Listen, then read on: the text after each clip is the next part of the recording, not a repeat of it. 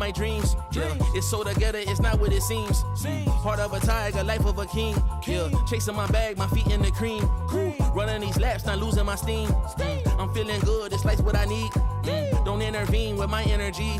Yeah, I'm in her scope like Jimmy Iovine. Yeah, no Superman, but I'm feeling supreme. This not a movie, but I'm making a scene.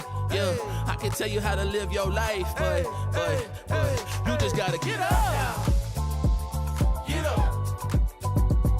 Get up. Get up. Get up now. Get up. Get up now. Get up. We just gotta live our life, we paying a price. Piece of the pie, I need me a slice. Yeah, rolling the dice, the scariest spice.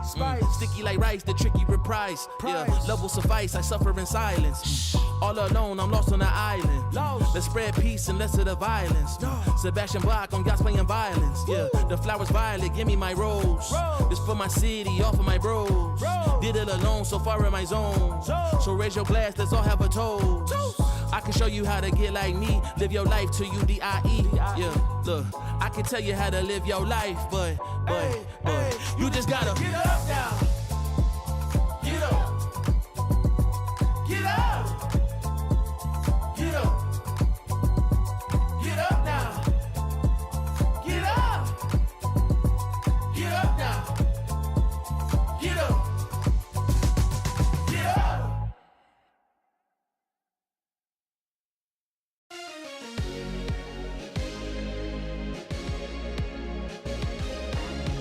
You keep me up all night,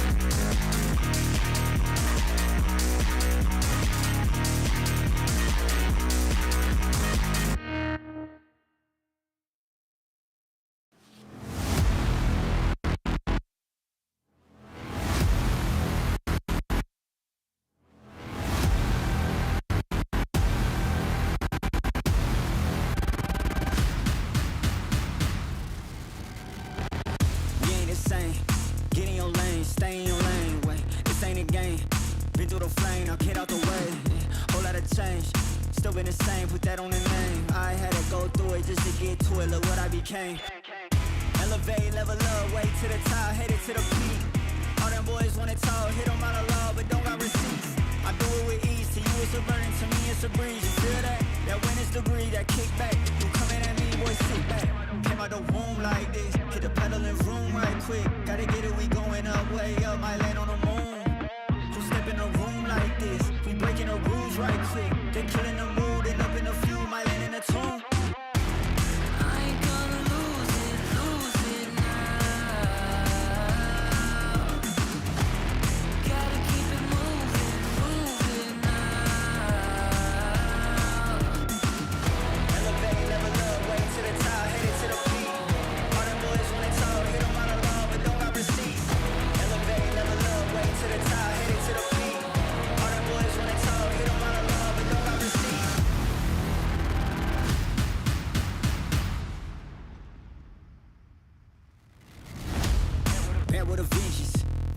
I'm leaving no remnants, they all in attendance.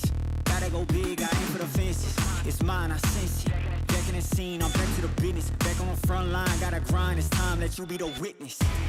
At the time, turn a repeat to a 3P, yeah. Got the franchise on me, you more like G League, yeah. 21st century, you all the way BC, yeah. Old boy been washed up, I'm washed up in TTA. Came out the womb like this, hit the pedal and room right quick. Gotta get it, we going up, way up, might land on the moon. Who step in the room like this? We breaking the rules right quick. They killing the mood, and up in a few, might land in a tomb.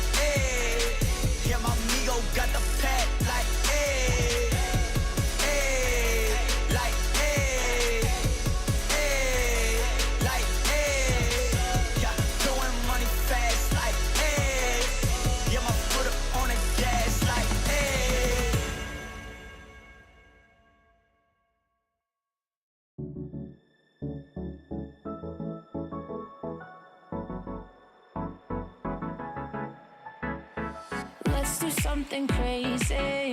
Get a bit wild today, 'cause we don't do this every day, and we deserve it. Life is so amazing, nothing is in our way. Baby, let's fly away. Do you feel it? Is your heart rushing the way my heart's rushing when you take it all in?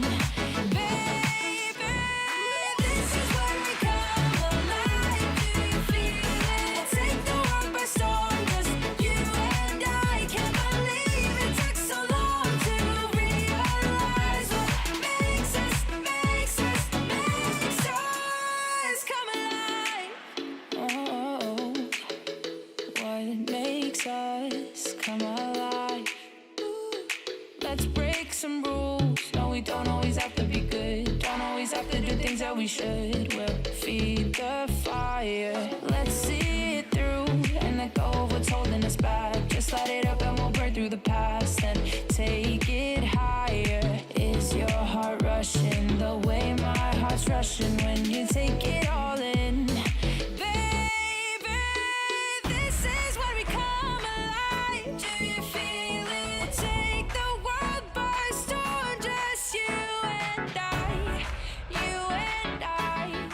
Can't believe it took so long to realize. This is where we come alive. Do you feel it? Take the world by storm, just you and I. Can't believe it took so long to realize what makes us. This is where we come alive. Do you feel it? Take the world by storm, just you and I. Can't believe it took so long to realize what makes us come alive.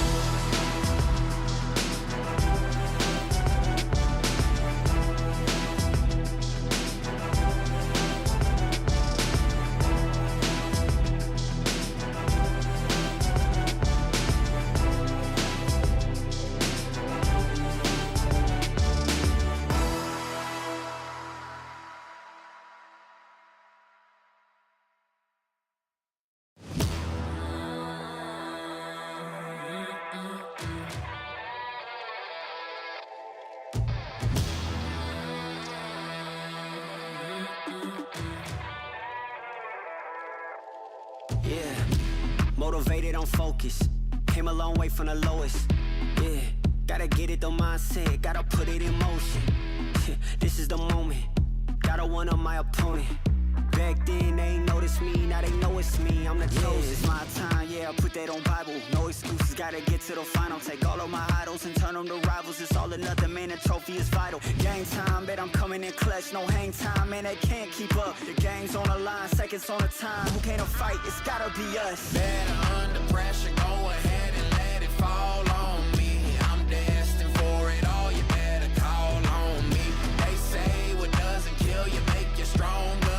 All that pain, it done made me to a monster. They say what doesn't kill you make you stronger. All that pain, it done made me to a monster. Yeah, whole lot of times they doubted I wouldn't be who I am without it. Sleepless nights, I counted.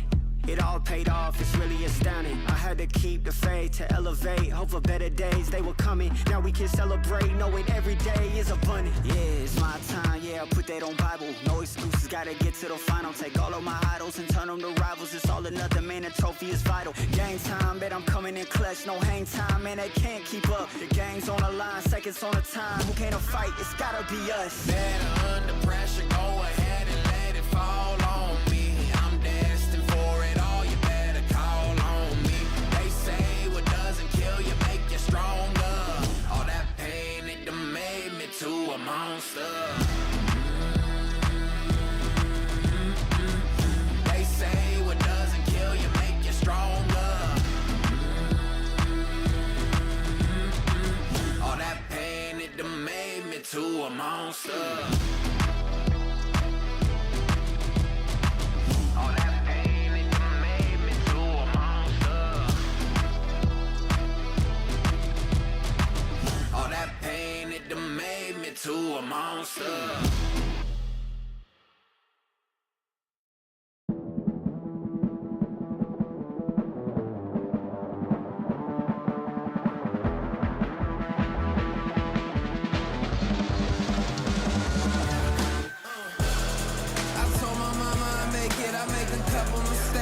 I stay in my lane. I keep my feet on the pavement, and don't you ever mistake it. No, this ain't never been a game. Tell me where the competition. Seem like they all been missing. Never made a wrong decision. It's got me walking different. I stay gassed up. Please point the opposition. No scope, it's no joke. Just know I aim with raw precision. I went and got my bid up quick, 100 figures. They once was competition, now ain't sitting with us. Been on a wave since we've been away. Snatch the game, now we here to stay. I told my mama I make it, I make a couple mistakes, but see I stay in my lane. I keep my feet on the pavement, and don't you ever mistake it. No, this ain't never been a game. I told my mama I make it, I made a couple mistakes, but see I stay in my lane. I keep my feet on the pavement, and don't you ever mistake it. No, this ain't never been a game. It's that you can't touch me, things get ugly, they mad now. This all must be a whole new level to count. I'm packing on the pounds, pulled up with the dog hound, and I still had time to shut it down. Now you see them all screaming my name, see them trying to switch to my lane. They ain't never fit that frame, only present when the cash came. Plenty days I've been on the road chasing, no legend ever said they was complacent. Nah. I told my mama I make it, I make a couple mistakes, but see I stay in my lane. I keep my feet on the pavement, and don't you ever mistake it. No, this ain't never been a game. I told my mama I make it, I made a couple mistakes, but see I stay in my lane. I keep my feet on the pavement, and don't you ever mistake it. No, this ain't never been a game.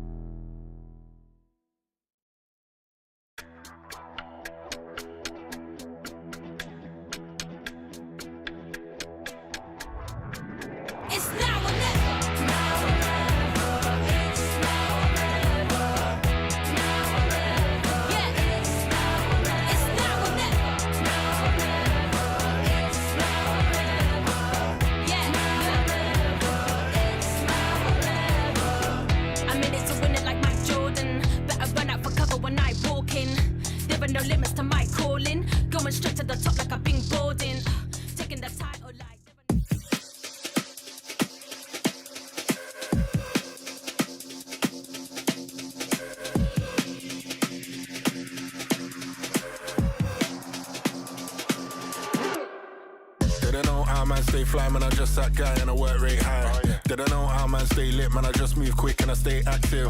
They don't know how man stay boss, man, I pay that cost, long nights on the job. They don't know, I'm a pro. They don't know, I'm in the zone. They don't know how man stay fly, man, I just that guy and I work rate high. They don't know how man stay lit, man, I just move quick and I stay active. They don't know how man stay boss, man, I pay that cost, long nights on the job. They don't know, I'm a pro. They don't know, I'm in the zone. In my zone, yeah, I feel at home. Silence on my phone, focus on my goals, whoa. Doing my thing, got the blinders on. Filling my stack, yeah, high and long. Time is on, I am a bomb. Golden touch, got the mind that's on. Man, I don't play, I'm on the way. Beast mode, King Kong coming today. Obstacles, try delay. Crush that, we don't just do okay. Hey, on a wave, from the cave to main stage. I'm about to engage. Raise the price of my wage. They don't know how man stay fly, man, I just that guy and I work rate high. They don't know how man stay lit, man, I just move quick and I stay active. They don't know how man stay boss, man, I pay that cost, long nights on the job. They don't know, I'm a pro. They don't know, I'm in the zone. They don't know how man stay fly, man, I just that guy and I work rate high. They don't know how man stay lit, man, I just move quick and I stay active. They don't know how man stay boss, man, I pay that cost, long nights on the job. They don't know, I'm a pro. They don't know, I'm in the zone. In my zone, yeah, I feel at home. Silence on my phone, focus on my goals, whoa.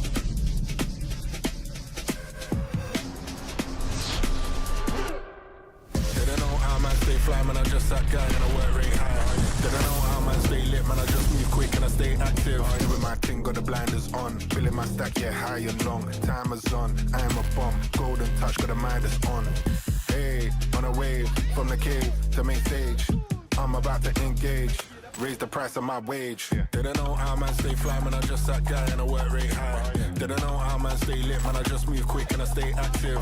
They don't know how man stay boss, man, I pay that cost, long nights on the job. They don't know, I'm a pro. They don't know, I'm in the zone. In my zone, yeah, I feel at home. Silence on my phone, focus on my goals, whoa.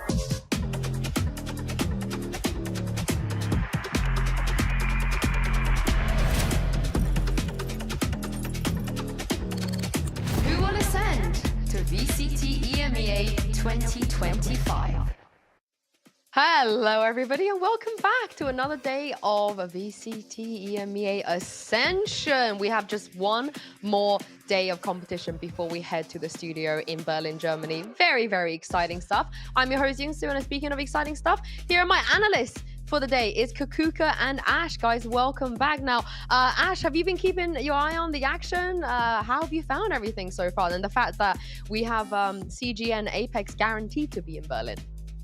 Yeah, I've been keeping an eye on things, and I think the group stage was pretty crazy, all things considered. It is pretty insane to see that three-way tie to be what was the factor to have the Ultimates even be able to make it into playoffs here. And I think that the expectation was...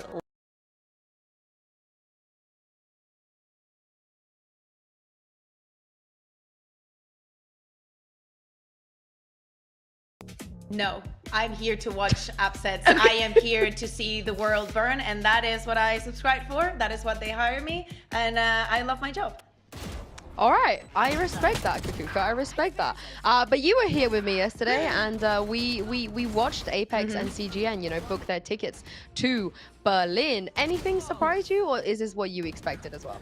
I mean, for the first series with Apex versus TU, it was kind of what we had in mind. Probably expected a little bit more on the side of TU, but it's good to see that got into this stage where Apex was a little bit shaky throughout the group stage. They can secure a 2-0 now that Berlin is so close for them. And as you said, guaranteed their tickets. But then when we moved on to the second series, the one that we're watching here, everybody's eyes was on Pacific and what they could do after the flawless group that they had and how they were going to match up against the guys from the other group. Now CGN came out swinging. Yes, the first map was a little bit shaky. It could have perfectly been a 2-0 for CGN, but the moment that they went onto that Ascent, the moment that we started seeing the Phoenix shenanigans, and also with such a good consistent final map, this is both of the forms that you want to see from these two teams. That it is. And taking us over to the bracket here, all things considered, them being able to lock in those first two studio spots right now, first match of the day, we're going to see who's going to actually get to lock into the grand finals first, have that day off while they're in studio and kind of get adjusted and acclimate to this situation. But our eyes really get drawn down to this last matchup of today between the Ultimates and Pacific.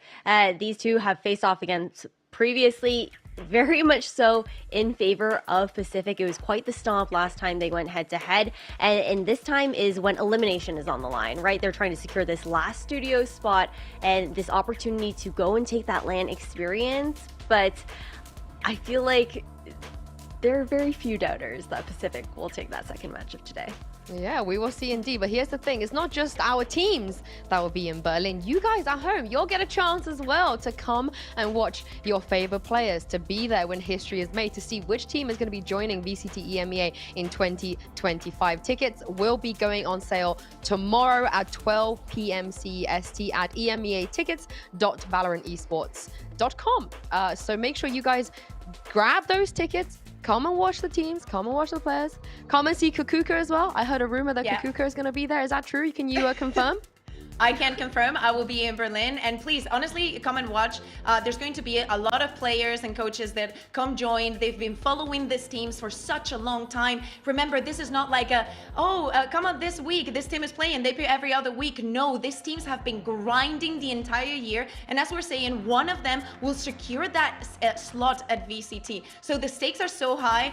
Every single match is so important. The vibes in the studio are great. So whether if you had in the past or if you haven't, come and try it out, because I don't know, especially if a team like CGN makes it for next year, it could be a nice meeting point for 2025. Yeah, and we need some new chants as well. Saw didn't make it this time, so we can't just spend 3 days yelling. We're open to chants. So please tell us your chants. You guys let us know what we like to chant when we get there.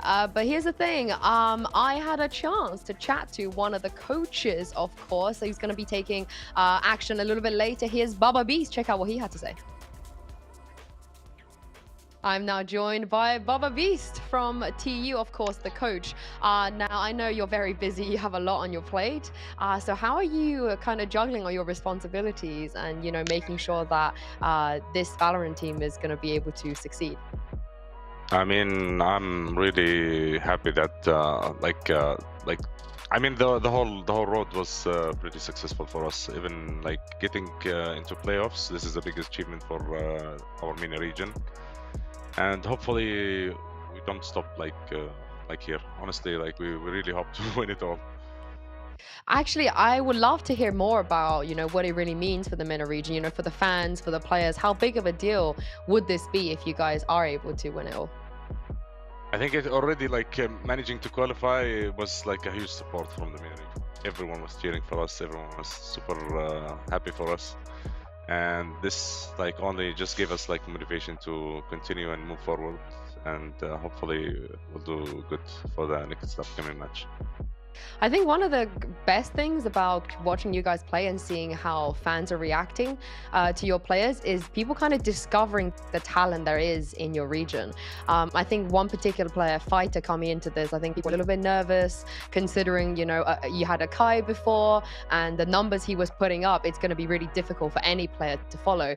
But I think Fighter has gained a lot of confidence in this tournament, and he looked, you know, even though you guys didn't win, but he looked great yesterday. What are your thoughts on how he's performing right now? I mean, he has a lot of challenging, it's a lot of challenges to be in Akai's spot, because Akai was like a superstar in our region. So it was pretty hard to cover his place. But to be honestly, he's been covering the whole he was doing it in his own style, but he was doing his job more than what we expected from him, honestly. Because he's just he came as to sub in in a 2 weeks the duration, so he barely had the time, but he's doing great. This is the thing though, in order for you guys to progress to, you know, going to LAN, playing on the stage in Berlin, I feel like you have to take down a bit of a demon, the team that you guys went up against first time around, PCF, where, you know, it wasn't the best first match for you guys when it comes to Ascension. What do you think happened that game and what did you guys learn from it? It was unfortunate, honestly. Like we were not, honestly, we were not ready. Like we had a long travel day. At the same time, we had we were just not like we were not in the zone. Honestly, like we prepared, but we were not like playing our day, and it showed like the difference in the matches we played after, because we had like so much better results, and we had all the games close, even when the ones we lost. So it was just like unfortunate. Like we just had a bad day, honestly. So hopefully this time we'll fix it. Get your revenge. And last question before I let you go. If, of course, it's an elimination match today, right? It's a very, very big game. And if for some reason your journey do end here, what is one thing that you want all the fans and all of the people that support you to remember this team by? We just like it's like an honor, honestly, like to represent our region overall, and we're getting into the finals like this. But I don't think our dream is like to stop here. So we're basically, our goal is like always to win it all. And but after all, like it's just a game. We always like we're just gonna have fun either way on our match today. I can't wait to see it. Thank you very much for your time. Thank you. We love fun here, as you heard there from Baba Bees. TU will be in action a little bit later, but let's have some fun now because we have a rematch on our hands here between Apex and CGN. And what better time than bring back a fan favorite game? By fan, I mean, you know, like Mitch and Tom. I know they are huge fans of this game. Truth or Cope? And Vitality. Online. Oh no, it's a different one they like. Oh no. Online edition featuring me, Kakuka, and Ash. I'm going to give you guys 3 statements. I want you to tell me if these statements are truth or Cope, okay? You guys ready? Okay. Yeah, I'm writing this down. All right, we're just going to start with the first statement, which is the losing team always wins the rematch. So the team that loses the first time they go up against somebody always wins the next game. Is this truth or Cope? Ash, you're ready, so I'm going to let you go straight in. Why Cope? I think it's Cope. I feel like we've seen a lot of rivalries that have been built up with the fact that they're just able to continue to see a lot of those results being carried forward. I think in this particular situation, I feel like it could go 50-50. So I feel like I'm a liar right now with me putting Cope out there with Apex versus CGN because you just how talked close yourself the last out of it. Literally, she was thinking about it, being like, this is Cope, but but I feel like with Apex, I think that they have this opportunity to just kind of carry things forward. I think it will very much depend on what the map beta ends up being in this particular situation, but I feel like it is Cope. I don't know. I am saying truth because I love a story of revenge, of putting yourself out there and being very, very hungry. And especially about this match, it was so close.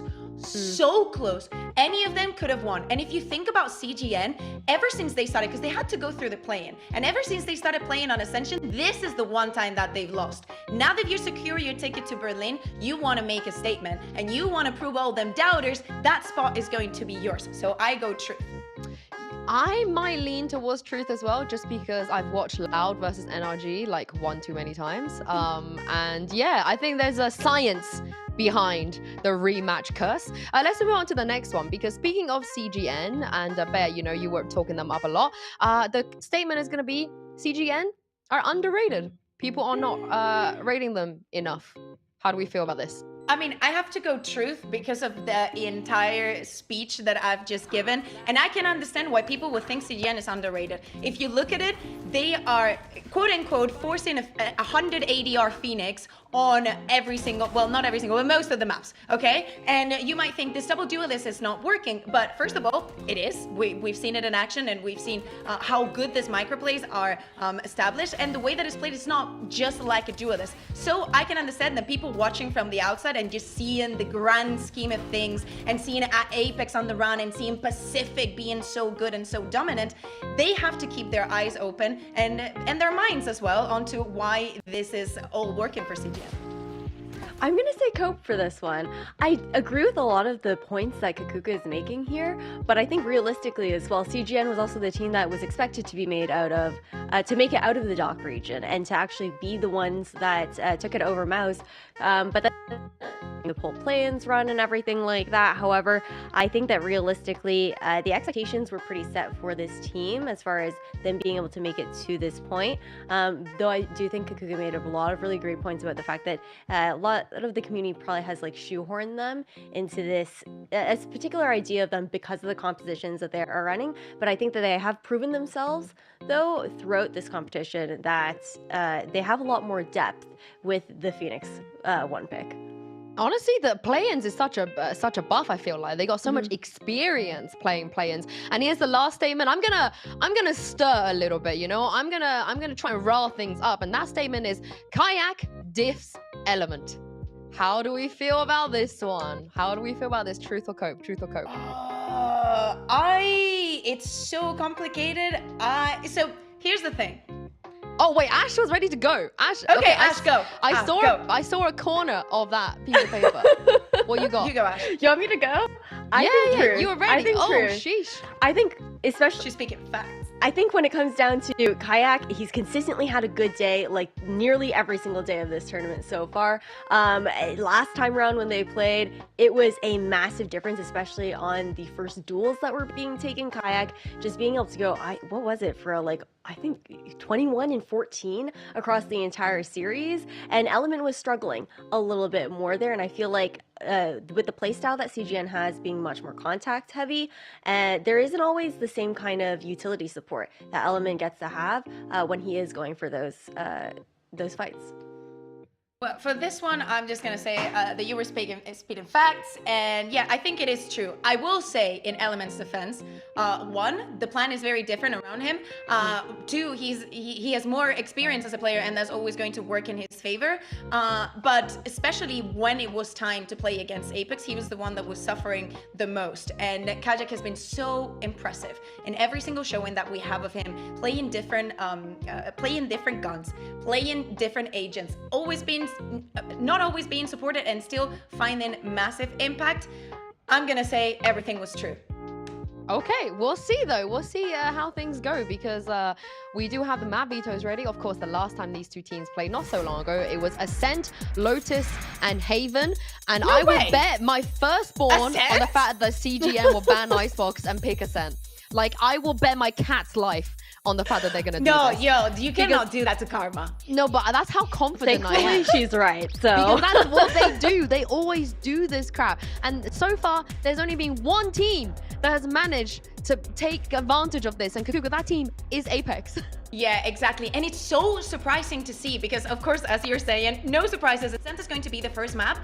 And it's a map that Apex has not played that much. I think that they're on that curve of like, the map is just not that interesting. And they pulled up a composition with the Deadlock, something that they saw in Lotus. And they're going to change their pick from what they went for the previous time that they played against CGN. And they're going to go for the Sunset, a map that both of these teams played yesterday with very good results. And the last one is going to be Abyss, and I am praying that we get to that last map. I think it'll be really exciting if we do get the opportunity to see Abyss. I think it's no surprise either that Haven and Lotus end up being those bans, because it's just the maps that they lost to each other last time around, regardless of how close that was. But as we check out this agent select here, heading into Ascent, all things considered, no surprises that nothing is changing here. I just love how at this point, but we don't even react to these comps anymore. Yeah. Ascent. It's just It's like, it's oh, just Ascent, life. yeah, Deadlock, Yoru, Phoenix, Astra. Like, I mean, I like it. I have to say that if I were to choose one of these two compositions, I would probably go for the CGN one. I do like all the micros that we have. Yesterday we were highlighting, now that they're starting on the attack, Vince, Astro Walls, how impactful they are, how ready they are for everything. I really hope that Apex has everything in their mind and are very careful, very mindful, and demure about the space that they're given and how to retake it.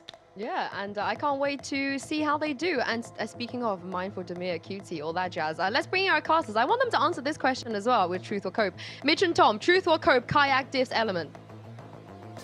Oh, Tom, I'll let you take that one. I don't know if I can go against my boy Element like that. Diffs? No. I Okay, think it's going to be like a that. I like that level workaround. playing field. There we go. I'm gonna use your words against you, because if you said he's better, then I might have a slightly different argument. But no, I don't think he diffs him. I think it's going to be a back and forth all the way through the series. Luckily, there's a second duelist as well to support if he needs it. And I think Kayak has been that sort of hype man for this side of Apex all the way through the tournament so far.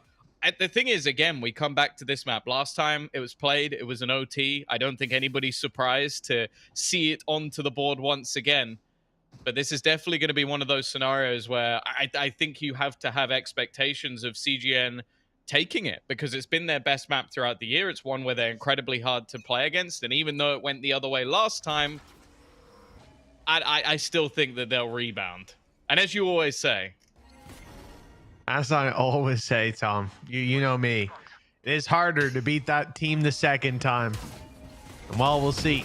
If that's the case for Benny, well, it's going to be hard to get into the site. He's being shut down immediately by Hype.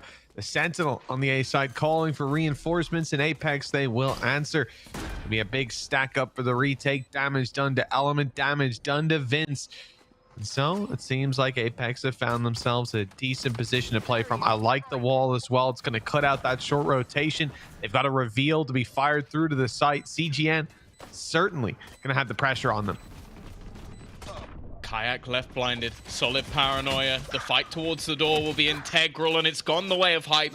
It's just left these two players in the post plant. Davi gonna give them the info, but it's already been halved. Anguist has done well, but they need to peek. They need to start fighting, and that diffuser will come through under their nose. It's a pistol round, a vital one to the side of Apex, as they'll kick things off strong.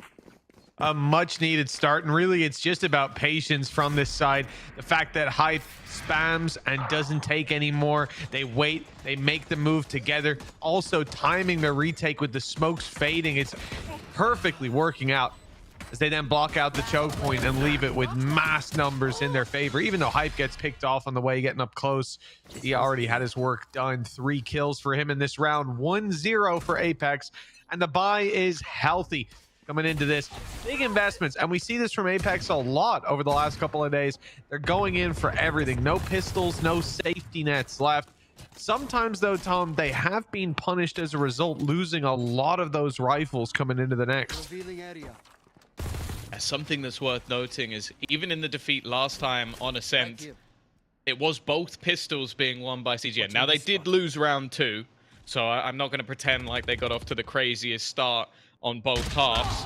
And well, it's not the worst start for them here. Mozzie. He's patient. An extra bullet or two would have actually removed an opponent. For a second, I thought he'd like tabbed out the way he was, the way he was playing, but he's actually just waiting for the player trying to take the orb. Of course, that is a big part of Benny's gameplay, is getting that run it back online. He's someone that we've highlighted as one of the more peculiar styles of play throughout this VCT, but I think anybody who was a Phoenix hater has learned to love it in the manner in which he uses it. Looking to take space, looking to set up his teammate, but as always, Mitch, Kayak is ready and waiting. Yeah, it's a super smart angle Kayak's holding as well. You see the flash go around the corner, and he has that little bit of space because of the wall on his right side obscuring the flash, keeping his vision up. And just before that, there was a recon fired through as well. They've been waiting for that, holding onto it for 15 or so seconds. And Malsey playing a big part, not just taking Vince and that final second, but he was the one that had Kayak's finger on the trigger. Once that recon was destroyed, they knew there were players there likely to round the corner any moment. 2-0, solid start for the Apex side. Hype is going to be on a pistol. Everybody else definitely in fighting form, and I think for CGN, this will be a challenging third, but an opportunity for someone like Benny to shine, perhaps. Can already see the space being taken. Kayak needing to be a bit more aggressive in this round with the weaponry that's there. Of course, stakes in this matchup are everything. A victory here takes you straight to the grand final. You get to watch your opponent next Saturday, see everything they're doing, watch them in a best of 5, and then look to take them in the final. A day off, an extra day of practice at that. It is plenty of value, and also, well, you don't have to face the opponent that will be coming back up, either the Ultimates or Pacific. There is that aggression, though, but as always, CGN tempered. Happy to play things slow and already have a man advantage. Oh, wow, that doesn't last very long. They've ran straight into Malsey's SMG. One man down. In the 4 versus 4, Apex do well to chip down at the numbers, but now CGN knocking on the gates, and Malsey is the first to fall. Hype trapped on site in the corner, quickly dealt with. Solkas does his best, but his best just isn't good enough.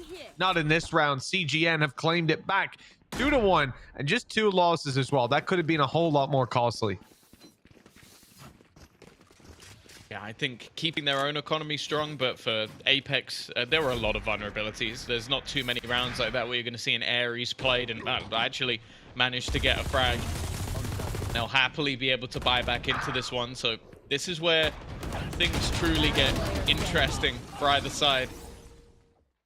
I am intrigued, though, because this sort of setup, the way that CGN play, definitely gives opportunities to someone like Kayak. He is happy to push and probe and pressure, try and take map control, try and make these battles on his terms. And when you play a slow default, you allow for that. That's why some of the pacier teams at times have had good opportunities versus Apex, because he's unable to find that gap and find that space. He's already doing it right now. A middle push, which could catch someone off guard. Looks like he's about to face. The same may happen on the other side. Soulcast's barrel might have been spotted, but I think he realized, okay, we have the advantage. I don't need to face this. He's going to be forced into the fight anyways. Luckily, the sonic sensor sends element packing. And a 5v4 is secured for the late round nonetheless. CGN seem to be setting their sights on the A side. They've left 1 player outside, 2 on short, spike on its way. Commitment now coming through with the wall being broken open, but well, this split has turned into just one-sided push, a one-pronged defensive, and 1 by 1 they fall, toppling with just Vince left in a 1v4. The spike in his hands, his position known, and 30 seconds to get it planted. 30 seconds left. This is an unfortunate scenario where holding onto the gun might actually have more value. The finances of CGN a little bit shaky, and with 18 seconds, you can already see the position of Kayak. He's playing a spot that was just set up, ready, and waiting. Somehow Vince has made this one competitive, though. 2 players falling in a second. 4 bullets left. Enough to try and challenge, but he'll get that reload. Almost gets an opportunity from Hype. At the moment, the defenders are isolated, but they look to challenge together. It's an incredible attempt from Vince in the 1 versus 4. But this round still has gone the way of Apex. Yeah, look, 1v4, Malsey had a chance to take him out right at the start of it, and instead he has to do his little cleanup at the end. That was one hell of a try by Vince, but at the end of the day, the initial push just doesn't work out. Losing opening pick, a mid push from Kayak that caught them off guard, and then, well, that leaves just 1 player pushing up on A main, and because they don't have the control, the little surprise peek catches them off guard. Rounds already gone. 3 players, 1 by 1, pushing deep into short. Easy pickings for the side of Apex, and they have cleaned the plate. CGN, 3 rifles coming into this round. Still an opportunity for some damage to be done. And Benny, just 1 orb away. They seem to have secured some space, but the price is paid on mid. Element already out of the round. A big player removed, and it's the same strategy as the last. Vince has almost died as well. The hero, or the almost hero of the last round. That is the problem. As said, these slow defaults allow Kayak to roam the map, allow him to hunt for fights, and in the other corners of the map, the other positions, like you try and go short. Either you meet a wall or you meet a sensor. There's information there. You go B, you run into a Cypher setup. That's why this Apex comp is so strong when it comes to this defensive side. And while any secrecy is quickly diminished, the pings should be giving the game away, but well, it's nowhere near as much as expected. Kayak's going to take the fight in the open. This trade is more than worthwhile for CGN. They now recover weapons and can look to fight this one 3v3. The only issue is the time, and one of their players is so desperately low. This position is a nasty surprise, and Avova's found 2 for it. Oh, the drone. That's it. They know exactly where Anguist is. They're lined up, staring at the wall, waiting for him to walk through, and it's an easy pick when he does. That's 4 rounds in the bag for Apex. You got to think about this as, obviously, this is CGN's map pick. This is where they wanted to start the battle, and so far, they're not off to a flying start. Still plenty of time for that attack side to heat up, but there's some problems that are rearing their ugly head, and I'm not surprised Kayak goes for the fight down mid, considering how successful he's been there. Early round, 2 rounds in a row now. Up against the rifle, he just peeks out mid, catches a player completely off guard. And you have to think for CGN, that cannot happen again. But, well, it won't happen on mid. Kayak is going walkabouts straight up on the B side. Look how aggressive he is. They are waiting for it. Yeah, Davi's almost died as well. This early, I guess that must have been a peak from Soulcast, maybe some spam, but he's been tagged down to 57 HP within the first, like, 10 seconds or so. And Kayak is not stopping. He's seen that opposing Sova. He's got setups ready for the flashes. Counters will be thrown out and will at least deny that space for now. And with the ultimate available for Benny, they definitely have to be a bit more careful.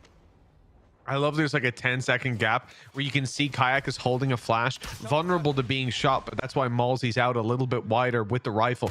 They're prioritizing quick reactions to any space taking from CGN, but it hasn't come through. And they know that with 40 seconds on the clock, CGN are going to pull the trigger on a big ult dump, and that's exactly what comes in. Benny running it down, finding these traps, and finding an avenue for his team to flow into this site. They've spotted Malzy.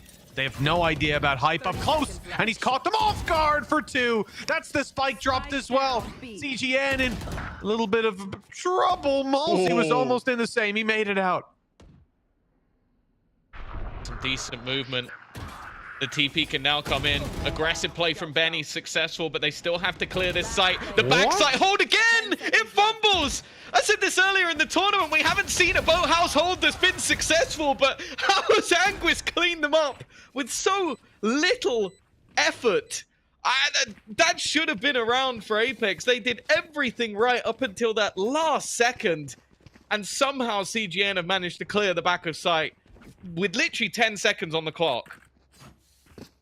Yeah, I think we can all forgive our observers for not catching that one. I don't know what Anguist was playing at, pulling that out. It was a two-man spray down backside, right? In this, in the blink of an eye, it popped up roughly the same time. Well, that is a hell of a recovery for CGN. A loss in that round sees Apex skyrocket into the lead, but instead CGN are now the ones fighting. Hot on the heels of Apex. 4-3, a likely scoreline. They've already got the pick. The Bladestorm active on Element as well, and Apex haven't invested very much. Nothing really. This seems to be a perfect recovery back into the map. That is one that could prove vital later in the game, one that could have easily gone their way. Soulcast, again, just trying to delay them as much as possible. Such weak weaponry on the other side. It doesn't really need to be a gamble or a hand overplayed for the side of CGN. They've always been happy to play patiently. They're going to use the lockdown, though. clearly a little bit nervous about a trap on short. What I will say is this doesn't really clear every angle. It leaves a lot to be desired with positions. They're going to get held in. There goes a Hunter's Fury. They're having to use everything just to make sure this round is safe. Maybe thinking there's more invested than there actually is. And even still, we're down to 15 seconds. They've lost another player. Still looking to clear this site. And finally, well, the job gets done, but the expense may not be there necessarily in terms of personnel, but it definitely was there in terms of ults. Yeah, they committed a lot more than you would think would be needed in this round. I think the gaps in the lockdown forced them to do something else to back it up, and it's the Hunter's Fury to clear the closer corners, those nasty angles where pistols can often find the value. It is a big risk, but like not so much in that round, but moving forward, not having those safety nets, not having those ults to fall back on. But hey, it did get them the round, and they've got one player who is eating up orbs and finding that ult pretty consistently. It will be Benny that has a little bit of pressure on his shoulders not to go down early. You want to see him pick up that orb, pick up the ult, and with that push into a side on the back of it. Apex, well, they have a moment to talk with their coaching staff thanks to CGN calling a timeout. When they come back, when those barriers go up, by the looks of things, we're going to see Kayak on the op. He's had a lot of early success with early picks, Tom, and now he's got the big old gun by his side. This is again where I want to see how CGN react to some of these slower default plays. They're the ones that take the pause there. As said, I think that that round got far too dangerous for what was a pistols and a couple of marshals. It seems like maybe they're just overreacting a little bit to some of the scenarios that they ended up in. It leaves them with very little for this round in terms of ults. Well, no spot with the first fight, but that was just the bait. That was just a fake out. I love it. Just takes a shot, immediately rotates the second he smoked off, and it seemed like, well, Benny was less than prepared for that repeat to come through. And in fact, they're just walking into angles at this stage. That's a couple of mistakes now in CGN in the early stages of this round. Well, it's the whole benefit. Okay. It looks like Apex are trying to beat them at their own game. The whole benefit of having the Phoenix is not having to walk into those angles right with the ultimate, but it wasn't online to start this round. It will be for the next. Fortunately, CGN paying the price. Even with the return pick, there's still a man down. The spike slowly shifting its way to the left side of the map, to the B site, where we've already seen another player fall. It was almost at Hype Sands. Sulcus, the one to convert. They'll stay in position. Hype in danger. Out in the open. He tried to find everyone, and well, he got the information one way or another. Malsey able to capitalize. This position serving as a surprise, and not one that Anguist is happy with, having to take that fight up close, and he'll win it. We've seen this before. You got to be careful with Anguist on the server. He's out wide, looking for the fight, and almost dodges the annihilation. Almost gets ahead of it, but instead, he's being caught and cleaned up. Yeah, it's one of those scenarios where I don't mind it from Soulcast. It's an ult that a lot of the time hasn't got the highest amount of impact, although we did see him utilize it on Lotus to end Viper's pits, which I'm sure was infuriating for his opponents. But in this scenario, when you're up against Anguist, 13-5, by the way, a guy who has been fantastic throughout the tournament, another one who I think is going to be on many people's radar for bringing into the league next year, whether it's with CGN or without. He has been superb all the way through.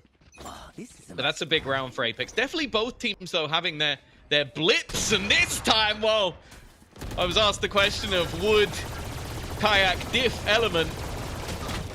Element doesn't like that idea. The trade back, though, is immediate. Malsey decides to play a bit of a game of chicken at the end. And again, the player going down early for CGN, it's very costly. Yes, Apex lose a lot in Kayak, but it's Benny that is the man trying to push into the site, trying to take the space. Nice shock dart. The damage they're doing here, just chipping away at the attacking side, but taking away the utility of a Phoenix may be the most important part. The Jet that's grouped up with the squad now for this push has an operator. Dashing in is not going to be the optimal game plan with that weapon. It might be necessary just to take the space. We could even see them swap hands.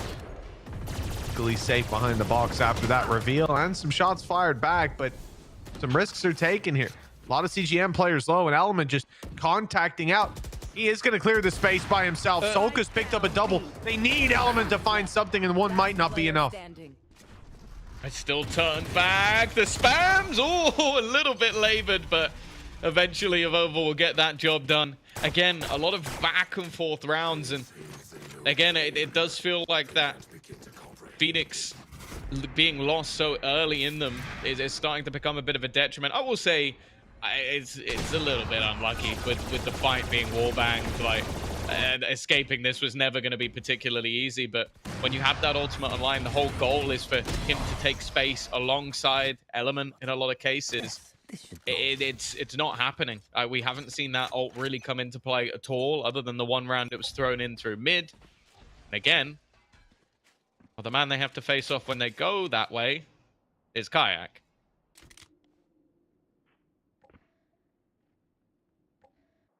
It's good to see Benny wasn't deterred by the spams earlier on. He'll sit around and B main. This is going to be a much slower round for CGN. 3 players outside A. Potentially a fake to be played, and Benny hoping to catch them as they rotate. Is a Sheriff in hand, and it's going to have to be a clean shot when the fight is eventually offered up. A minute on the clock. No need to move for the Apex side. I mean, they've got their utility on each side. They've got mid locked down, or at least they did. Kayak goes back out to clear it, and, well, he meets his demise. Now, problems on B.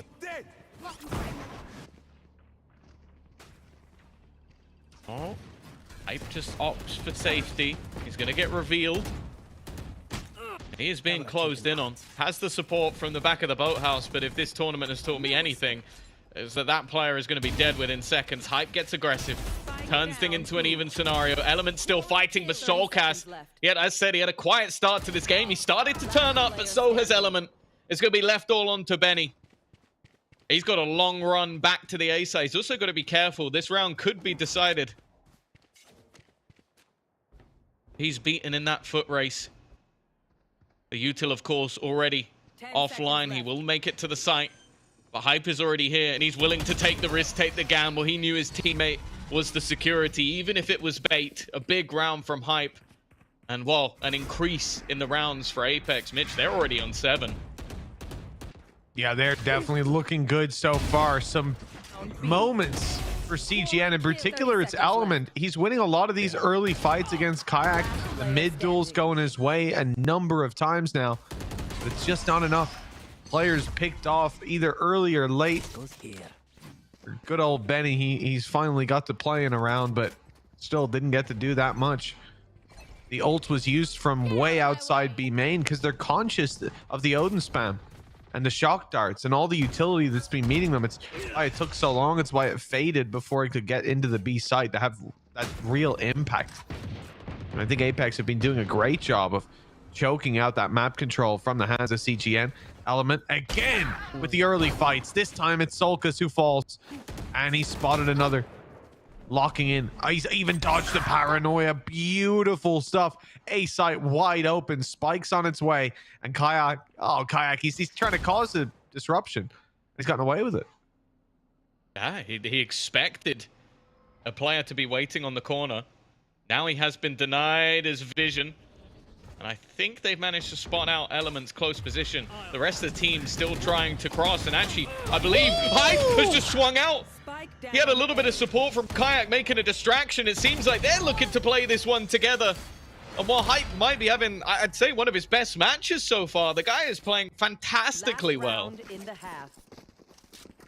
Well, I think he closed out yesterday in the same kind of form as well. Up against the Ultimates. It was what, Lotus 18 and 10. Kayak was on fire as well. And this is the thing for Apex. You don't see Hype on every single game, but there's always someone. And there's always Kayak as well.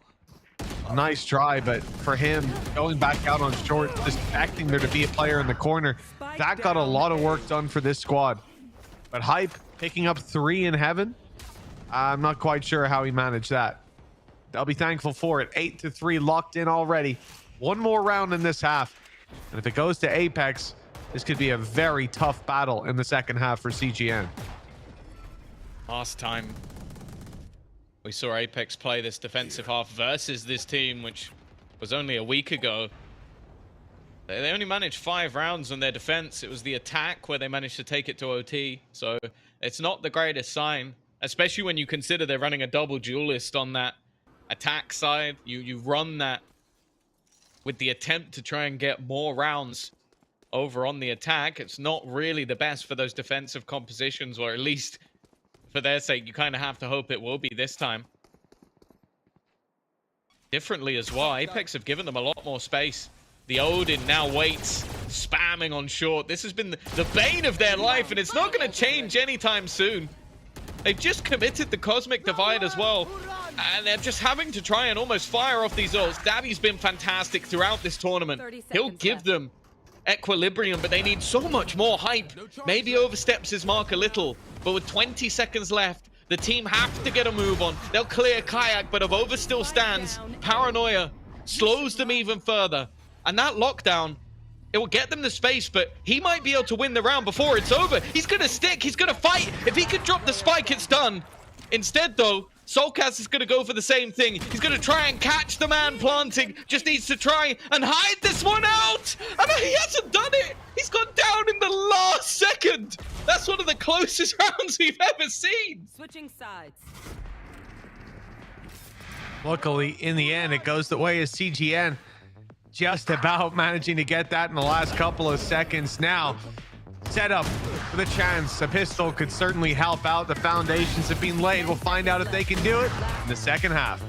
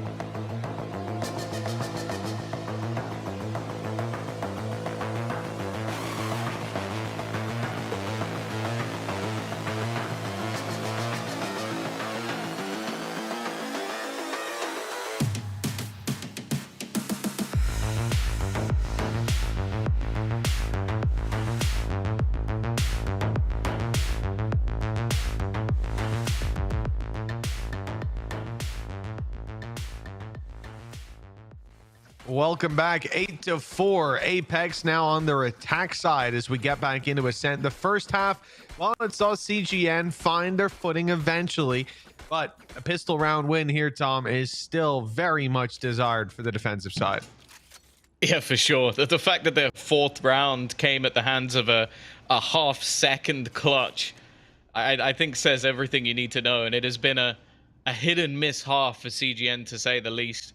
For Apex, everybody's on. Like, everyone's had their moments, and for the other side, a few quieter performances. Davi being one that's noticeable. He has had a good tournament so far, and Benny's Phoenix may leave much to be desired going into this second half. This is where I think he does need to start putting up those numbers a little bit more, and with the full force of Apex pushing down on him, he's under pressure. Certainly looks like the whole side of Apex will be pushing down on him. Benny has a little bit of support. In fact, I suppose a lot of support, really, if Element sticks around. It's a good job that Apex decided to take this in the other direction. A little pump fake to start us off.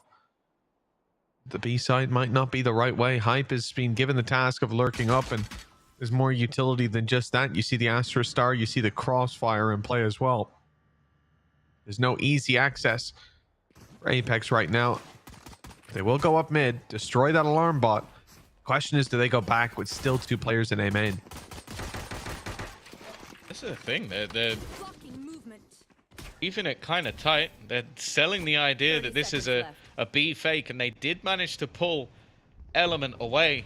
But he's now made that realization. The util starting to come in. Kayak's found the opener, and he gets both, in fact. 3 HP is more than enough. In fact, he's going to continue fighting. Eventually loses his life, but it's put Element desperately low, and they still haven't dealt with Soulcast. He is playing the time late on this lurk. Element's going to go looking. In fact, even spotting out the piece of util that's left. They've given Soulcast absolutely everything that he needs, and the rest of the team just trying to fight their way back through. Are not going to find anything here. They're getting slaughtered as they try and enter the site. And that man Hype is there again. He's having a standout performance today. Yeah, the funny thing as well, the fake up, Solkas throws the wall, the little barrier up and over into the spawn. You can see it on the minimap in this replay, and the rotations took that little bit longer as they had to chip away at it. Gave them that little bit more time on the A side to actually root out the players. And for CGN, the loss there, faked out the A play initially, mid aggression, the bot destroyed, it dragged the rotations, it left them weaker on that side, but Kayak double opening A, that was the crux of their existence. Now chance for Davi to do something, and he will get the one on the board, but the weapons here, well, it goes downhill after him. A Marshall and just classics for CGN. Unlikely they get much more damage. Yeah, I think, again, we're going to just put our eyes on Element. He's been incredibly good with his sniper, but you have to be incredibly quick. It's Kayak waiting on the other side, and actually, Kayak's going to peek him. As said, you've already got to watch out for this man. A pistol in hand. 3 players now walking through the same angle. He's given a false retreat, but he is alone, and the drone is going to give the game away. Needs to try and retreat to the site. His support is a little bit further away than he might have liked. The delay attempting to give Element just that little bit more space, but already caught. He's still going to land the no-scope. 2 players remain, still trying to clear him, and well, his last bullet isn't going to land. It leaves Vince with a classic and 2 to find, and he's already blocked off by the wall. In fact, Avova will find him before he even gets close.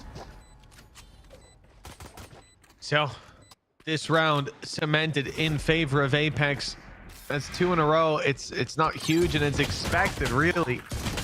But there was a chance there, a moment.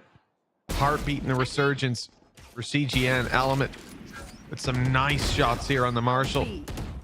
Fortunately, the impact maybe neither here nor there. The next round is what everything comes down to. For CGN, failing to stop Apex here most likely means a 1-0 lead for Apex moving into their map pick.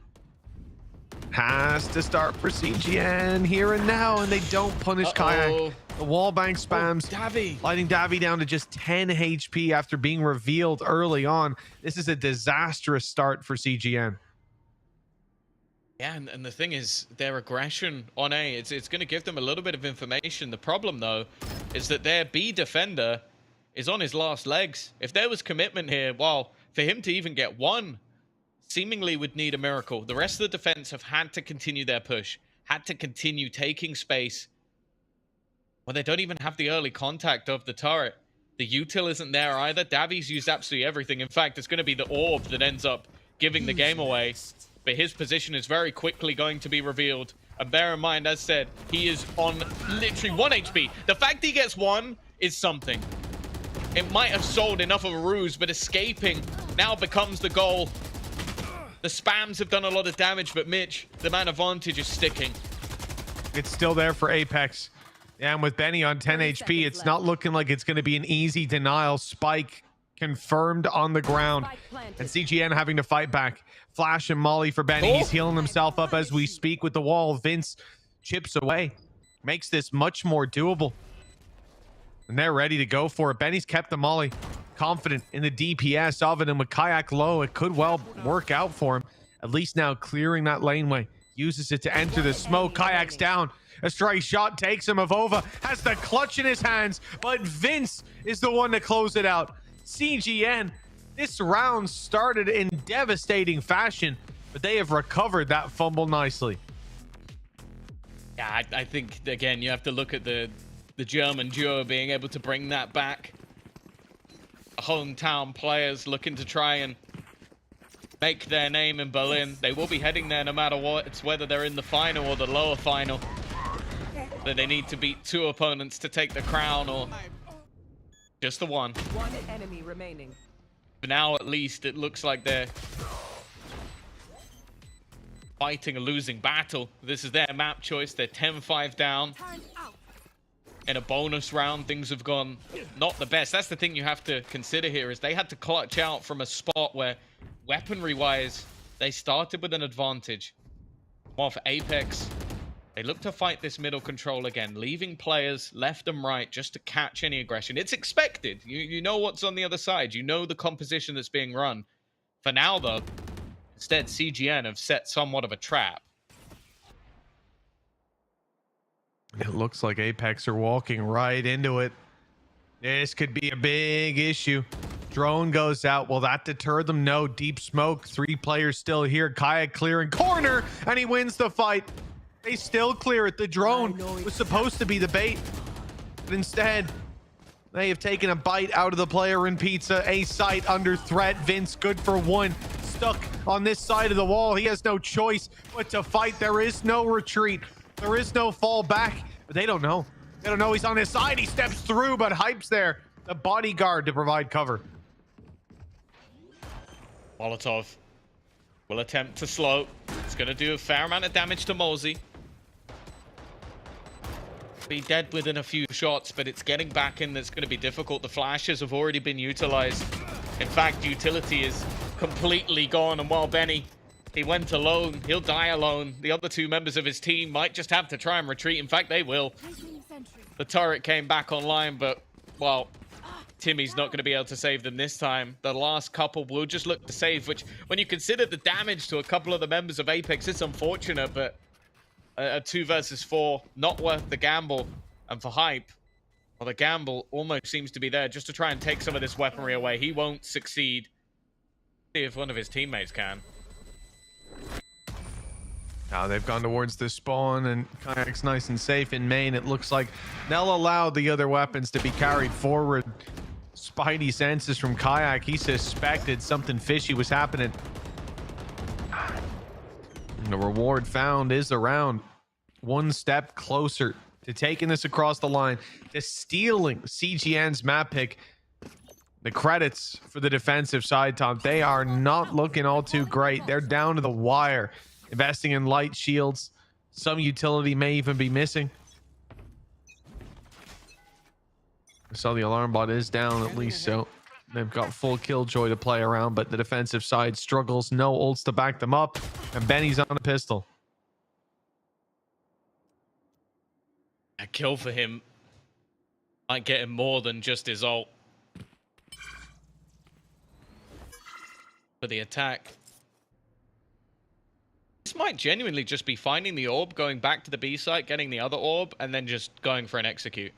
We've seen how powerful this squad looks when they have their dimensional drift. Luckily, it also happens to be played by their best player, who can open up a lot of rounds. And they're still selling this ruse. They're throwing the drone in on A, but it seems like Element, after spotting just the drone with no follow-up, is fully convinced that this is going to be a push in the other direction. Molesey's fake has not been solved, but there goes that dimensional drift. This is where they hunt for that information. Anguist has been spotted, paranoia put onto him, and left completely blind, but the util hasn't been used. It hasn't been stuck just yet. The aggression from Benny succeeds, but his teammate is lost in return, and so is the site. Yeah, there's your real issue. Benny, though, has ult. Low HP, but will pop it here. Searching for a rifle, finding it as well. Taking out the net, and no, not able to make it round. He was slow just enough. Kayak, oh, he's found the backstab. Huge damage from Kayak. That could be the round cemented. Done, and it is him. And nail the final one into the coffin. What could be. They've got 7 chances to close this out now. And for Apex, a loss on this map seems unfathomable. What an impressive performance this has been so far. Yeah, as I said, last time out when they played this, it was a 14-12 victory. It was their opponent's map choice, and you kind of look at that and go, okay, a few minor adjustments for the side of CGN. and they are able to take their own map choice. You can understand why they went here again. Why it's not looking like the same story as last time. Apex have grown throughout this tournament. They've improved. They've become that killer that everybody expected them to be. A very different story to the Apex of last year. Sure, we could make parallels. Sure, we could talk about those tier 1 players having to make their way back through the tier 2, a young star that's joined them. The organization is the same. The logo's the same. The jersey that they're wearing. But the manner in which they did it, well, last year's Apex was clean and then suffered the defeat at the end. Apex suffered the defeat early, and ever since then, have been climbing, have been growing, have been improving. And while CGN today, thus far, they have met that different beast. Pressure onto Benny. He's not had the performance that he would have desired in a match that could take them to the grand final in Berlin. Apex aren't going to rush this. They're going to savor their time in this upper bracket match. 30 seconds left. Hunter's Fury to potentially help them out, but if they are going to make a move, it needs to be soon. Well, that's it. It's connected. Not just once, but twice. Benny is out of the round. Still one man lurking up top. Bladestorm's being spotted. The bond of elements seen. 12 seconds. I need to get this spike planted. Being stuck as we speak. Solkus with a double. He's gone through the window. Going back, Anguis catches him, but the advantage still there for Apex. One man to the good. Time on their side as the spike ticks away. Spams. 2 players down below for Apex. A chance perhaps the reveal could help, but Anguis almost goes down to the blind fire. Just 14 health. He drops and quickly is dealt with. It's all left to just one man. Apex seemingly seconds away from closing out this map, from locking in a 1-0 advantage when they go to Sunset, their pick. This is looking like they'll be going to Berlin with their heads held high. Apex take their opponent's map pick. A very convincing victory. The manner in which they've done it has been impressive, and the players that are stepping up today, as said, like a lot of the time we've talked about the Kayak show, and don't get me wrong, he was definitely here, but it seems like the whole roster is on point today. We'll see if that continues after the break.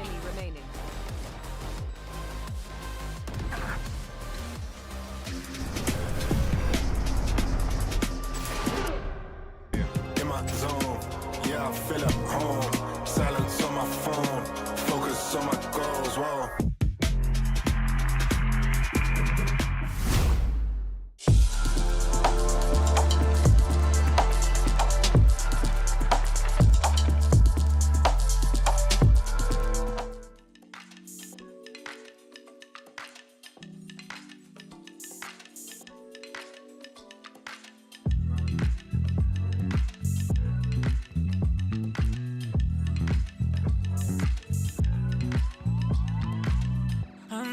Stressing right, you need some meditation. Don't let them ruin your vibe. No time for rumination. Let's leave it all behind. Think of flight aviation. Want you, girl, by my side. Let me show my appreciation. I want you here with me.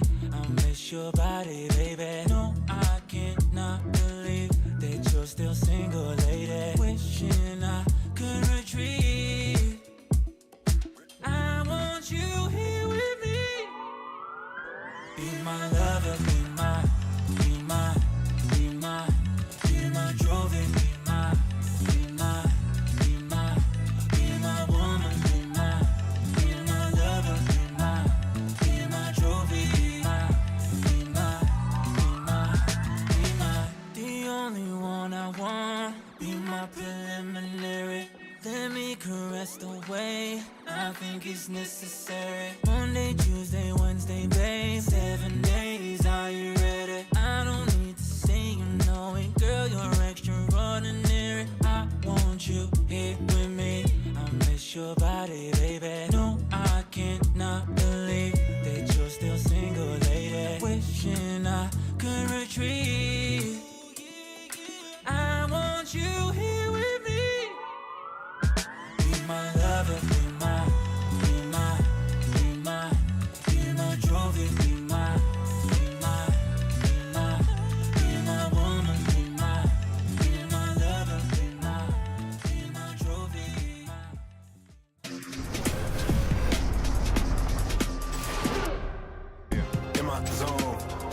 feel at home. Silence on my phone, focus on my goals. Whoa.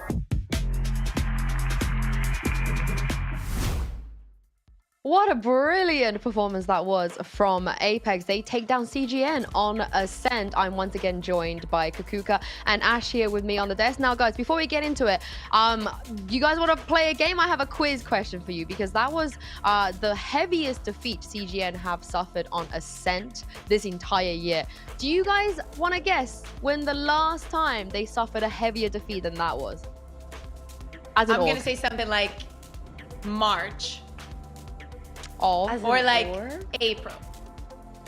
Of? Oh, so we're talking is not this year? No, I mean, as in the last time they lost. This loss. Yeah, this hard. Okay. The last time they lost even worse than this on Ascent. I want to say... Okay, I'm gonna say last year then. All right, Ash. I'm gonna go with April 2023. Okay, it was 2022, and Benny was the only person from this roster that was still on CGN at that time. So I feel like that gives you guys an idea, Kakuka, how big of a deal it is that Apex managed to do that on Ascent. And it's amazing that they do it with this composition. Don't get me wrong, I saw multiple things. First of all, the plan on the attack, there were some rounds where I think like the mid-round calling from CGN was a little bit shaky and some decisions were made in the rush, and sometimes those decisions are wrong. Like using ultimates or just making last moment swaps. In some of those occasions ended up with Angus having a brilliant clutch, but on most of them, it didn't go so well. Also, remember, yesterday, CGN won all 6 pistols in their entire best of 3. And for this time around, they weren't able to secure one of them. I feel like that is the kind of thing that gives you the confidence, especially going on to your map pick. But with what you just said, Yinsu, if I were one of the CGN players, I'll be all in my head right now.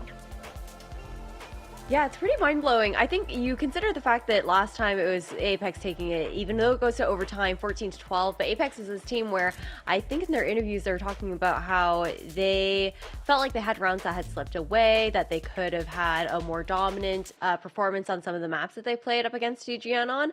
And I think that this is a team where they're going to look back, they're going to correct those mistakes, and we saw that today. We saw that dominance coming out from them, and I feel like everyone on the side of Apex also was just stepping up to the plate.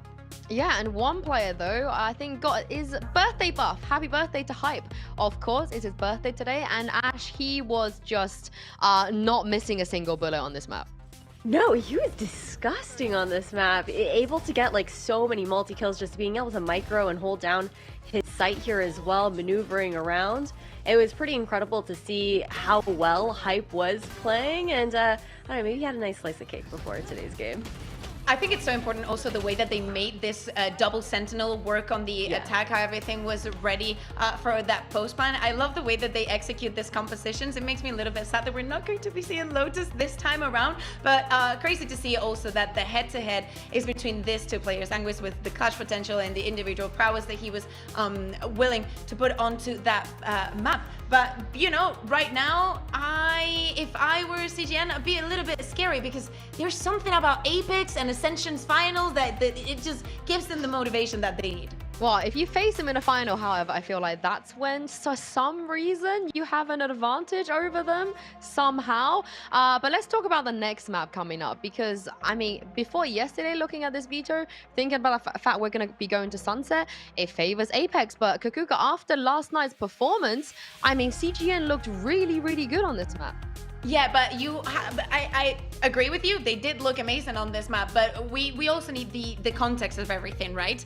For the good and the bad. They were against Pacific. Again, Pacific. Have you heard of Comeback? Have you been watching Ascension? They were up against that team and they were able to 13-5 them the same way that Apex 13-5 them right now on Ascent. But it was the third map. We talk about the experience and the time that you've put into competing and going into these long matches, and sometimes it does make a difference. If you're able, and also they were coming up from winning their map pick, you know, so it was, everything was going for them, the momentum, the pick, and of course all of those strong starts of the maps. I think that's a really good point, but I think we have to also call back to the fact that, again, this is a really tough loss from them on Ascent, right? Realistically, I feel like that could be a big blow to the confidence of CGN because that map is such a big part of their core identity. And then you look over towards Sunset as well, and I think that there's also stylistic differences between Pacific and Apex, right? I think Apex, especially in their post plans, I think what they'll do really well is make sure that they're denying a lot of those lanes, because the retake was a really big part of why CGN found such a dominant lead in that initial first half up against Pacific. And I feel like these are things that will be very easily remedied by the adaptability here from Apex. Yeah, and one kind of head-to-head I want to keep for everybody to keep an eye on, of course, going on to the next one, is going to be Kayak versus Element. I know we had a few conversations about whether one diffs the other, but as we go on to Sunset 2, Ash, do you feel like that's going to be another interesting matchup? I think it is going to be an interesting matchup for sure, especially because you're looking at them running two different duelists once again on this head-to-head. You're going to expect the Neon there for Kayak, then you're expecting the Raze here for Element, and it's going to be a very different look. Of course, we already saw just the kind of dichotomy between these two players as far as seeing the Yoru that's not typically run on Ascent here, that Kayak is able to pull out, right? And I feel like that says a lot about him as a player. A lot of what we've highlighted about Kayak is his depth in his agent pool as a duelist, and how he's able to really take advantage of each individual kit. So I'm interested to see how that is going to go hand in hand. But at the same time, I think you look towards Element, the fact that he is going to be playing that Raze, there is that opportunity to try and maybe zone out Kayak for a lot of these duels here as well. Well, let's see what we're going to get in Agent Select. I suspect no changes at this point of the competition. I would be surprised to see any. And yeah, the Phoenix Bear is just like a thing that we have now. So we were just talking about the duelists. To me, my eyes go to the ones supporting the duelists. I think that Solkas in this map is insanely good, and especially in shutting down those executes at the right time, he's perfect at. So to me, both my eyes go to Solkas and Benny as those flashers, but to me, the support goes to Solkas. And if you're Apex, if you're thinking about what you just did to CGN on their map pick, you should feel very, very comfortable, especially with the performance that you had today on how you want to play this map and how very well you know how to play against the Phoenix. Yeah, I also think that the really big shout there as well with that KO pick is just the synergy even between your flasher and the entry duelist there as well. There's a lot more micro opportunities there on the side of Apex, but I'm looking forward to see how CGN are able to pull this one through. Well, this is it. Grand finals on the line. I'm loving the interactive dynamic we're building here with Mitch and Tom. So I'm going to ask you guys another question. What's a bigger buff, the birthday buff or the bold buff? It's gotta be the birthday. It's gotta be the birthday, right, Tom? Wrong. Of course, it's the bold buff. Could have seen that coming. It's not even close. What it is? I imagine if it was Durka's birthday, is he going to be any better? No, because he already has the bold buff. He's better than everyone anyway. So there you go. Done. Hey, everyone but just because you're better than everyone doesn't mean that you've hit your best, all right? And that's what the birthday buff will do, Tom. You can't prove it. So I'm going to keep arguing the point. We're moving on to the next map, Sunset, map number 2, and it could be the last. It could be the one that gives Apex the opportunity to go right back to Berlin, fight for a chance in VCT, something that I'm sure upper management and everyone on the ground floor is terrified to face again after what happened last year. But, well, this year might be better. Benny already on CGN looking to disrupt those plans. Apex a man down, and the B site under heavy threat. Hype, the birthday boy, almost tested. But he'll be sitting back. Never mind. He stepped into the limelight and taken Element. It's a big player to take down, but more so just because of the ground he was able to claim. Like, getting that market under control can be so important for the retake, especially as it traps a couple of the players within the site. Kayak's done damage, but he hasn't managed to win the battle.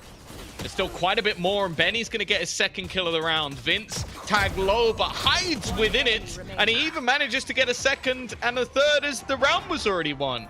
I'm guessing we've got a slight mishap with the graphics. a little bit ahead. But CGN take the pistol. That they do. Yeah, they've managed to find themselves a 1-0 start. And with Hype ripping the head off Element to begin this, it wasn't looking all too good. A quick shot from Benny. His double was nice, but Vince being able to farm up inside that smoke, that is huge. He was on such low HP. Usually, you're going to just count him out of the round. Even if he goes to play post plant, what's the guy going to do? Spam through a smoke? He's dead instantly. Instead, he plays aggressive, he takes his chances, and his chances pay off. This time, Hype goes aggressive himself, finds a pick, but is immediately shut down. And with Malzy left on a sliver of health, fine trade for CGN in a normal round. Thing is, though, Tom, if they lose another player, they'll start to feel the hurt as they've invested a lot. Okay, I thought Mosey was going to lose that fight. I'll be honest with you. That was aggression while low on HP. You spoke about damage. Damage has already been issued. Now, the gun being retrieved is not necessarily going to be easy. Mid control. Well, the thing is, these are gaps left by Apex. They've got Soulcast already making sure that he keeps an eye on middle. So if they go walking through, he will have that info. And there it is, with a bullet to his face. But it now lets the rest of them know exactly where this push is going to be coming from. You've still got the aggressive positioning of Evolver that CGN really have to worry about. They have to be careful of, because that surprise, well, you can see he values it more than the paranoia. Well, maybe he shouldn't have done. Those shots have not connected in the way he would have wanted. However, Kayak has. Vince trades this round already. Incredibly competitive, but the last two players don't have any weaponry to play with. It would need to be have a crazy shot connected, and eventually Vince will bring some normality back to the round. An incredibly costly one for the side of CGN, but more importantly, they get the round over the line. Yeah, well, that's it. 1 foot in front of the other from here on out. But yeah, I agree with you. For CGN, they lost a little bit too much. Starting out with Hype's aggression, that put them with 4 rifles. Every little hurts from that point. And while they were issued quite a couple of slaps to the face, that one from Kayak and over-facing Benny was hungry to hunt down Malzy behind the box, gets shut down. And yeah, I think there's going to be a little bit of a butterfly effect possible from that for Apex, damaging the economy further. Winning this round, putting some problems up for the side of CGN. Ultis are there, though. No surprise. If you've watched the previous map, or if you've watched CGN in general, be pretty used to Benny having his ult online. And I think, as we usually do, we'll see it here. Being off to a better start is going to be important. That's the thing. He seems like a player that really doesn't seem to let the numbers get to him whatsoever. With the way that he plays, at times incredibly aggressive, and at times just almost being the support for Element's aggression. Whether he's top of the scoreboard or not, it doesn't seem to change the way he plays. Space towards market, taken completely. The ult will be dealt with without too many problems. That's the thing, though. They aren't actually following up on that control. It's going to be a delayed take instead from Element. So they still need to clear a lot of the angles. And instead, Hype hits a perfect timing to find the opener for Apex. Even manages to retreat back to the site. 30 seconds. They're going to be worried about him hitting the form that he did in the previous map. Something to deal with is he's still on the site. Supports here as well. Sokas walking through the flames to meet his brothers and finding kills on the way is Malzy. Hype with the triple already. This round seems to be tied up by him, with Kayak coming in to give him an assist on the board. 1 round on there for Apex. And look, at the end of the day, they do it with 5 players left alive. They do it with Hype building up some momentum as well. That's a pretty good response to CGN's side take. Also, like, CGN spent maybe a little bit more than you would have expected. Like, a couple of players were fairly low on cash. So I want to see, like, obviously they get a plant, and yeah, that's about all. They don't get anything in terms of kill reward, which I know seems minimal, but yeah, you can see the damage is done. Even after playing some players there as a bonus, they'll come up with a couple of rifles. The duelists will have everything to do in this. So it's a real chance for Apex to get off the mark with potentially a couple of clean rounds if they can make it work here. No, never mind. Well, never mind. Don't worry about it. Well, I mean, there was a knife that told them they were there, so that's just a little bit unfortunate that that has occurred. Avova will be rightfully upset with himself. The second he saw that player, he knew he messed up. Oh, 2 players lined up. Hype had a huge chance. And it doesn't matter because either way, you know, they're a little blindsided by what they see towards that door. They don't look right up mid where Malsey was waiting. Manages to find himself a kill.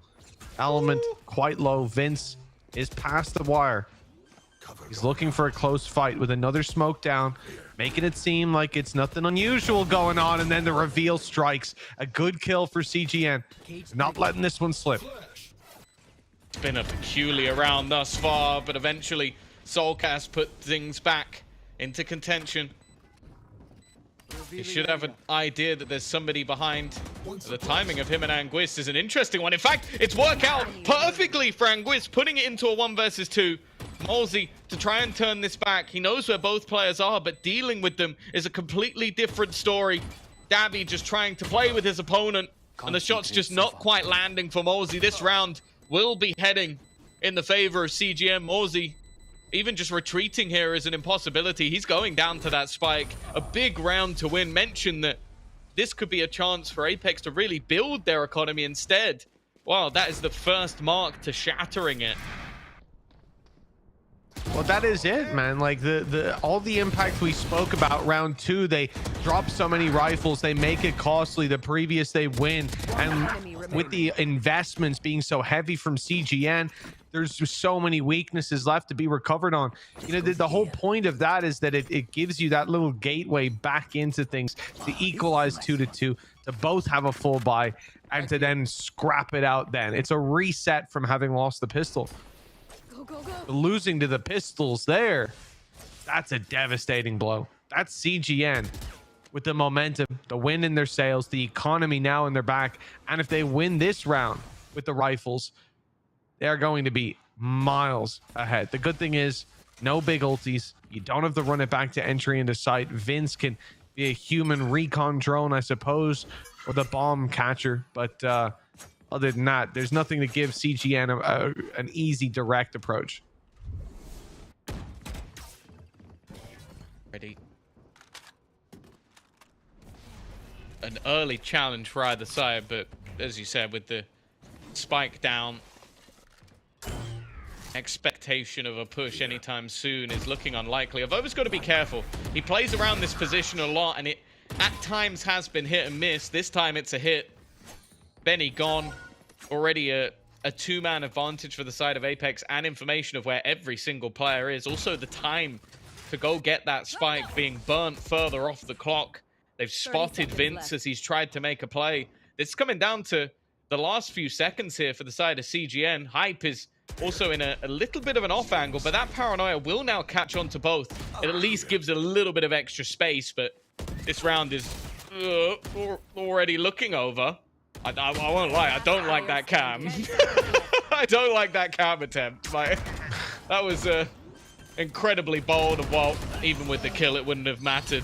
Apex respond immediately, no economy shatter for them, at least just yet, but this back and forth is doing damage to both sides. In fact, now CGN are on the brink again. Yeah, it is keeping it scrappy, and this is the first time we're seeing that proper test towards A site. Looking to elbow. We had the shift walk up the other round, just catching Avova, who was giving away free kills. But the success rate found over there, I doubt we're going to see Apex shy away from aggression on that side of the map. CGN, though, still have a couple players here, even with the weaker weapons. I mean, they got shut down here not long ago. It was the paranoia. Big swing. Kayak stunning them and just taking them down. And, well, he'll take the same privileges this time. Coming in from short to the opening on A. Good damage done in return. Avova's quite low, but again, no access for CGN, no matter where they go, without a big fight. I think everything sort of resides with Davy. Not only having the rifle, but also being one away from a Hunter's Fury. If you've missed the group stage, this is a man who won a 1v5 with that ultimate, so never doubt it, never question it. Maybe you can question it a little, but he'll probably prove you wrong. For the defense here, they've got so much ground again. Like, already deep B control from Hype. You can see how confident he's playing today. The birthday buff does seem real, that's for sure. Soulcast already putting another on the death toll. They're already going to know where pretty much every single player is, and it is a cleanup it's been peculiar rounds, I'll say. The fact that they can lose 1 to pistol, but then they've won 2 flawlessly, just it doesn't make a lot of sense. I guess that is just serving as the major wake-up call for them. It's been clean. They've been passive in terms of the early fights they're taking, and when they are committing to those fights like there on mid, you see a little wider swing coming out of Malsey. He's feeling it. He's got the momentum in terms of his individual aim, and then he also has the buddy just on his right, ready to swing and trade with him. So more direction out of Apex, fighting as a unit. 3-3 as a result. They've tied up the scoreline, and with no flash to use, Hunter's Fury is even going to be dumped into this.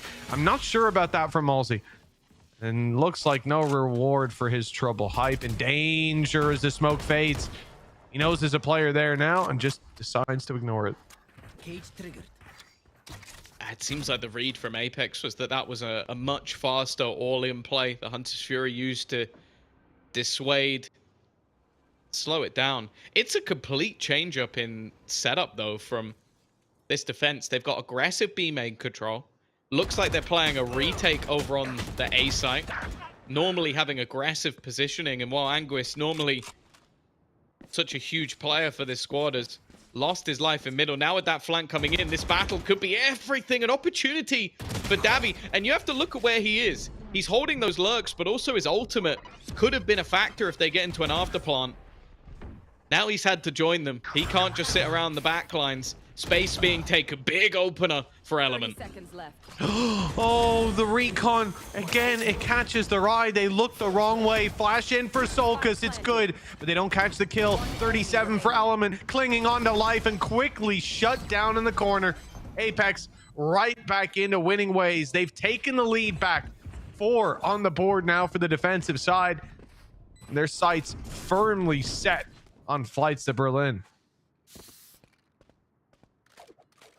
Yeah, I'm also set on the Grand final. That's the thing.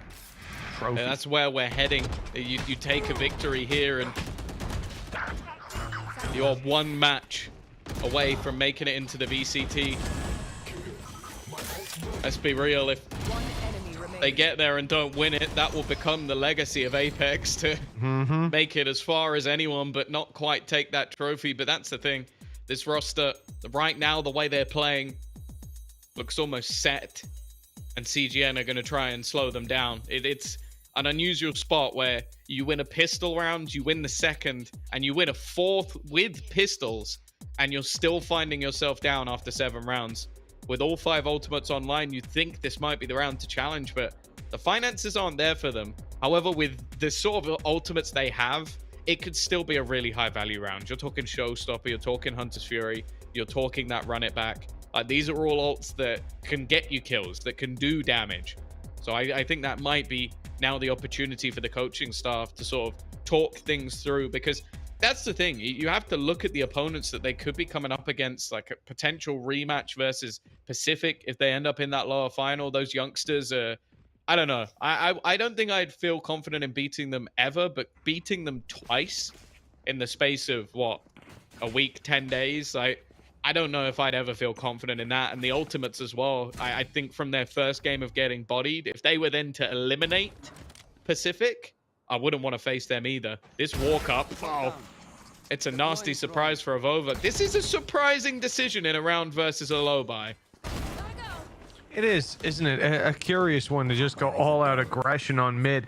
But it's worked out for an opening pick. Early rotations to the B site, and that's exactly where CGN are going.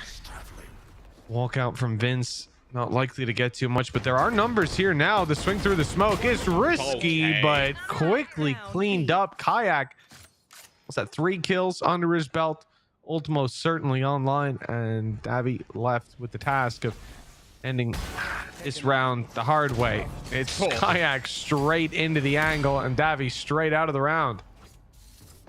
If he'd hit that shot, I think we'd have to also send him to the doctors for a broken wrist, because I think Kayak made sure there wasn't going to be anything more.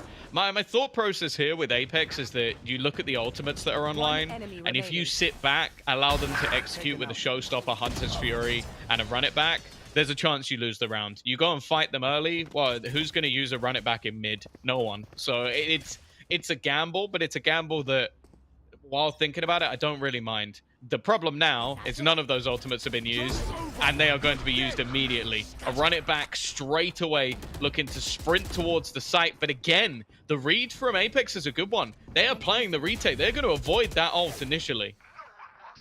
Only good thing is Benny couldn't use his flashes. Oh no, Kayak almost gets caught. Luckily, he tucks in and Avova is able to take the kill in exchange for Hype's life. Kayak goes down and they know for sure that Avova's here. He was the one to find that kill moments ago. Flash is decent, but Benny still comes out ahead. A 4 versus 2. Malzy and Solkus locked out. By the looks of it, they're still going for it. They've got credits. I mean, Malzy's certainly not shy of money. So why not roll the dice? But going through a smoke up against this many players, well, that many players now. One's down.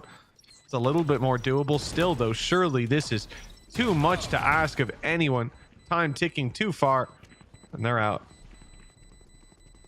Gonna have to hightail it to get away from that spike.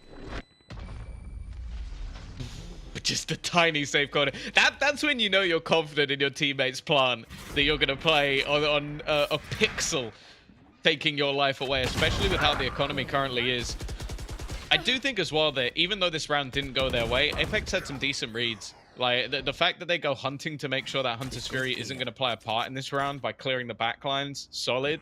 It's losing 2 fights to Benny while he's flashed. Like, that was twice he got flashed and twice that he managed to win battles, so a great round from him. High impact, to say the least. And still having 3 ultimates to play with for this round. I think CGN are going to be incredibly happy with that one. Yeah, I think that's fair to say, Tom. Attacking side with smiles on their faces. Now looking towards the B site. Spike over on this side, but I wonder if they're going to commit towards mid as well. I'm seeing the shock dart just to destroy a trap, open some space, maybe give Anguis the opportunity to go there late, but it will be the majority of the squad looking for B. And I think that means that Element is going to be the one breaching through, rocket in hand, blast pack behind him, and Solkus quickly leaving this side if that's the case. Showstopper in. Oh, everything. He got caught by all the utility possible. I think the knife may have even tried to deny it, but they've still found the kills anyway. Avova, it looked like he was going to go hunting for the man in the middle. Well, that man has been revealed. Instead, he sent Kayak to do his dirty work for him, but Anguis has already gone. He wants to try and group up with the rest of the team. They already have a man advantage, so the risk just not worth it. Benny might have slightly missed the boat. But with Kayak having an operator, it really is going to be down to the rest of them, and the time it's taking to try and clear this man out from the back of the site is definitely problematic. Finally, well, he's going to be dealt with, but so much damage done on the other side. Turns it back into a 2v2, and Gabby is waiting patiently. He's been holding on to this ultimate for a while, just watching for a time to try and get it over the line, and this will be that round. A pause taken. Ultimates now expended, but CGN have got the rounds for it. They are chipping away at that lead, and now they found themselves neck and neck for CGN. Yeah, Element on his way into B. They're ready for him. They've got the traps not even in main, much further back, waiting specifically to catch this man, and the punish there from Avova. That should have been it. That was the advantage is pretty much gone, but Solkus loses the site fight. Lose hot further back, and well, the numbers then they swing to CGN. Post plant Hunter's Fury, difficult to deny at the best at times. 5-5. Apex the full buy with an off in Kayak's hands, and an early fight on mid, one that they seize control of. Kayak is sticking around looking for a little bit more. Yeah, that's the thing. A lot of what they've been doing to take this control has been relying on Benny's utility, be it his ultimate, be it his flashes. And with him being picked off, that was one of the major problems they had in the last map. He was going down early, and then you don't have that man to almost sacrifice himself for the team to get other players in. I see how they react. For Avova, as said, playing around this spot has been incredibly hit and miss at times. He either gets them an opener or could be the demise here. Bear in mind, they already have a man advantage. Doesn't necessarily need to fight. The paranoia is going to deny that space, and Hype, while going for his ult, is going to get caught. CGN have equalized, but now they need to start making their move towards the site. Oh, a little quicker, hopefully, for Vince. He's got someone hot on his heels, and Kayak popped the ult to convert the kill. But Davi goes back, finds one, 30 seconds. Spike under their control. A rotation. Steps heard. Oh, 100%, but they know that. It's a ruse. They're not silly enough to think that those players don't hear them. They were on the site. Of course they'd hear the steps. Malsey is left as the lone guard, and he stops only one of them. The spike will still make it to the A site. Element waiting down on this head peek angle. Catches Sulcus off guard. A smart little misdirect from CGN, and they found themselves in an advantageous position with a Vova against two, a recon online for Davi as well. The misdirection has taken them this far. Call from the IGL that has turned this round on its head. We know that Avova's good for a clutch. He's definitely happy to try and stick this all the way, but the dart is going to reveal him. And already, Davi has had in none of it. He's going to try and go running through, and has Element for support as well. A fantastic turnaround from CGN. The mid-round call coming in from Benny that has completely turned that round on its head. The fake of the steps is something that I think expectations are that won't work too many times. But this time, Apex are left feeling the fall. My ult is ready. Yeah, I wonder if a part of that is even like the ult that they had online. The fact that they saw Avova had the From the Shadows, that if they could just force them into a knee-jerk reaction. It was, I think, Sulcus rotating. Okay, Kayak, hello. Goodbye. Nice knowing you. Good seeing you.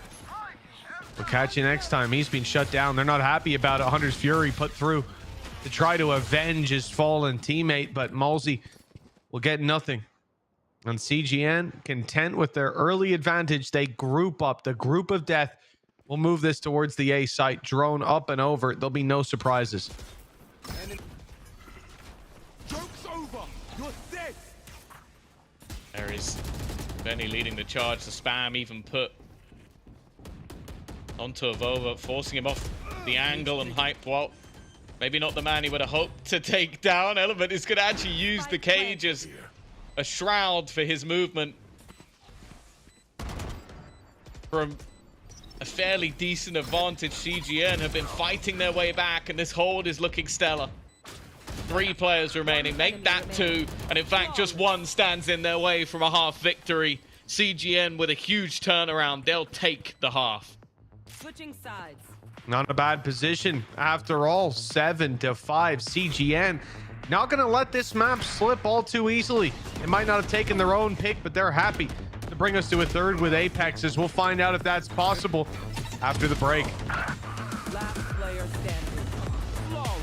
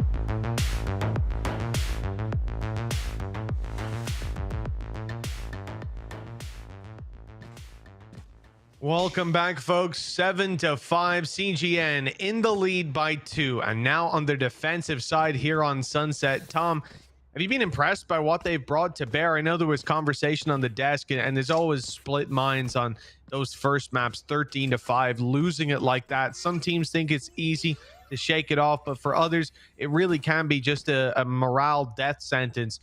But CGN seemed to have recovered nicely after that first map. Oh, it's exactly what we saw last time around. They lost their map choice, even in a close fashion, which arguments are always there, which is worse.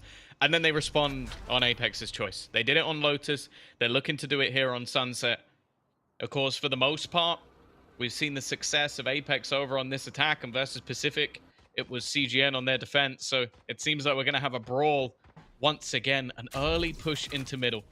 Not something necessarily expected, but it has been spotted by Element. He will be that point of contact, and he will be their doom already. He's almost murdered the entirety of the squad. 2 are dead, but 2 are limping. Benny's also looking to lock them in. His partner in crime is going to, well, at this point, they're crippled. They have been left with so little help to try and fight with. He's still playing this one safe, not wanting to risk the round for his own stats or confidence, which, as I said, is a rarity for a Phoenix, and somehow Kayak has still managed to win that fight, but Element is not so kind. Now we're looking at 38 HP between the final 2. This should be an easy close. The side of CGN, I was going to say a few right clicks, but it's only Vince who can pull a right click out. Everyone else on the Ghosts, but they're making specters of their opponents.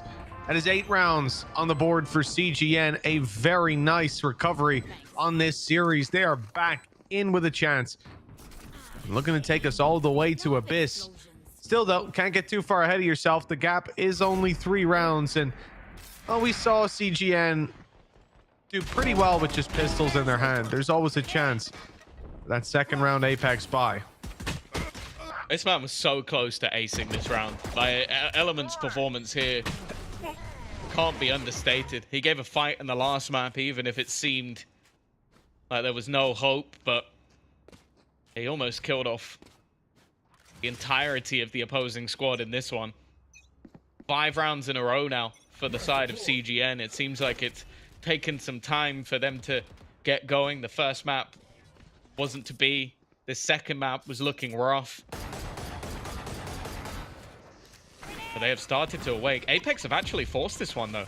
They've invested. They've gone for SMGs. It's going to be that pincer. Kayak lost first, but at the trade out of his opponent duelist, this is starting to get dicey. Another 2 players drop. Benny desperately trying to find some sort of response. Molsey's found a gun as well. This is falling apart for CGN. Yeah, that second round Apex buy just as dangerous as ever. They rolled the dice, and it seems like they've come up ahead, with CGN struggling to even find the space. The Paranoia, big PC utility, and it clears an empty angle, but Vince is able to root Sulcus from position. Okay, this is a little bit more doable now. Time to get on that spike. Smoke down, but Shock Dart stops the defuse in its tracks. Reveal does the same. Spam drops a player, and now Benny's the last one with it. Straight in goes Malsey. And it's a Vova spam from further back that finishes him off. CGN, I said you don't want to get ahead of yourself all too quickly. The gap was just 3 rounds. Well, now it's down to 2. No, this was not something I necessarily expected. I can understand why CGN were caught off guard. Like, I'd say that you've got aggressive players on the Apex side, but to come in with SMGs and just hit them with that sort of pace, I haven't seen them do that versus other teams. So clearly something just to catch CGN off guard. Now there's going to be investment, at least a bit, on the other side of things. Element 1 away from his ultimate. But this is looking like the cleanup crew. There's only 1 man with a rifle, and that 1 man is Death himself. Kayak has already ended this round in its tracks. It will be down to a difference of 1, unless we're going to see the greatest frenzy clutch of all time, which those words have never been said before. No, I don't think. Well, I'm technically one of those plays has to be the best play of all time, but I doubt no it's one that knows impressive. what it is. Yeah, no one wants to know. If you know what the greatest frenzy player of all time, number 1, you probably need to find something else to do, at least a little bit. Maybe go outside. Also tweet it at me, because I'm curious. I'm curious what the greatest frenzy player of all time is. And please don't send me your matchmaking clips. Yeah, we're talking professional players here. We're talking tournament play. Let's put it that way. Oh, Vince. Oh, he could have time for the ninja here, Tom. No, obviously he's just going down to the spike. 1 round gap. And for Apex, a clean run at this one. Not a single player falling. CGN. I mean, this is where you start to get worried. Talk about mental boom after that quick 13-5. If they lose control of this series now and Apex keep going like this, it will be a devastating thought that that lead was theirs and that they should have been able to convert it nice and easy going into round number 2. But it's also just the confidence plays. Like, that last round was Kayak just... It's some style points. Like, getting aggressive, earning his ultimate, and you could just see what that confidence does! What? I believe that... Did he just pop the showstopper? Yeah. He just popped it! That's filthy! That's removed an ultimate from the opposing side. Such a high-impact one as well. If that's not a tilter, I don't know what is, but the rest of the team have to try and forget about it, have to try and ignore it, have to try and hold on in their fights. It's only going to be the trades. One man sat within it. The rest a little bit further away, and in fact, Vince is now fully dedicated to this site. He's got the first couple of kills. He's got Davi trying to spam, trying to support him with shock darts, and he's managed to escape back to his teammates. But speaking of escaping, Apex are looking to fall and fade back. Yeah, looks like the idea is to take this somewhere else. Straight to the B site, perhaps, but they're being very cautious of it, not wanting to face out on mid before they're comfortable. The angle's locked down. They've got the bodies there to face it. 3 guys making their way through. And the CGN, they know at this point there's a good chance their opponents have come back. But they're deciding to commit to this anyways. Sticking in on that A side hold. The door closing indicates to them that, well, maybe they might have put their eggs in the wrong basket. Before they all go kerplunk, it's time to move in. They're ready for the B site retake, but there's no opportunity but to deny it. Oh, this walk through the smoke is risky. Malsey, the fate of the round in his hands, and he's able to trade it. Keeps it as anyone's game at this point. Avova very low on HP, tucked up close, and a battle of the omens is about to come into play. It's brewing. With one on either side of that smoke, it's going to be on Vince to win it. Has to swing, check the right corner with Solkis winning his fight. It's all on Vince. His 4th kill already secured. The other so desperately low, but does he stick it? Hearing the steps get ever closer. The spray is close and the shots are final. It's Vince. 5 kills and a defuse. He does it all for the ace and for the lead to stay in CGN's hands. You have to think about where this man started out the round. It was him watching his teammate get executed. He kills Kayak, who's fighting from his own spawn. He battles with his teammates on the A site, and then he's trading every single kill to clutch it 1 versus 2. And it was only really just the plant spot and the panic from Soulcast that ends up being his demise. 17-8 for Vince. It's been a mammoth performance from him so far. Wow, that's got to be infuriating for Apex. There were many opportunities for that round to go their way, but one man stood in their way. And with Avova already tagged low, not the greatest start to the round. Shock dart. Shock dart.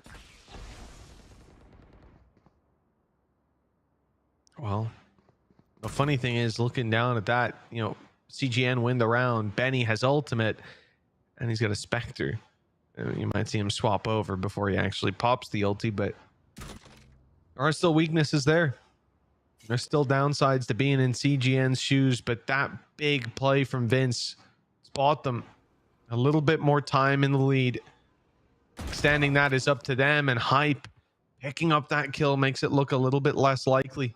Look at the minimap. 3 players on B. Completely isolated is Anguist.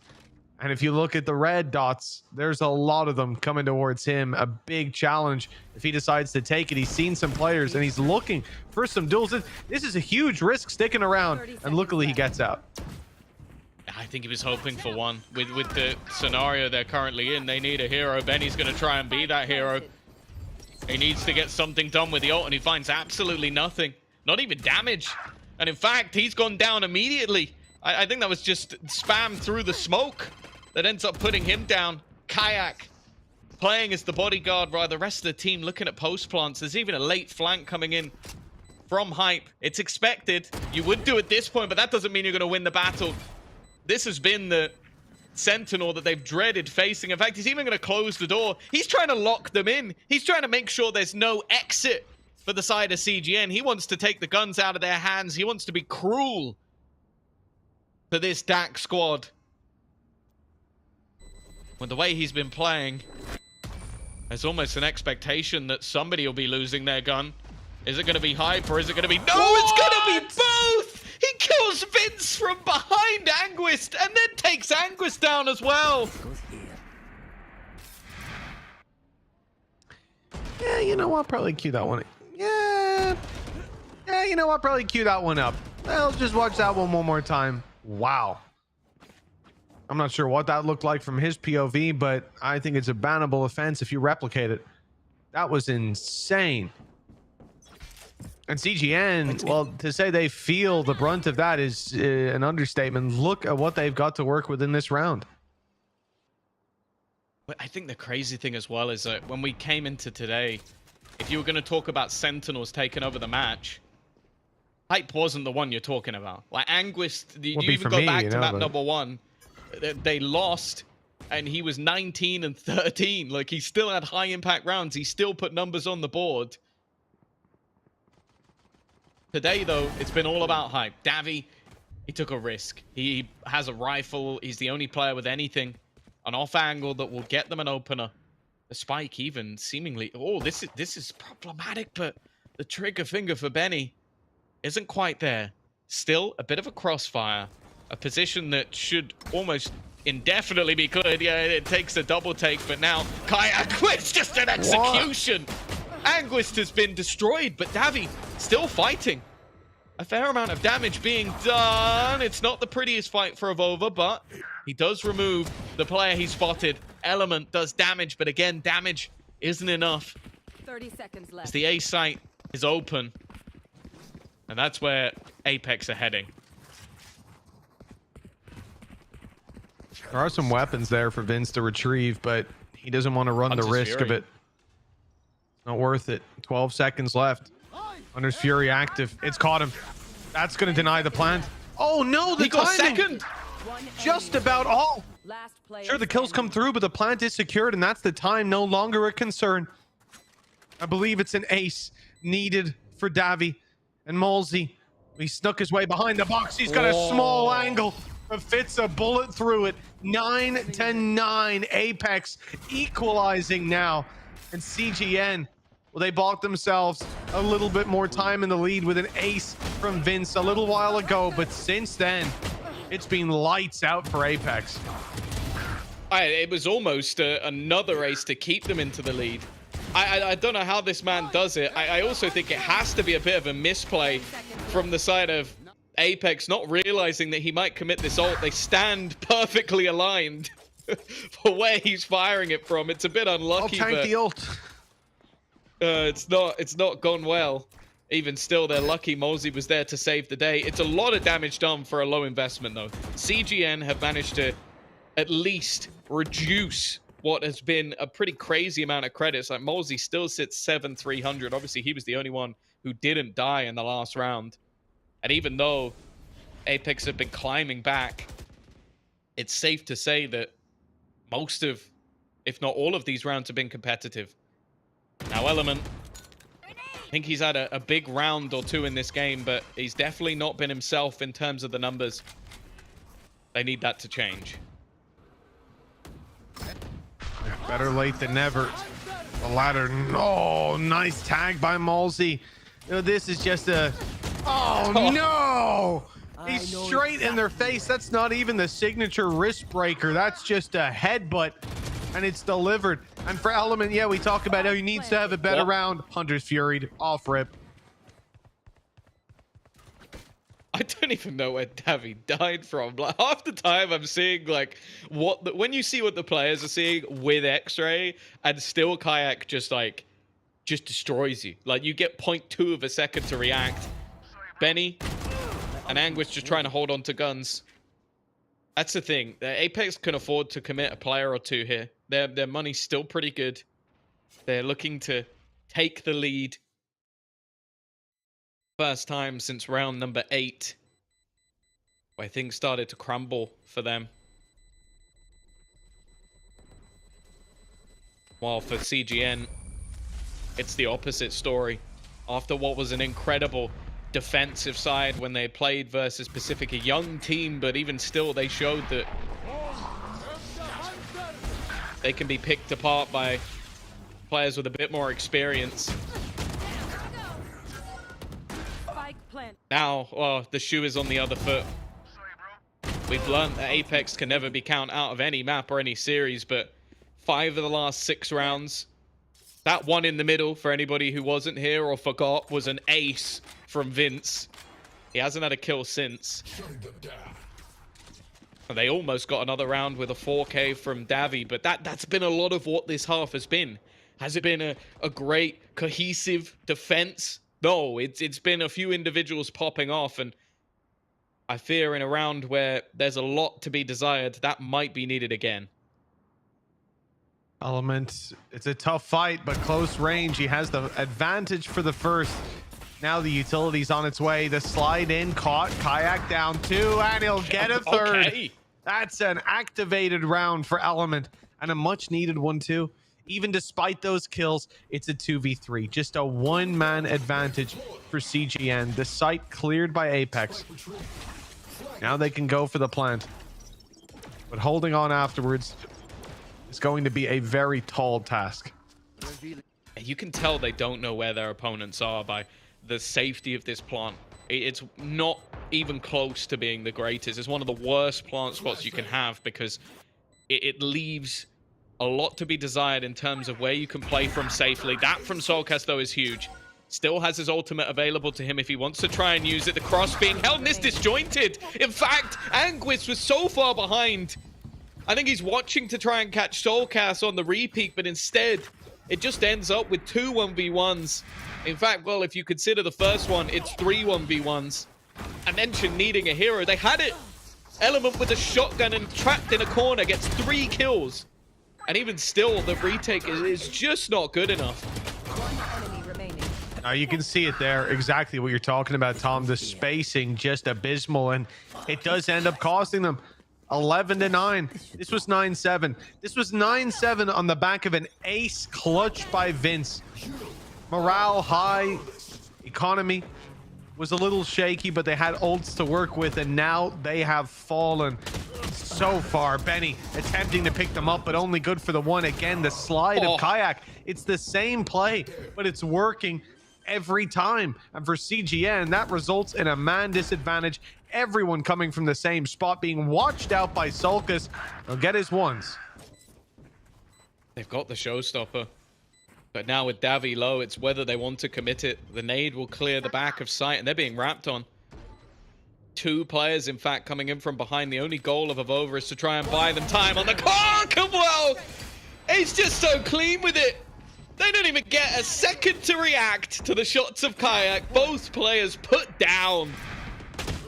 As you said, it was a damning streak of rounds versus Apex, but all it took was a force-buy victory to go in their favor in round number 14. And well, this pause, I don't know if it's too little too late, or if just at this stage the coach has realized that, okay, we have spiraled out of control. They have ults to play with. The weaponry definitely not at its best, but CGN, after, as said, a streak of 5 of their own, now need to find another 3. Otherwise, they will be heading to Berlin, but they'll be having to face off in the lower final, while Apex will be 1 match away from ascending to the VCT. Well, last time around on LAN in Berlin, everything went right for Apex right up until the last game. Now, this time around, I think it's a smart play. Get themselves straight into the final, so their first game is also their last game. That brings it back to a 50-50. This squad 3 chances to close it out, and for CGN, calling a timeout at this stage, Tom, you know, I can't help but feel 5 rounds in a row, lead having been taken out of your hands, Apex coming up to 12 rounds. Like, there were opportunities here for CGN to touch base a little bit sooner, but they hoped that they had the pieces together. But again, when you get Element picking up a 3K in the round, you have an advantage on the retake, and still you're picked apart in 1v1 duels. I think the problems are running a little too deep to fix in that 1 minute. We'll see, though. With 3 rounds ahead of them, all 3 need to be flawless for CGN. For Apex will be booking themselves a slot in that grand final. Just 1 match in Berlin, and that will define whether they make it to VCT or not. And now, just 1 round away from that. That's a stage that some of these players will have played on before, or at least in the VCT. Solcast, Malzy, Avova are names that we've known for a while. Hype has been around since day 1, and Kayak is that new boy on the block. But he is a name that is already starting to be mentioned by many. I haven't found that trip early into the round. Alt-wise, things favor this CGN squad, and so does the time. 35 seconds left. Apex are just poised for their attack. 30 seconds left. The defense have an idea. Anguis with the spray. He's going to get stunned up, and that pressure is already coming. Kayak W keying to take that space. Solcast will be the one to find the opener, but it's the Polish superstar who looks to try and stop them before they even get anywhere near. Anguista's done well, though. He's given them that little bit of extra space. Kayak has to shoot the ultimate. That will reveal him, and now he looks to try and do a little bit more. Anguis finally coming alive. Someone we mentioned as a hero within this team, and now the showstopper looks to pad the gap, but Kayak still stands in their way. Looks to try and end it all, and he will! This young Polish superstar heads Apex into the final, as once again, he is the man to fear. Not even the Rocket could beat him, Tom. Not even the Rocket in the last play of the game. Activated in a 3v2. It looked like they had this down. But Benny and Anguis fall, and Element says, well, at least I can make it a 1v1, right? But no, he falls first. The shots hit so clean on this side, and for Apex, well, a well-deserved slot in that grand final. We expected to see it, Tom. And after all that, they've managed to do it. For CGN, there's still a little bit more fight for them. We've got lots to talk about, but we don't have a lot of time to talk about it, Tom. Let's toss this over to our analyst desk so they can get their words in.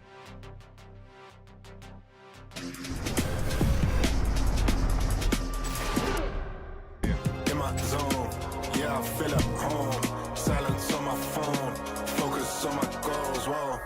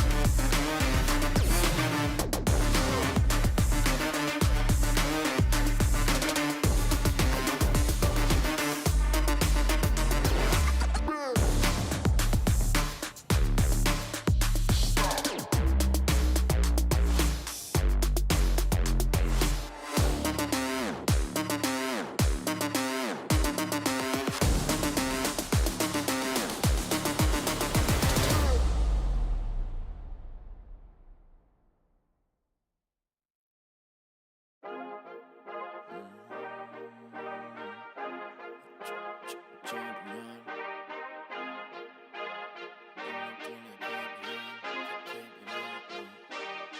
feel like a champion. A champion. Ain't nothing that can't be done. Oh yeah. I put it all on the line. Definition of divine. Yeah, I feel like a champion. Ain't nothing that can't be done. They told me I wouldn't be nothing.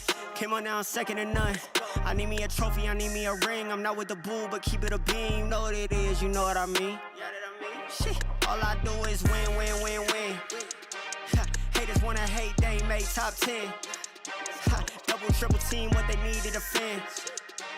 I juke left and I'm gone with the win. I'm gone with it. I feel like a champion.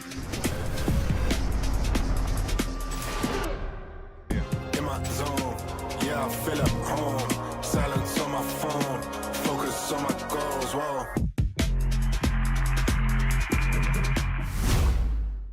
It's another win for Apex and another grand finals for them as well. Back to back for this organization. I'm your host Yingsu. I've got Kakuka and Ash back here with me. There is just something with Apex and Ascension's final, Kakuka. I think a lot of people, once again, expected this team to go pretty far.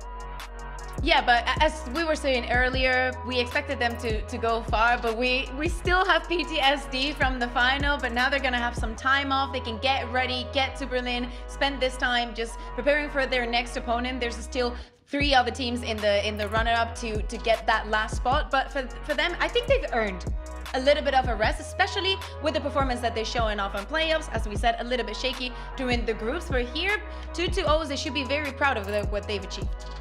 Yeah, they should, especially it being this rematch where the last time it was so close up against CGN, where they went to 2 overtimes, one on each map there. But considering today's results overall, this team did not come to play. Specifically, Kayak, he was insane across both maps.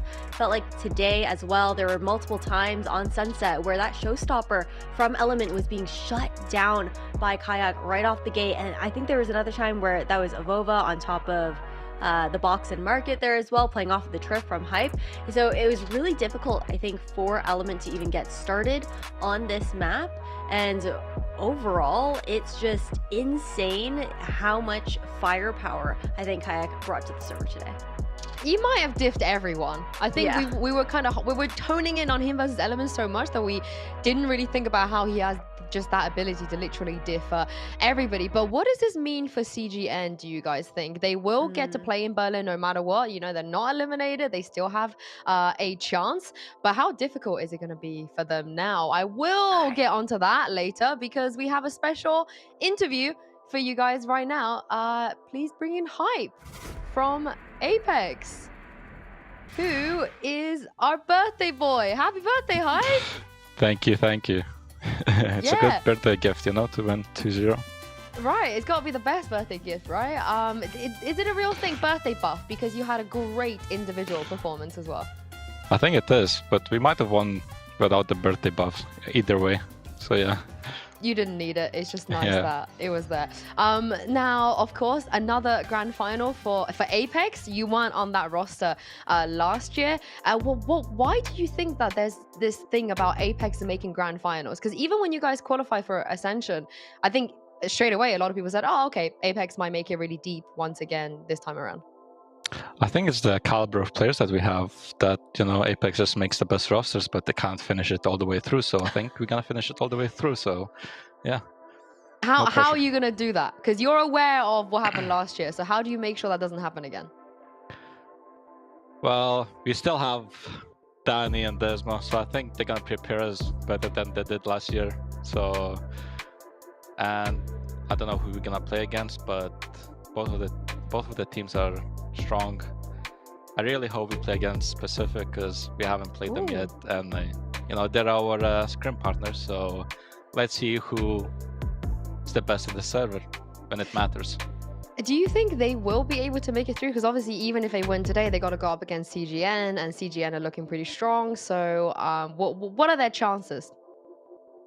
I think their chances are pretty good.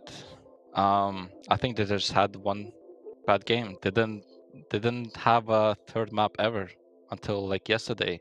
So they need to evaluate their energy and have energy for every single map, and get the drinks out and get the bananas out, gives them some energy.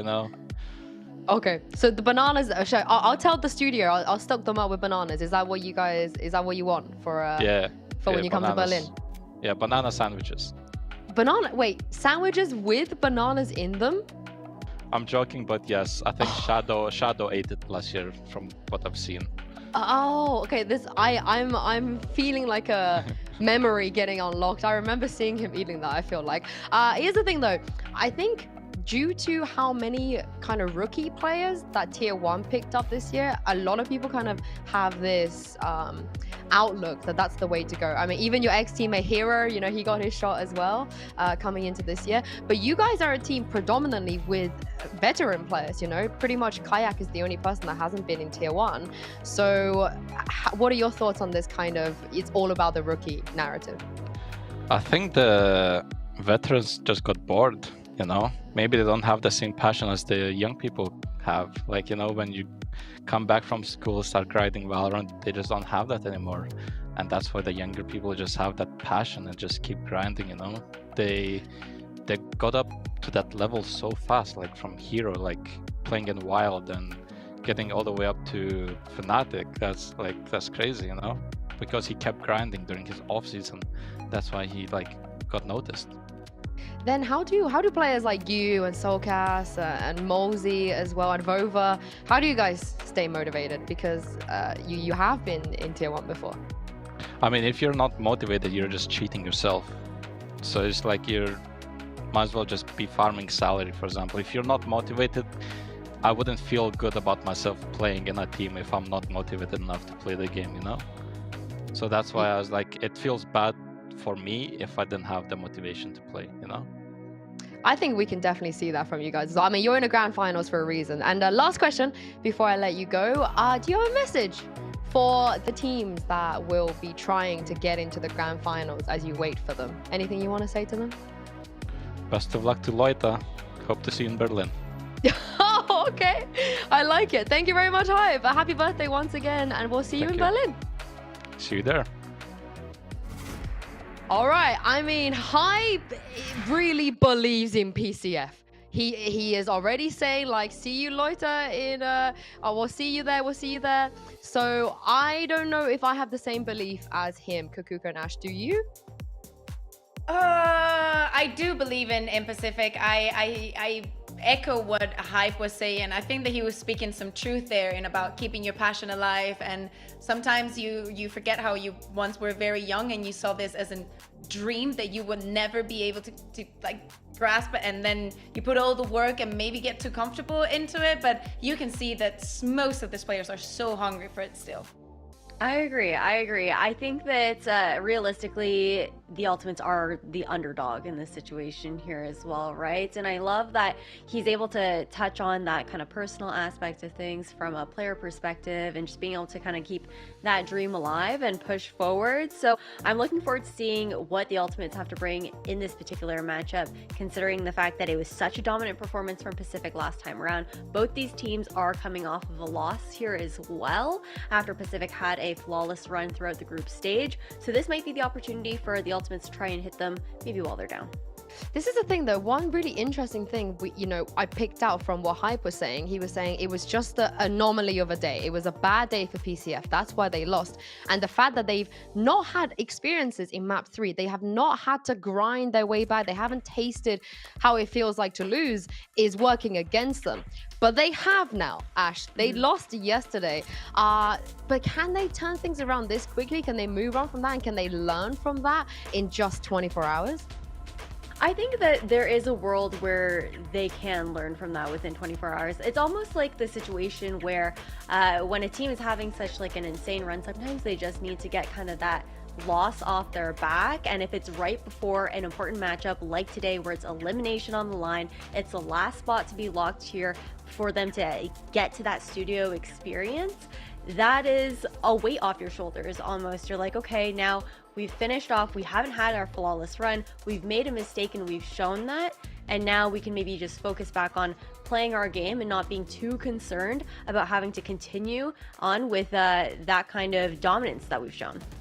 This is it, right? This is the big test for TU, right? You can end up things how you started by losing to Pacific, and it will be devastating because we will, I mean, it will be good for us because storyline wise, we will have a rivalry for the ages. But on the other side, this is the moment of truth. We're talking not only about the experience, but about the pressure that both of the teams are under. Yes, Pacific has a lot to learn from yesterday, and it's good that they got the experience of losing. But yesterday's stakes were not even close to today's. And when we talk about young players and their inexperience, it has to go either one of the two extremities. It's going to be black or white. Either the pressure takes you down or you have a game life performance. This is the other thing, though. You mentioned, Kugo, I'm glad you mentioned it because this is where it all started for these two teams. For one team, PCF, they looked insane. For TU, not so much. They got completely dominated. They got banged. And a lot of that came down to Comeback, who I think after that first game, I was like, this kid is insane. There's a reason why Zeus is not here. I can see why Zeus is not here. It's because of him. But then somehow, Kakuka, he got better. Yeah, it's insane. I was preparing the two truths, one lie, and I was looking at his numbers because I was looking at 4 different streams when the first days of groups were going on, and I was like, how is this guy so good? Both when it's set up and when he's just electric. He's reckless some of the times, but most of them, he plays so well into what the team needs. He's incredibly good, incredibly young, and definitely a big prospect to come. Now today, as I said, to me this is the biggest test that he's going to be facing up in 2024. Even if they are to make it to the final, like that would be great, but he will be able to compete next year anyway. So to me, he has to stay number 1 alive in the tournament, and I want to see this guys in the studio. Yeah, I mean, full on bringing on that Turkish energy to the server here, right, with Comeback. And I think that's what's really interesting between the head-to-head between these two teams, because I think for the Ultimates, when you're looking at that MENA region, a big part of why this team was hyped up so much was the top team in their region, was just the firepower they were bringing to the server, the aggressive play style that they like to lean into. But Pacific is another team that's going to be able to take that head on because it's very, it mirrors that kind of play style as well with how aggressive they're going to be, and it really becomes this litmus test of who's going to be able to come out on top when it does come down to those firefights and when it gets really scrappy, and you have to be a lot more careful with how you're microing and just able to handle all of that chaos. Yeah, I do want to look at TU too, because their trajectory has been very interesting since getting destroyed by PCF, because they also went on an upward trajectory. I don't think anybody expected them to be able to even make it out of groups. You know, we heard it from Baba Beast before. Yeah. It just making it to this point is already huge for them and their entire region. But after seeing them yesterday, do you guys think that they could go further? I mean, I think that Apex is demonstrating throughout this playoffs that they deserve. They don't not only want, but they deserve that spot in the finals. But I could say the same for CGN. I think that if there is a moment for TU to win against Pacific, it has to be today when they're damaged, right? But for TU, there are a couple of things, a couple of questions that are still up there for me. I think that they have proved that probably under the pressure, they perform a little bit worse, I would say. And if I look at Fighter and I think of him as a duelist in the grand scheme of duelists we've had throughout this Ascensions, somebody has to be last. For me, he is one of them, even though he's made it here. And I'm not to shade on him, but because of the way they play and how he is as a player, like not seeing the op, I understand how he merges so well in the big plan. But if I have to put them on a 1v1 where there's nothing else involved, I think 9 out of 10 times I will give it to Comeback. Yeah, but there is one. On this. There is that one time. And he only needs one time. Sorry, Ash, carry on. No, you're good. I mean, here is where it matters, right? But it's also going to rely a lot on the map veto that we end up seeing here. All things considered, seeing this Lotus being taken out first, kind of interesting as far as PTSD goes. PTSD. I'm glad they took it away, but let's not forget the PCF perma-banned Lotus before this, last week. They perma-banned it. So I guess they learned from leaving it open the last time yesterday too. And yeah, this is, I mean, if I were PCF, I would be very happy to play Haven. I mean, there's not really a... Wait. Okay. I would see this, like, if you were to tell me that TU has picked Abyss and that PCF has picked Haven, I'd be like, yeah, fair enough. Yeah. I only have Weird. questions here, Ash. Do you have any answers for me? I don't have answers for you, but I do almost wonder if we're going to see maybe like a compositional change out of the ultimates, especially with the Haven pick coming out first. But you don't think so? You think they're going to stick to it? ISO. They're going to stick with the ISO. I would like to see them change personally. I think the ISO only works for one player in the whole world, and he's not here right now. But yeah, here's the Haven Cup. Yeah, exactly. No surprises on the picks. We're still surprised by the map choice, but I think that it's an even play field. I'm most excited to see the Abyss and how things are going to go down there. But as we're saying, no surprises here. Very looking forward to the individual performance that we're going to be seeing from Spy and Fighter on this first map.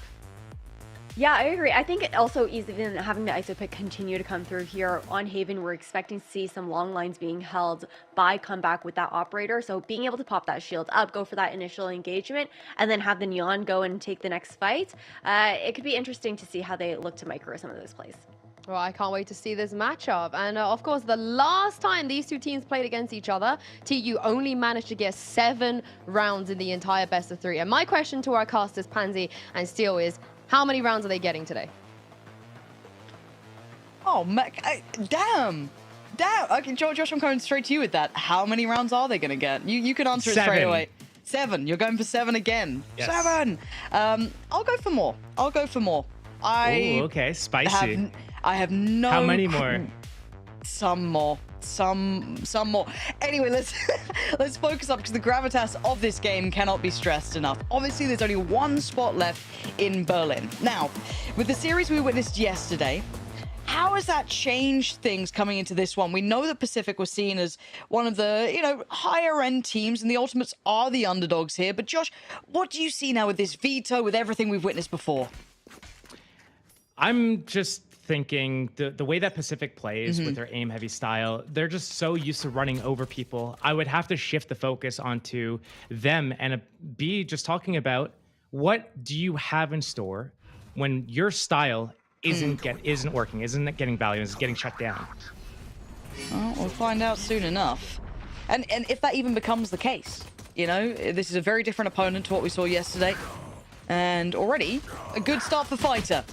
He was asked a lot of earlier on the analyst desk to see if he could step up to the challenge, but a 2v1 going to be difficult now with the spike being left where it is.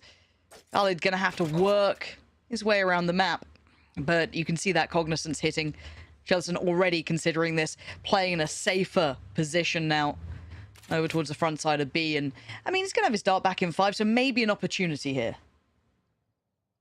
An opportunity, but a tough task. That turret just being recalled now, and 20 seconds from now it'll be placed, but the round's probably going to be over by then. You'd think so, wouldn't you? But we've seen stranger things happen. Let's see. Isolates 1, that's great. Ooh. Dart now available. He knows where the player is. Rose already going to try and backpedal towards the backside of sight. And timing is everything, and he's got it. Rose there takes the risk, takes the peek, and takes the round. Pacific get the first under the belt. And Josh, I mean, they were missing out on those pistol rounds in that previous series we witnessed.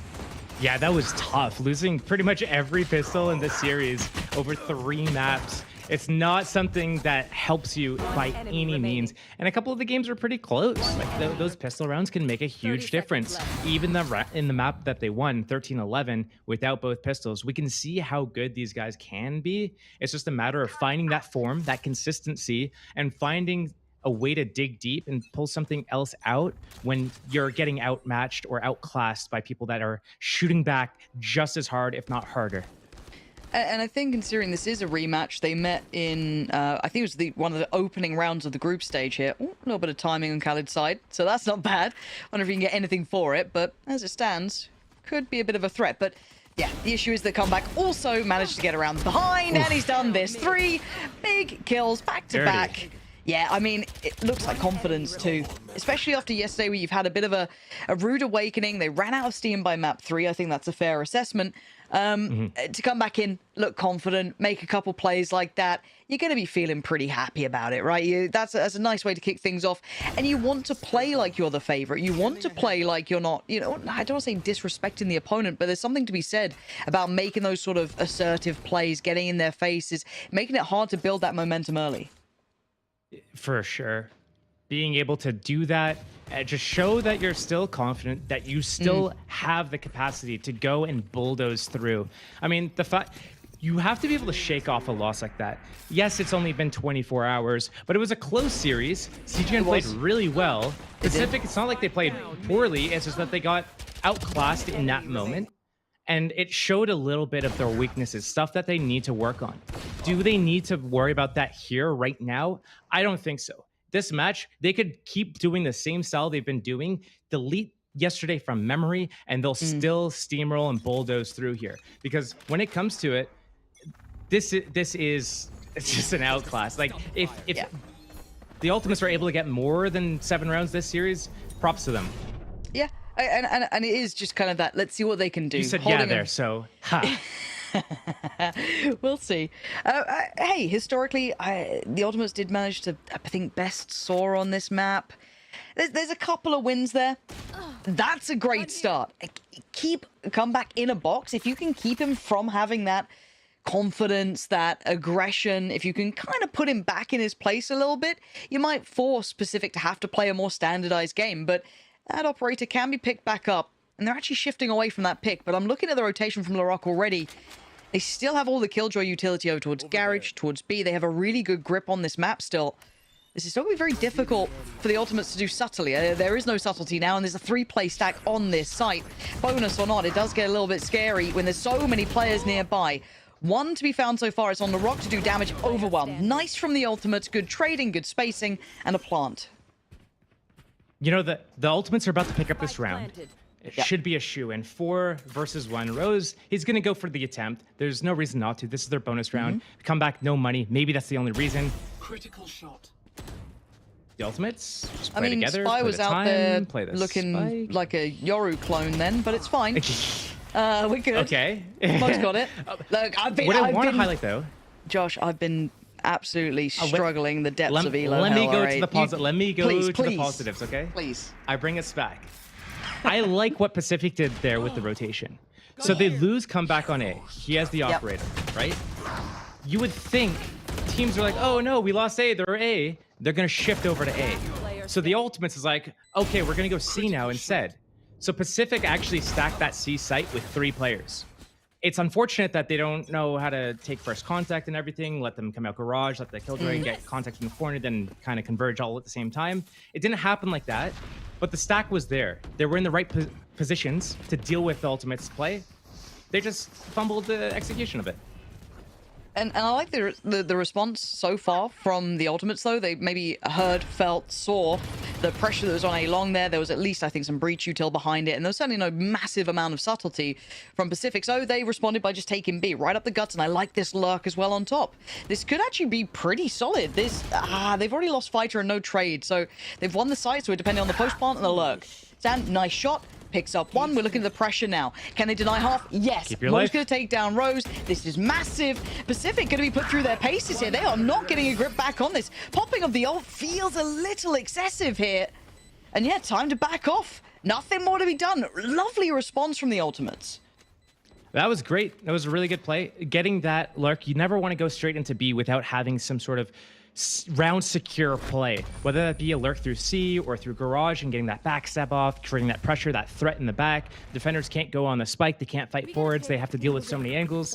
And that was a really well played round from the Ultimates, being able to create all that chaos and constant threat and pressure. Now Pacific put on the back foot. They lost that operator on round 3. They lost that entire round in general.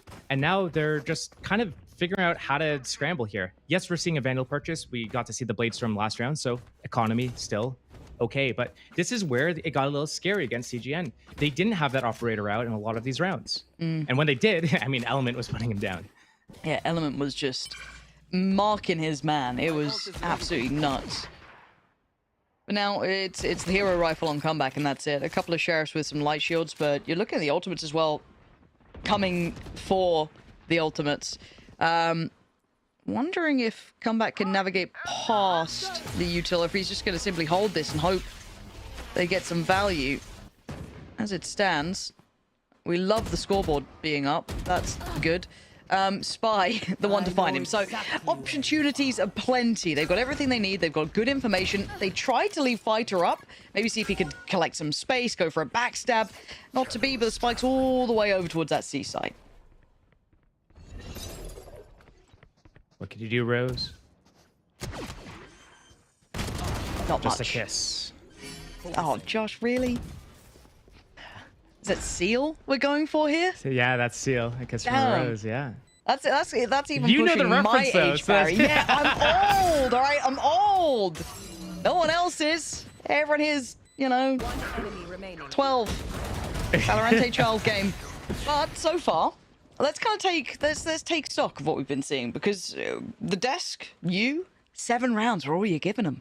Brutal. Well, crazy you do that. They're already cooking. You know, maybe they should pick Taven that first series around, because things are looking a little better for them here. So talk about the style of the teams and what's working for these guys.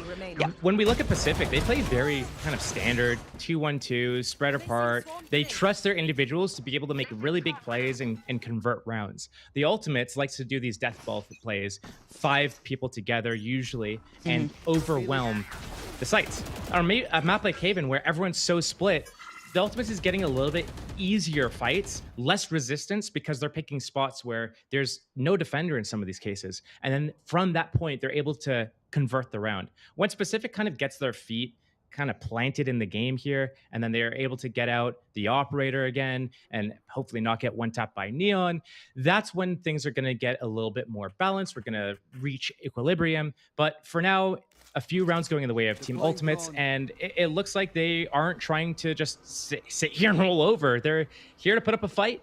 They know it's a rematch. They know it's a tough opponent, but they also have a tournament life on the line, and they don't want to go out. They want to make it all the way. So why not? Go fight. Yeah. Let's see how well they can hold up here under this 3-2 split towards C. You still got the Killjoy util towards this. You've got the early rotate coming in from Comeback as well. Rose, in the meantime, gets punished.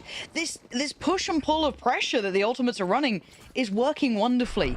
Catching off these aggressive backline plays. TP is invested by Loiter, and in the right place this time. However, the rock's already been lost. Loiter is the only difference, and they're even catching one in the ult. It's down to Comeback to try and go absolutely nuclear, and he gets outdone. Fighter with the ultimate pop and swing. He was just running the whole way through, and this has just been unreal.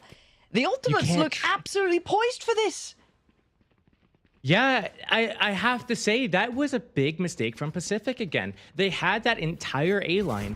The entire team is stacked towards C. If the play is a C hit, no problem at all. Rose just needs to sit where he is, feet planted, hold that line, not move anywhere, and they're probably okay. He's probably at least going to get one. Maybe he's able to get more or keep his life on top of that, buy time for the rotation to come in. But instead, he progresses, dies, and it's over. That's it. And feeling like they want to go for the remedy of aggression is the name of the game. I guess on a round like this, when you may have sheriffs or a lighter purchase. Did he spot the player? Wait, I think he might be pretend not to. It felt like it was a fake, right? Oh my. Yeah. Okay, Comeback's Did he been show up on given the radar? keys to the castle. I guess not. Yeah, this is.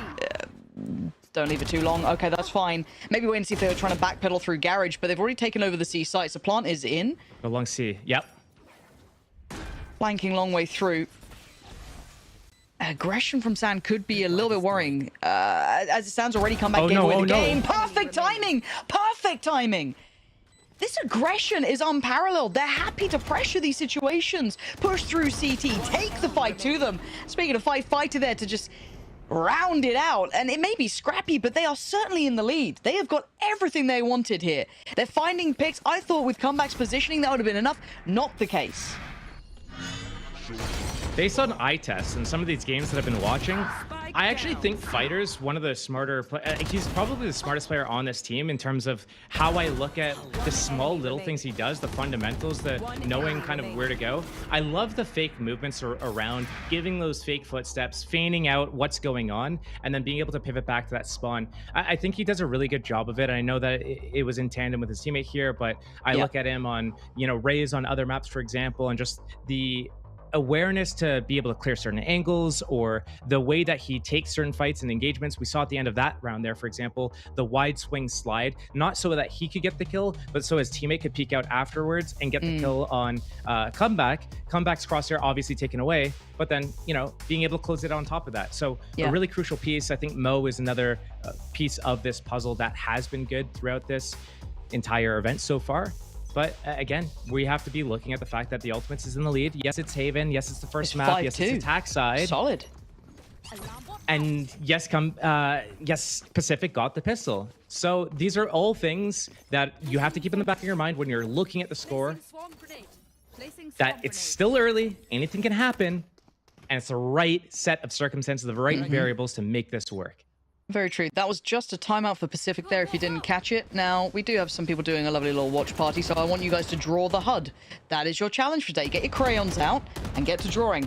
Now, focus eyes over here. Comeback is walking middle. This man he wants aggression. He's been doing his job fine, but it has yet to really convert into round impact. So he's been able to kind of catch his positioning, so he should be able to hear everything that's going on if he doesn't want to overdo it.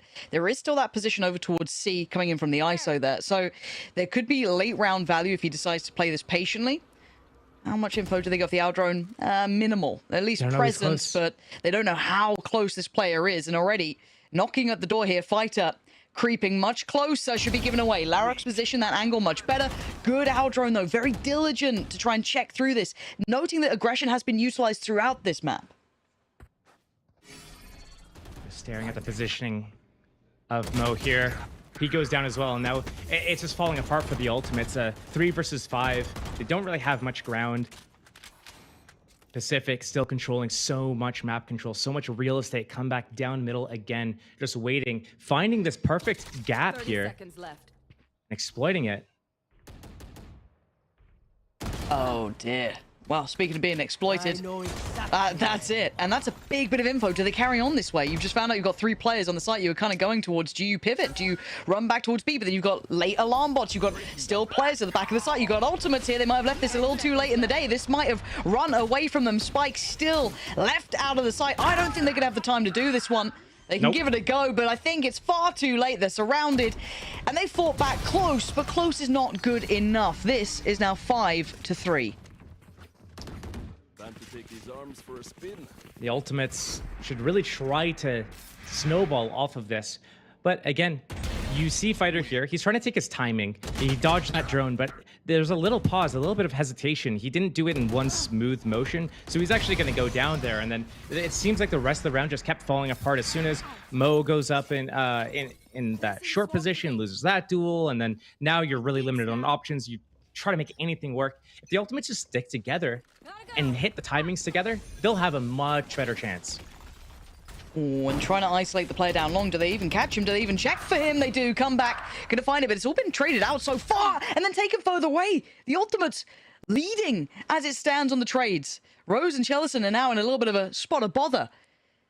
You're looking at where they reside, and the timing, perfect for Sand. Gonna find the space towards C.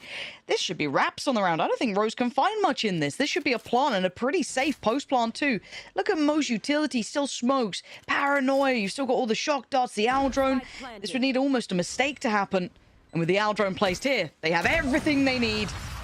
And the Ultimates, again, turning things further forward. They are absolutely running away with this one. Definitely not the situation you want to be in if you're Team Pacific. There's a lot of chances that you have still to come back, to make this your game, make a statement. But right now, it's not looking that good. Not gonna lie. Forcing too many the fights. scoreline was right. Yeah, it feels desperate again though. It does. It feels like what worries me is that we saw on the Sunset where we didn't really like what we were seeing from Pacific when they were quite desperate for the kills. They were over-reliant on individuals to give them masses of impact. And it feels like a little bit of that again. Maybe I'm just still, in the past. Maybe I've been, kind of hit by that a touch. But as it stands, I'm worried. And look at this walk up.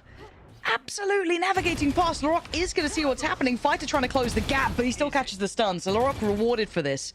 Playing off the back of CT, but they've managed to pierce through up towards B. A really unorthodox approach, but it's worked. They've cut this down to a 4v3, still very doable. Sand's in a really annoying position, going to hold back a good couple of players. Doesn't get the fight he wanted, but he's still alive. And there should be a plant on this. Rose burning the ult for it, that's fine. This is better. This is at least getting them some stability, but... Okay. Khalid, a 1v2 isn't out of the realms of reality. A belting shot, and now he knows where Rose is, and he can hide from this. The out drone a bigger issue, but the shot is still on. They've managed to beat already the amount of rounds collectively they got against Pacific earlier in this tournament in this one half. The Ultimates right now, they're making a really good job of punishing all the mistakes that are coming out of Pacific. I can't help but note, like, Loida, he's just loitering around B, doesn't really know what he's looking at. He's looking at a smoke with an alarm bot, but he knows that all of this garage area has been compromised and the enemy's going to be coming from there. All he has to do is sit still and know exactly where to look. And he has all the information, but he's not doing it. And this is when we start the discussion of how much did that previous game impact Pacific? How much has this shaken their confidence, their faith in what they were approaching with, their mentality? And the Ultimates are no slouches at this map. As I said, they have history on this map where they are very solid, but as it stands pound for pound, they are losing out in a multitude of ways. This purchase is shaky at the best of times. Sheriffs, Guardians. It's you and me. And the ult, well, didn't catch. So didn't catch. Lockdown might force them away from sight, but still a pocket to play from. Mo looking like he wants to just try and see how much he can get there, but it's Khalid on the trade. They still have numbers. It's a 3v2. Scanning ahead. Big info. Shock dart on top. Yeah, not happening. Not happening. This is a whole new look. And we wind it back to what we were talking about at the start, Josh. The gravitas of this game is monumental, right? This is the one that counts. This is the serious one that you wanted to get right. And if you were worried, if you'd come off a shaky game before, that, a fair result. CGM played it very well, but a bad way to lose in that final map. This is the nightmare reality for Pacific, coming back in onto a map that maybe suits the Ultimates well, but again, losing like this is going to surely sting. It's going to be so bad for this to be the end of the line for your team. It's not the situation you want to be in here. And I was talking about yesterday, all throughout the series, Pacific, they were doing such a good job on their game plan when it hit gun rounds and everything like that. And I saw some good moments here as well. They got into the correct positions, but like other teams that we saw throughout this event, they weren't happy with what they had and they went for more. So we saw this overextension. We saw them looking for these kills when they had the space and they could wait for their team to come and converge. And now they're sitting at a 5-round deficit on this B retake. 4 players coming through this one little choke. And we see this flank already from Sand again. Yeah, that just feels like the eventual ceiling of this, but they've broken through on the site. They've won at least the initial fight for this. Expectation on the lurk. Jellison is the one to be watching it. Getting a better grip now, getting a better read, but they still need to deal with the defuse. They still need to get towards this. Half has been achieved. The dart goes in, but they're sticking on this one. They're not being dissuaded. And just about getting across the line at an 8-4, they scrape by with the final round. But by all rights, the Ultimates have done everything you would have wanted. This is going to be a dream come true for them if they can keep this going into the second half.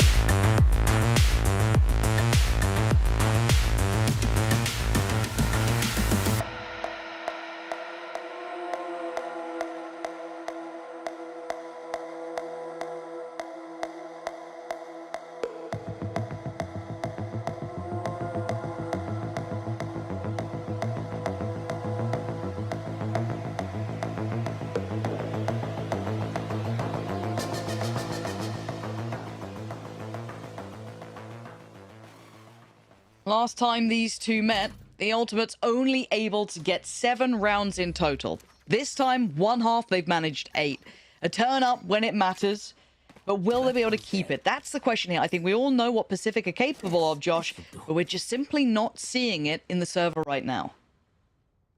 We definitely aren't. We're seeing glimpses of what they can do, followed by the biggest of blunders. And right now, they get to start on, or I guess they get to move on to the attack side. They get to do things in a more controlled environment. They get to choose where the hits happen, where the action is going to go down, and how many of them are going to be involved with it. Less opportunities for mistakes to happen, less individual decision-making, and more of a collective. And it looks like they want to start off with a bang, that hard C hit. And I'm not sure about Mo's position here. If he gets cleared, what's No the TP. follow-up? No TP. Hello? Hello? What was that then? Well, an interesting beginning. Pacific of the site.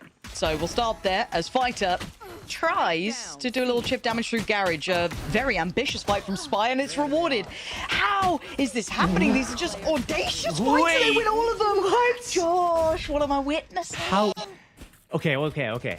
So Break it down for me. Let's recap. Okay. Pistol round. You have 5 attackers going to C. 5. The sole defender on C is in the hard left corner. Yeah. The closest teammate is in the other side. Okay. He has a smoke in his hands. He's throwing a smoke at the enemies as they're shooting him. Okay. But LaRock has the spike and is crossing the garage tunnels 5 seconds after his team secures the site and gets caught crossing in the open. And then that causes a whole shock from the whole team, and they all pee themselves a little bit. Oh, dearie me. Well, we move on. We, of course, the Rock hits that. But as it stands, has been responded to perfectly. So keeping control across the map pretty much at this point. This could put Mo in a bad position. Speaking of bad positions, he seems to like those. So might be fine. Yep. Yeah, Mo's gone down. This is a weird round. I feel like I'm watching 3 potentially different games all being fought out at the same time. But what remains is Jellison in a 1v3. Now, HP is a little lower. Hal is down on 15. We've got Spy on 48. Fight is a problem. Fight is a bit of an issue. But you might get a plan for this. Good fundamentals here from the Ultimates. They're waiting, basically covering all the angles that they could come from, position close to each other so they can trade, and now Spike's coming down. 3-on-1. They're going to move together. Dart. They have slide available as well. It's over. It's very much over. You are very correct. I don't know what I'm witnessing in some of these rounds, and hey, look, maybe I'm used to being told what to think. Josh, I've been enjoying the co-streams. I've been listening to, these other people out there telling me how I should consume this. And now when I'm left to my own devices, I see this and I get baffled because it feels so individual from a team that looked so good as a collective, and it feels disjointed. I don't know if Haven's just simply not in their current rotation for Pacific, if it looks weak for them. This has just looked like a massive outclass by the Ultimates, who are considered to be very much the underdogs here. I can't stress that enough. So into the, I say gun round, at least for Pacific, the bonus here for the Ultimates, they're already on 10 rounds. They've done so much so early on. They've teed themselves up so well for success. Pacific needs to wake up. The way that they're losing these rounds is unacceptable for a team that wants to make it all the way, go to the arena, and ascend to VCT. This is the way that they're losing their rounds with these low-level, skipping steps, poor fundamentals, poor spacing, and overextending. It's costing them huge, and the Ultimates is punishing them hard for it. It's a few more rounds for the Ultimates to be able to close this map out, and that would be a huge boon for them. It would be. So, we dive back in. Fighter. Point blank outlaw. Rough gun, but it's so well done, at least on the first. And he lives! He lives! He's still alive! And he gets He's more! Still fighting. He's still doing it! I don't know what I'm witnessing. This is a bonus! That's ridiculous! The Ultimates! Get me out of this map! Get me to Abyss. Get me out of here. I don't know what I'm seeing. It feels like I shouldn't be witnessing this. It just feels You know what's bizarre. crazy? What? That's what the players on Pacific are saying right now as well. They're all right now in whatever voice program saying like, "Get me out. Let's just go Abyss. Get Gigi, this go one next. over. Let's go Gigi, Abyss." go next. Yeah. This is madness. Because, again, when we've seen the Ultimates playing well, they've had some really nice rotations early on. Like, we're kind of, like, complimenting their attacking side at the very least. That was excellent. You know, I want to give credit to them where it's due, because they've made, you know, they did really well. They've been pressuring these players. They put Comeback back in a box. They didn't let him have that sort of freedom. But we are now seeing Pacific making enough mistakes that the Ultimates just need to be kind of on par for the course. They don't need to be anything above that. But as it stands, we're seeing C pressure, high tempo pressure. Last time the spike cross was the part that was exploited. I wonder if that's going to be the case again. Fighter, Loiter, all together in unison, taking down the first two. But the trades this time, the brawl this time, worked out for Pacific. All players on the site just taking the fight. Now the plant's going to come in, and a 1v3. This would be, I mean, unforgivable to lose. Lauren. Yeah. Have you heard about the 11-4 curse? No, tell me about it, actually. Tell me about it. You see, there was a game that happened in late Q3 2024 between an unlikely underdog versus the top aimers. They run around playing this with zero resistance. Oh. Back to work. It doesn't happen. No, look at this. Look at this. It's fine. It's fine. Stop making me nervous. Stop No, making me nervous. Why are you making me nervous? I held my breath too. Thank you, observers. We got a no from the observers. Yeah. Easy. Now, imagine the comeback now, though. Pacific just go, guys, let's win. Guys, what are we doing? You know, like, guys.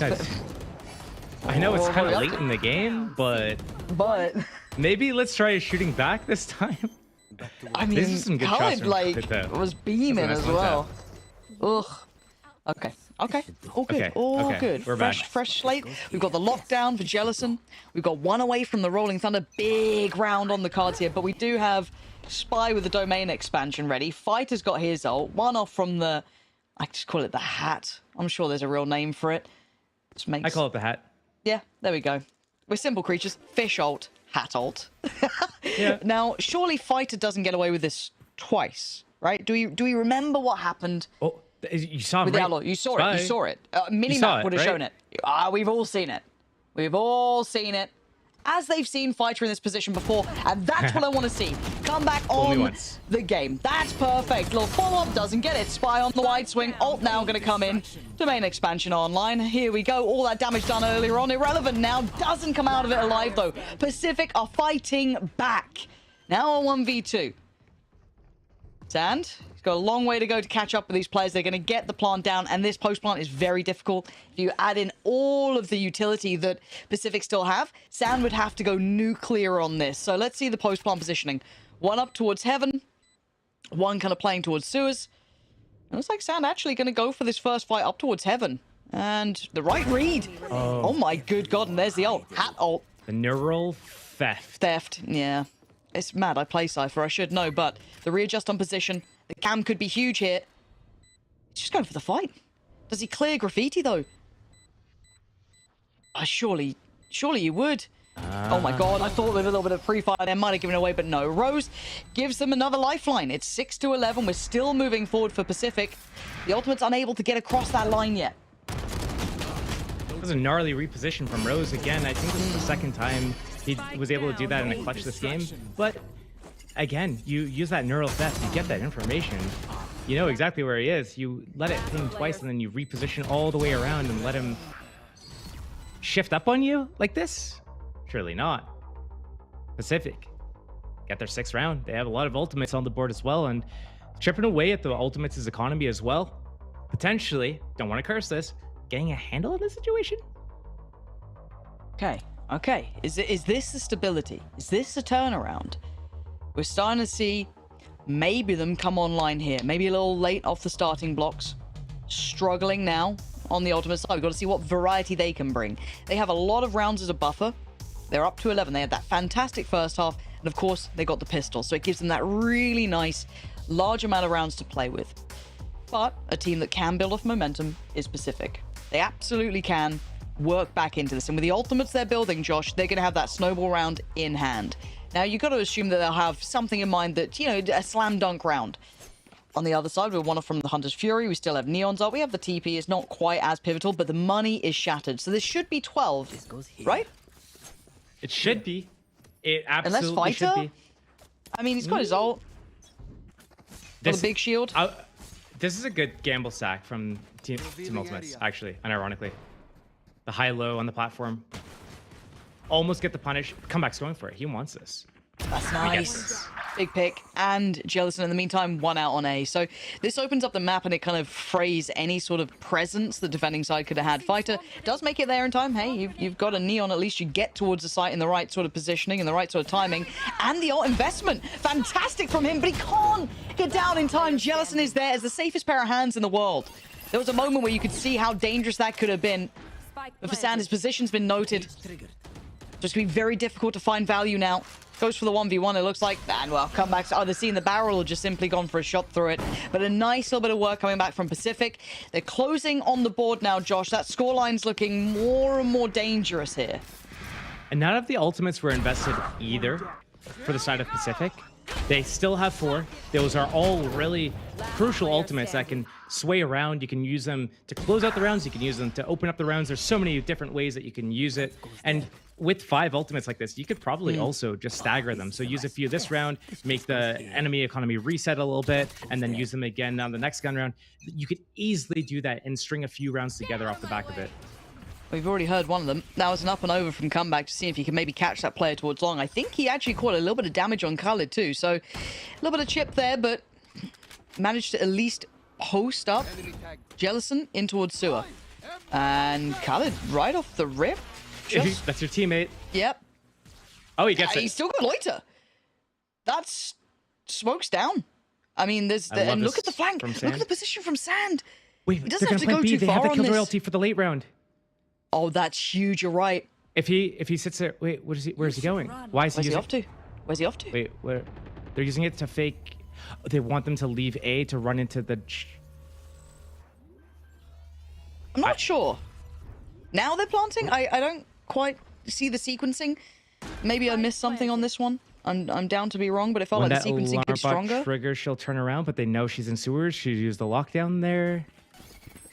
Okay, Jellison's done really well to at least win that 1v1, gives them a new lease of life, and maybe herding them around the map like this is what they wanted as the outcome. It's kind of worked for them in a very unorthodox way, and for Fighter gets caught in the ult, so there's not much they can do to close that gap. Flank now in place, where I say flank, just kind of playing off site. Pacific played that really unorthodox, but it worked for them, and now they're up to 8. Again, scoreline is closing in. That was a lot of ultimates there, but it's worked out.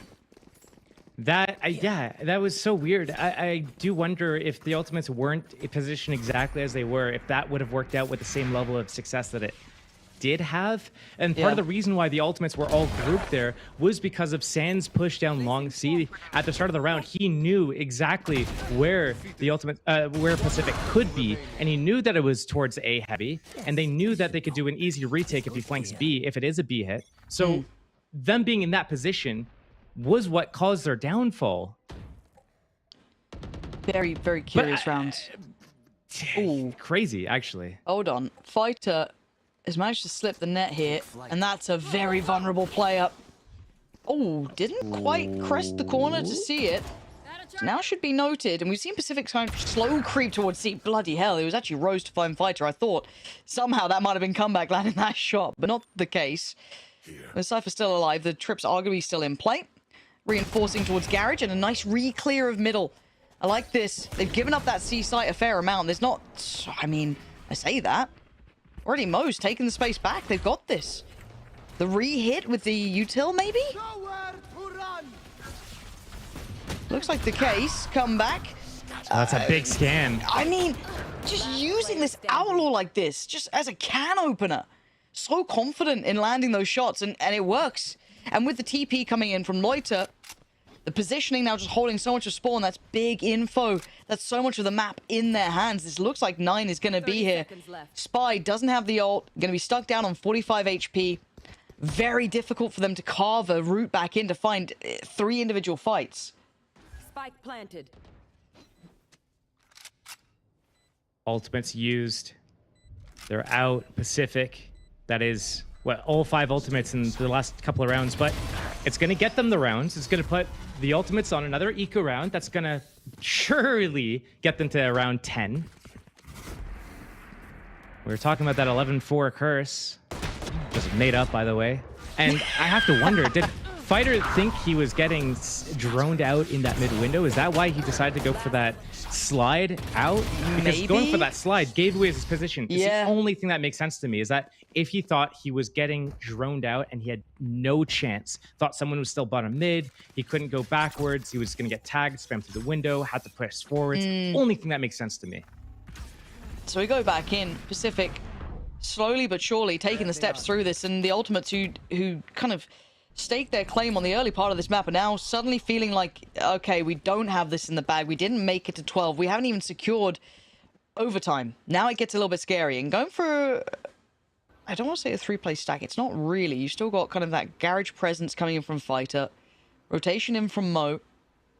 Trip's still here. And the Outdrone won't reveal anyone on the site or too much information here. Deeper trips as well. Fighter should have caught a glimpse of Loiter there. And this is going to be the C hit. When I say that, it's going to be at least a feign towards C. Loiter waiting for this rotate. Maybe peek out for info. Oh, a little labored, but it's fine. You take it when you get those. Takes away Spy, and now it creates a lot of pressure on towards A. If this is where they're heading, there's only one man really within touching distance. Fighter waiting patiently, gets rewarded towards Rose, over towards Garage. But by now we can see where that spike's heading. With the vast majority of the players from Pacific are eyeing up, it's going to be this A site. Plant's coming in. And rightly so, Kali gave this up. You couldn't hold that on your own. That's too much of a risk. So now the support system's going back in. A 4v4 post-plant. No flanks in play. It's all on the site here.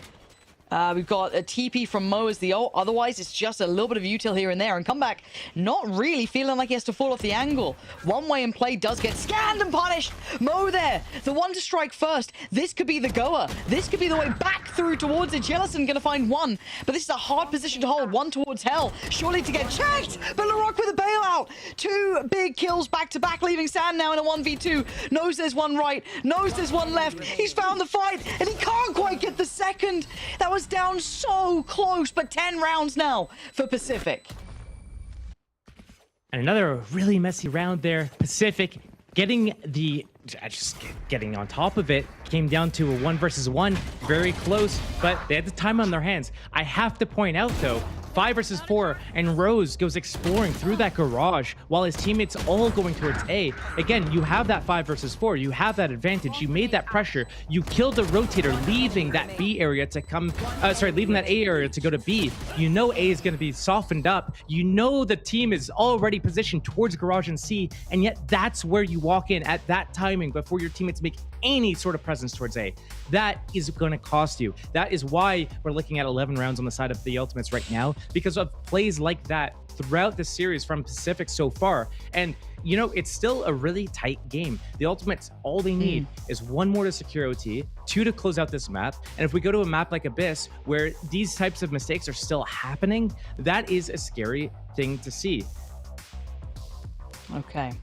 Now, you're right. There's still a chance. They're still in the lead. It feels like, you know, you've been kind of battered and broken by that first half. But Pacific have done everything right. They've got 6 rounds in a row. You couldn't ask for anything better for them. They'll be loving that. Comeback starting to heat up. That Outlaw is just deadly.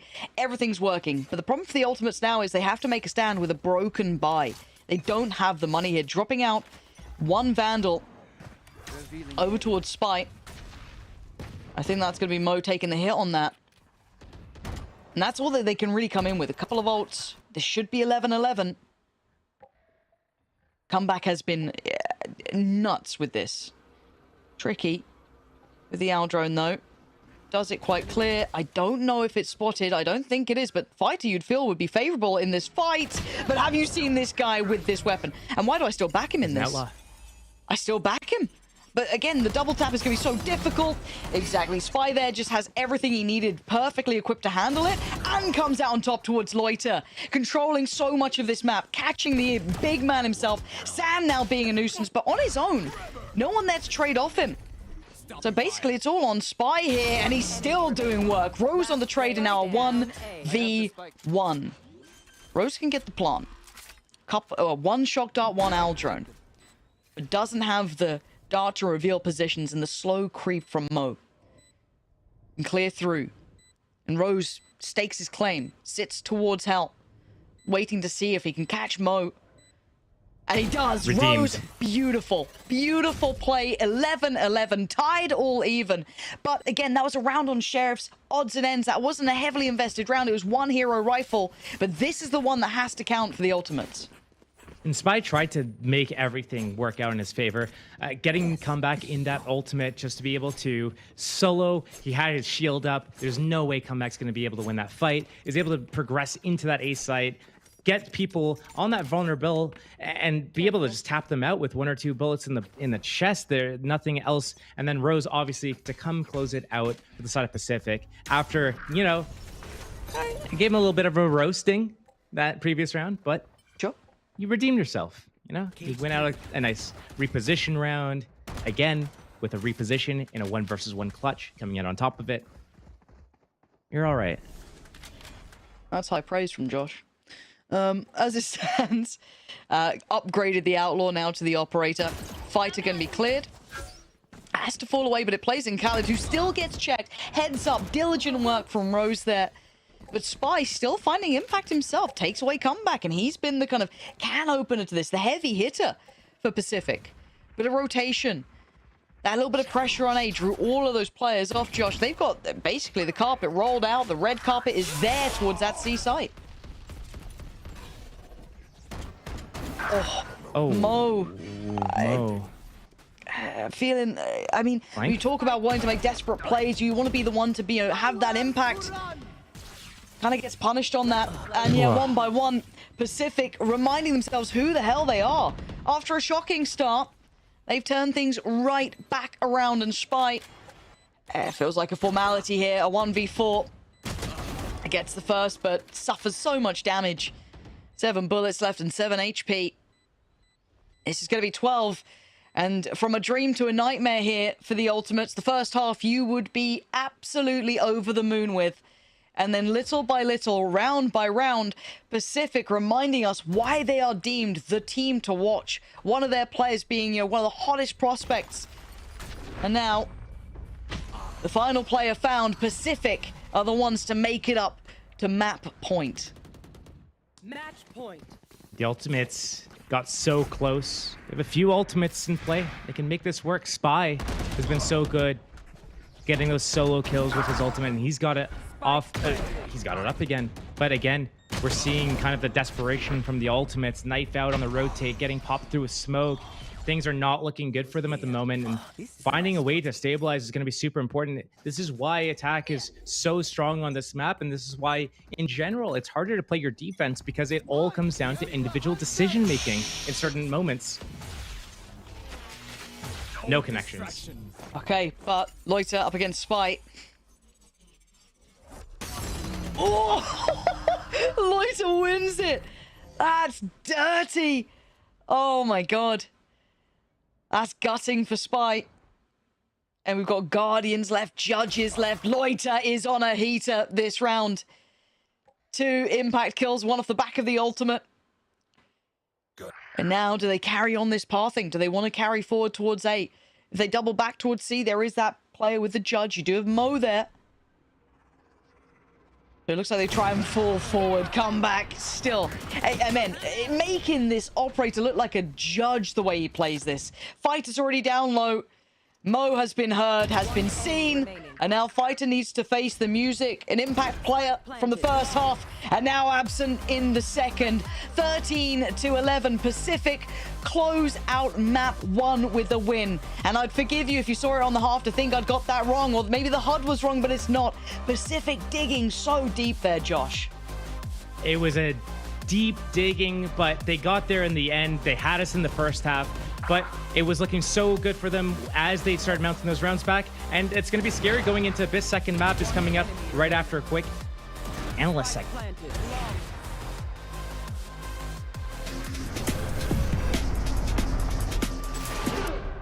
In my zone, yeah. on my goals, whoa.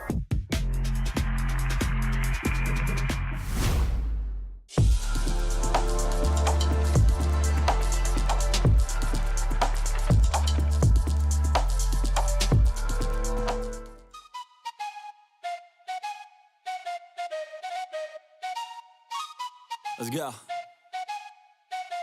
I got big dreams, I'ma do big things. Yeah, you see me on the big screen looking so clean. I don't move slow, I move fast, right past anybody taking life for granted, yeah, that's too bad. I'd be grateful for everything that I have. You only got this life, you don't get it back. Make the most of it, become the best that I can. Everybody look at me, I got a plan. You gotta work hard, play hard, do it from the start. Cause how you do anything is everything you start. Stay consistent and do it every day. Don't let fatigue get in your way. Cause 10% of something is better than nothing. You better do something if you wanna be something. I can feel my stomach rumbling, I'm hungry. Big things coming, I ain't bluffing, yeah. No, I don't wanna stay the same, yeah. So I keep pushing through the pain, yeah. That's the only way to make a change, yeah. So I fight every day and train, yeah. It'll all be worth it. One day it'll all be worth it. So I keep pushing through the pain, yeah.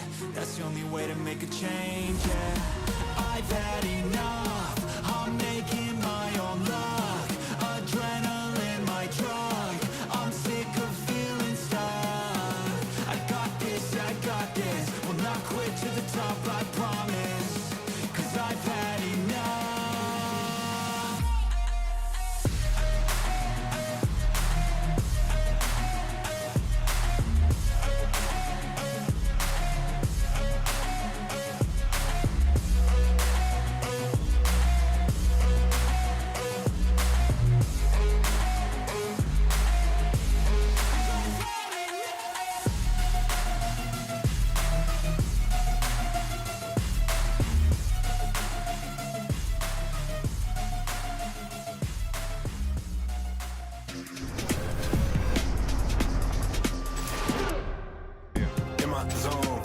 I feel at home. Silence on my phone. Focus on my goals. Whoa.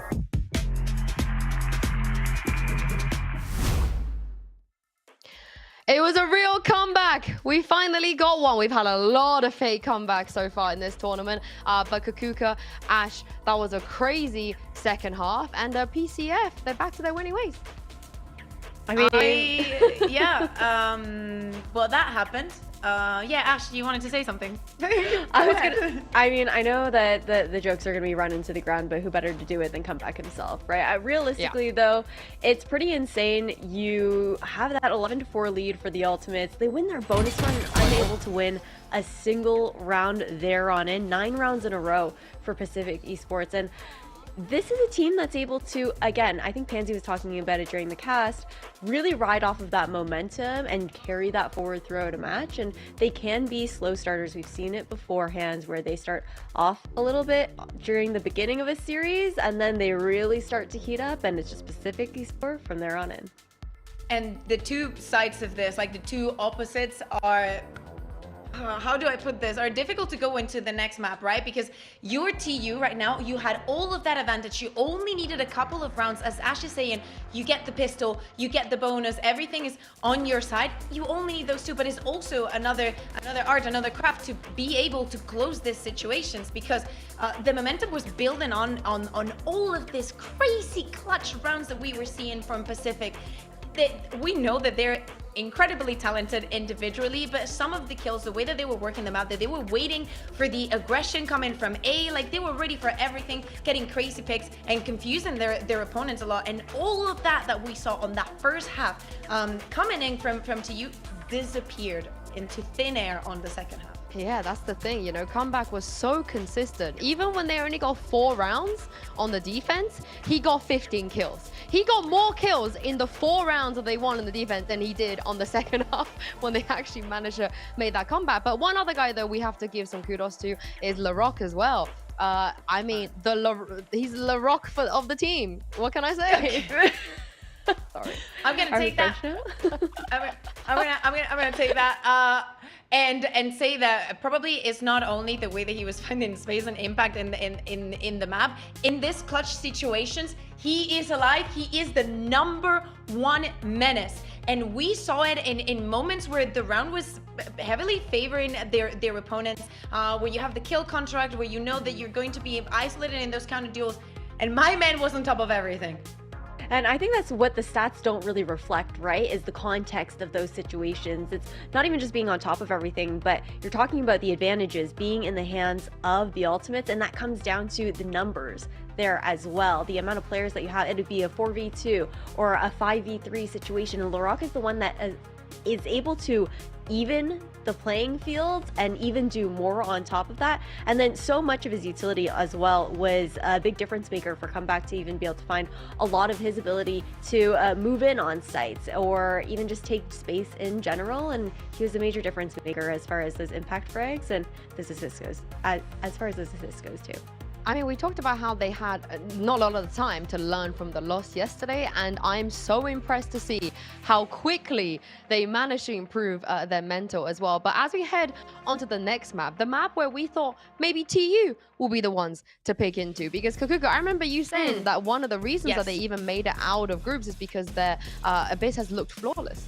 It's very good, and I want people to think about the Helic that they saw at the first half of Haven. The multifrags, the 4Ks, the impact that he was able to find on this map on Abyss is exponential. How he works around the map and how comfortable he feels in the setups that they have.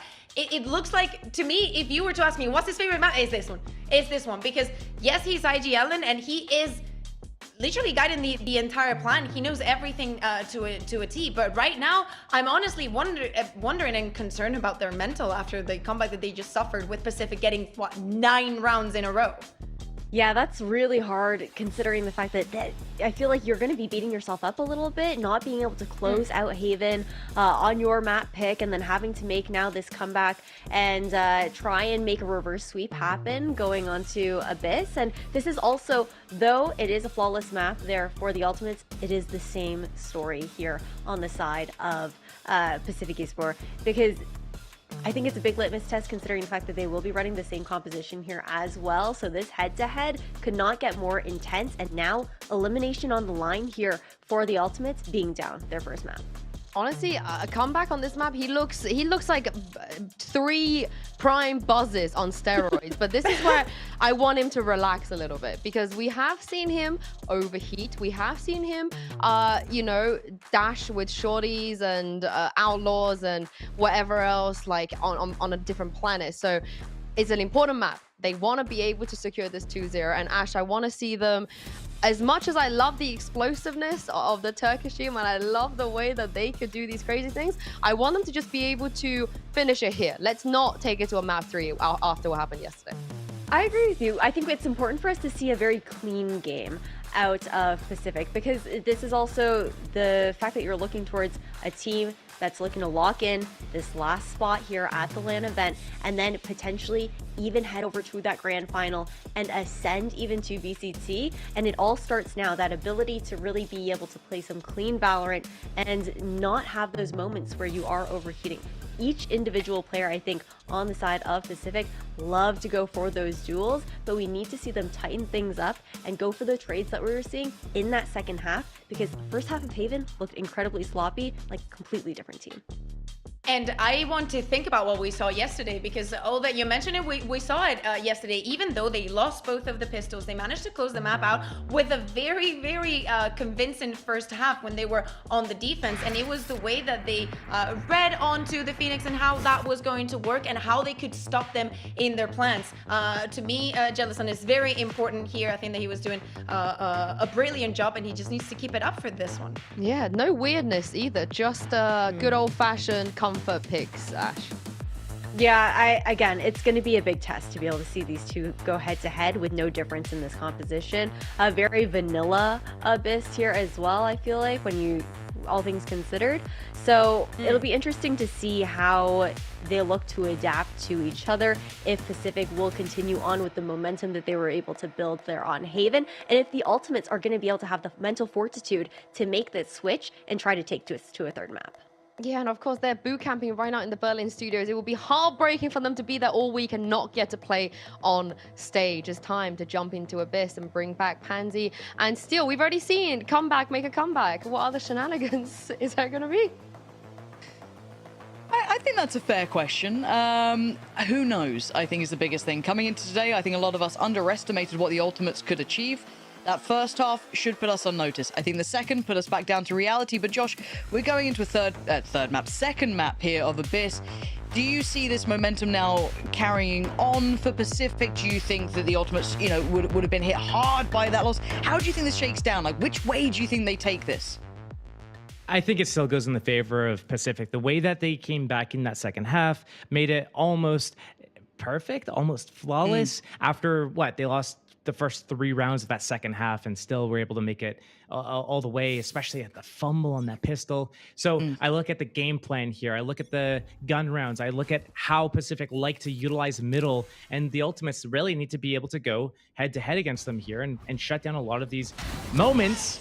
And as I say that, comeback opens up the game. Christ! Twice. This guy is so mechanically filthy. Like, even on that first shot, I'm pretty sure he got chip damage on Khalid there as well, and he went back for seconds. And of course he's going to take that space. He's a confident player, and confidence should be sky high after that first map. For Fighter, he had a great first half, though, in the first map. He was doing so much damage, being a real problem. But now they've got to try and re-clear middle, potentially, if that's their plan. Comeback slowly creeping forward. He's seen him. He spotted him. He knows exactly what's happening now. Ooh, and a rare missed shot, and Fighter lands his. Hold on. Suddenly, we've got a bit of a round on our hands. Yeah, it's a 4v3, but they've got the site. Now, does Loiter show reserve? Does he wait patiently? He does. Takes a little bit of a gamble. Tries to, you know, buy a couple of seconds, but the rotations are now in. Now into the post plant, it's a 3v4. 1 playing site. I think 2 maybe getting hit by that paranoia. Good time to swing, but Mo greets it with a smile. But traded effectively. The numbers are favorable. It's on Fighter. And the dash forward just left him vulnerable there. As Jellison and Loiter gonna round out this and get the defuse. A great start for Pacific. Another pistol round. We saw that on Haven. We saw Comeback also farming up at the start of that game as well. It's all about how they're able to continue this momentum, and with the map being very different from Haven, there's only 2 sites, there's a 3rd lane, that being middle, and we know that Pacific like to shut that down. Frequently, Comebacks there with an op. If he's not there, he's taking that deep B line. We can see exactly how this is going to play out for them. And it's really on some of the opening kills here for the Ultimates. They need to be able to deal with Comeback. They need to be able to deal with his positioning. They need to guess where he's going to be. They need to clear him out properly, and then they have to get at least 1-for-1 trades, at the worst, getting into the sites if they want to have a chance. I mean, that's still got pretty close, especially after Comeback's opening. I still think... I just don't want the Ultimates to get, you know, too ground down by this. It's very hard to keep picking yourself up and up and up. But as it stands, they're going to have to suffer through this round. I want to see how they get a bit of a read of the map, how they get a bit of a feel for it. You've got at least Fighter with that Sheriff. You've got a Ghost on Mo. It's again, I just want them to see how they want to deal with this. And I'm just worried if you feed this man confidence, he's going to thrive. Connecting well on the Outlaw. Truly a master of this weapon. He's been so good with it, even on map 1. I'm a little scared. I'm a little scared, if I'm honest. I don't think you're hiding behind that narrow little sign. Nope. It's all the info they need. Jellison, he's got his trips, he's got his cam, he's got his cages. I'm back not too far away from him as well, but looking for that flank again. Another situation. The lurk smoke from the attackers. They could walk up and pop through this. The tripwire. Cage and the jump up. Yeah, they're so close though, but come back again. Honestly, what are you meant to do? Look at him. He's moving. He's pushing up with this Outlaw. It looks so simple for him, and he just keeps going. He just keeps goddamn going. I mean, San can try and make a bit of a go of this one. Oh, but this guy is brimming with confidence now.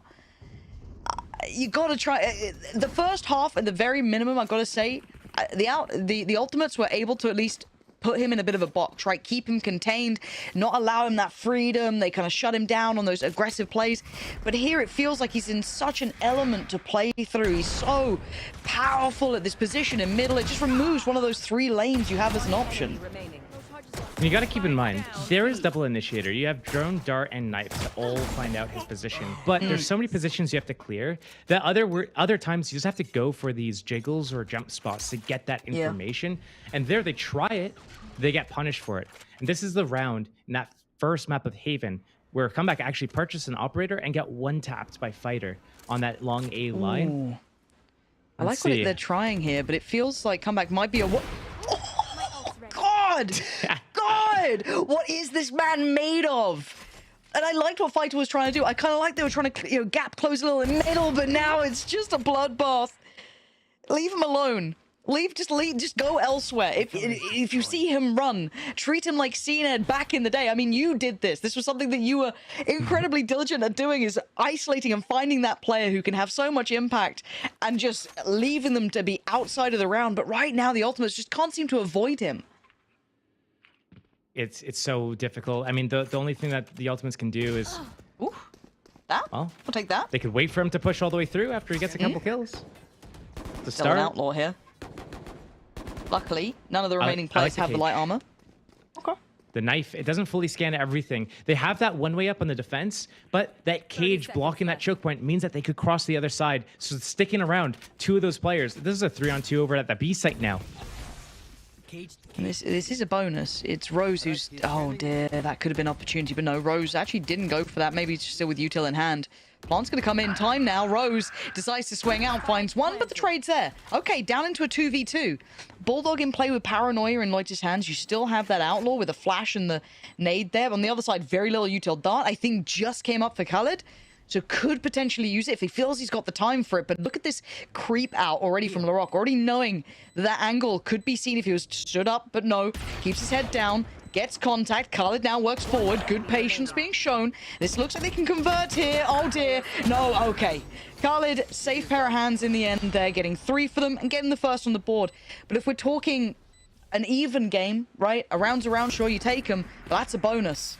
It was an invested into bonus. That operator was there, but still, it was a bonus.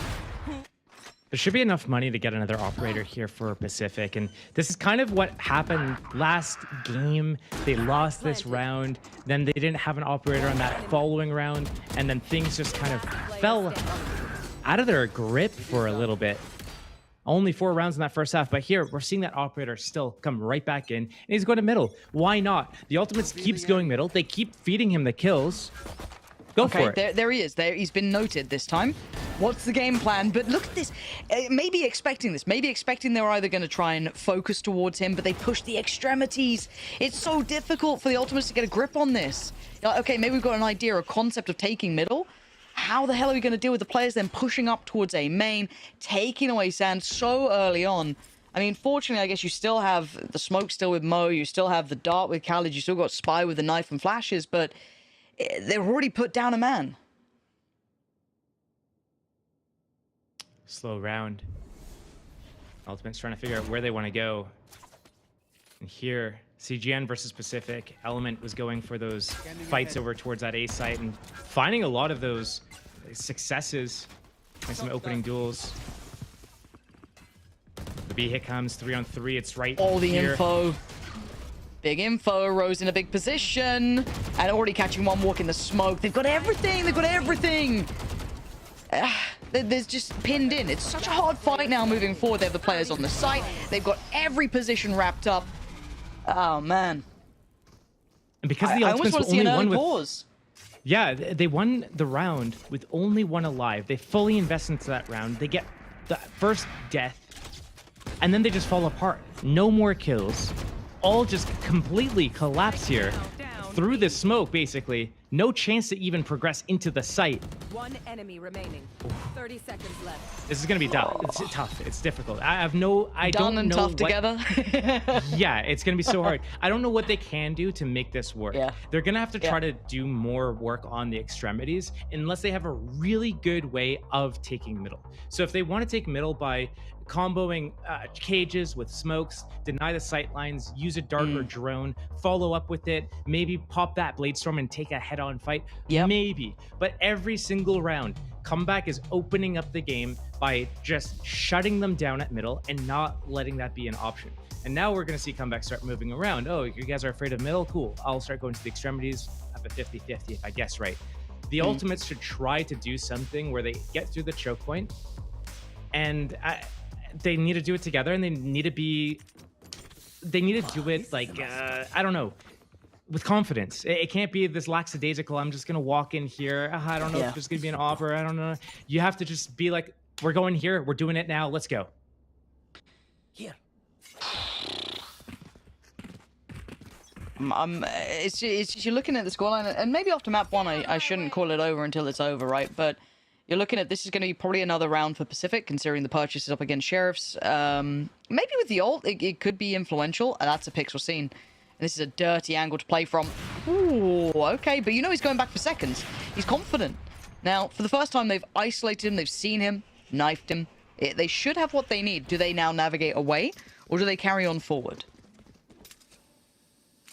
They're navigating away. Find CNED. Go other site. Well, this looks like what they're doing right now. Drone not seeing anybody. Mo in position. You heard that though. He could call his entire team back to that B site here. It could be still a little bit of a pump. Send fighter in. Oh, Loiter. But, oh man. Damn. He still gets 3 for 1.